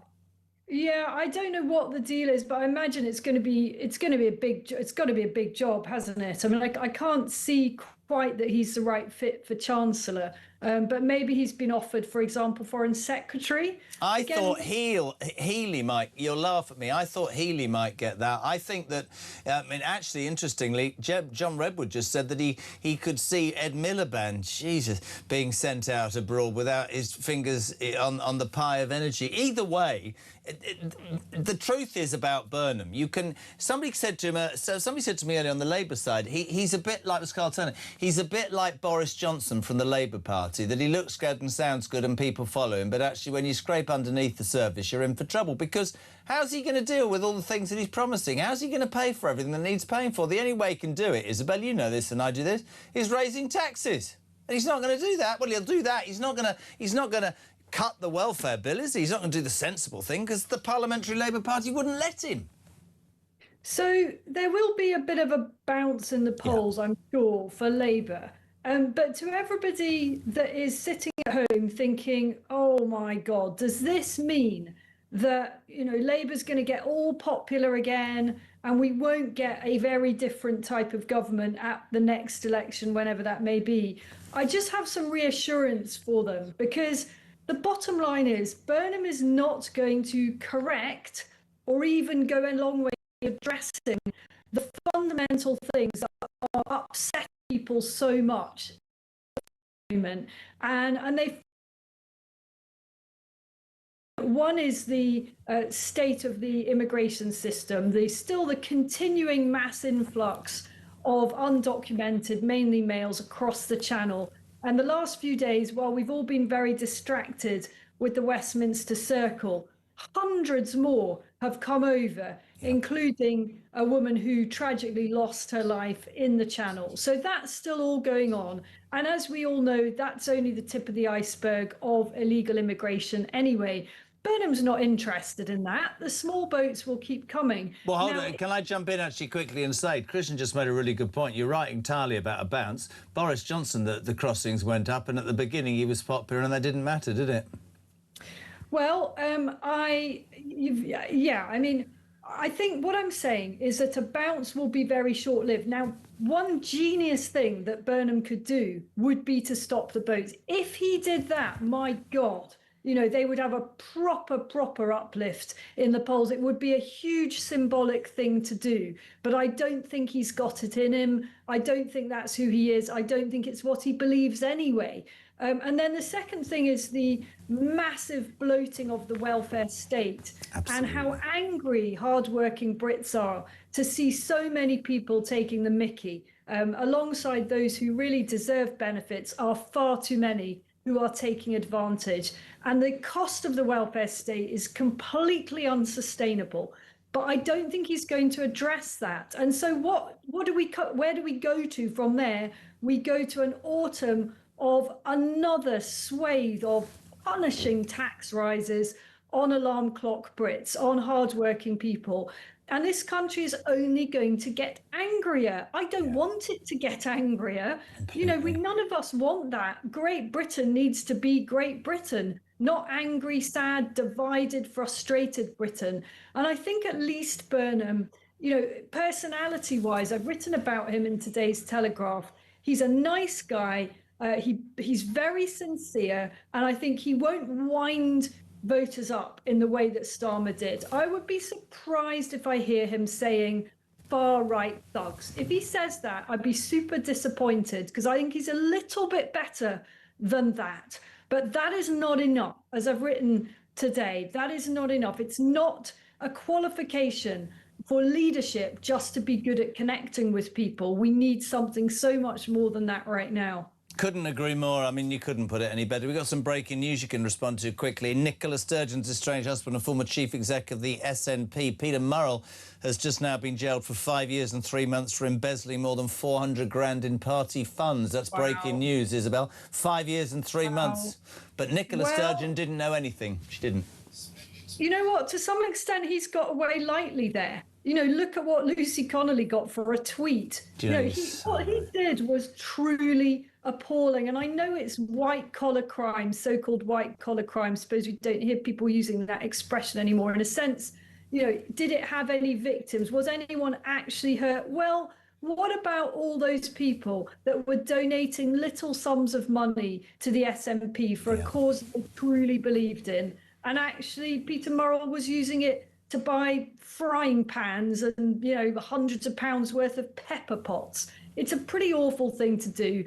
I think the guy must have some pretty serious psychological problems, but he's going to do some proper jail time by the sounds of it. And what a hell of a story that is. It's extraordinary, isn't it? It is indeed. Isabel, I'd love... we must get you on later of the week, much more, but brilliant about Burnham.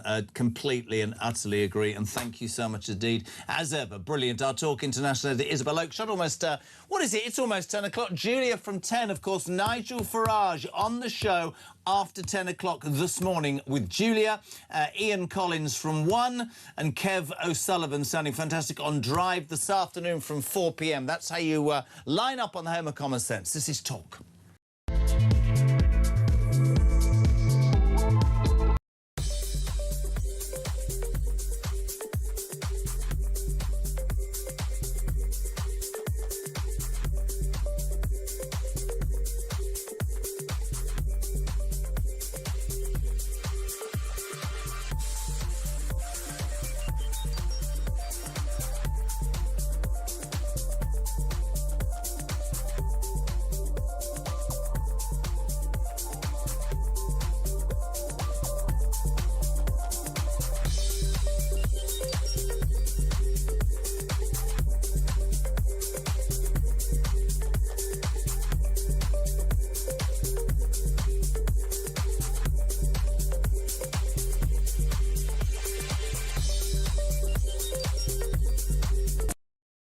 What they're ashamed of is the English flag. Scottish flag, fine. Welsh flag, fine. Irish, everything like that's marvellous. But no. We can't be English. And this has been going on for a long, long time. He would be Prime Minister of the most toxic political brand in the country at the moment, which is Labour. And that is what we will be battling against. Our Prime Minister is allegedly attacked by another nation and nothing is said. This is a reminder that Russia regards the United Kingdom as a hostile power. Across the UK, on DAB+, on YouTube, on your mobile, and on your side. This is Talk. Welcome back. Almost 10 o'clock, and we say a very good morning to the First Lady of Talk, Julia Hartley-Brewer. A very, very good morning to you. Are you depressed as I am? I mean, poor old kid. Oh, I mean, what an honourable man, and didn't he just go for his push? Genuinely, the nonsense has been talked. That said, I have to say, I did think this whole, he's not the Messiah. Oh, he isn't. He's a very naughty boy. Andy Burnham. That selfie in Westminster Hall, I thought was rubbing it in a little bit. I think what somebody said to me earlier, I think is genius. He is Boris Johnson. He's Labour Party's Boris Johnson. There'll be a bounce. There'll be something. He's Boris Johnson again. Very successful Metro Mayor. Yeah. Yeah, charisma. Yeah. What happened to Boris Johnson after 2 years? Found out to be a complete lie. Didn't with do nothing detail. inside. Didn't believe in anything. And we are in exactly the same territory. I don't doubt it at all. We're going to be talking about him with lots of top guests, including Nigel Farage at the top of the hour. Of course, key day today. Is he at the top of the hour, is he? Yes, it is the 10th anniversary of the day we voted for Brexit. The real joy was actually tomorrow morning, waking up and finding out that it actually happened. And what a nightmare that turned into, because we haven't actually done it properly. We haven't. Starting with Johnson. We've done it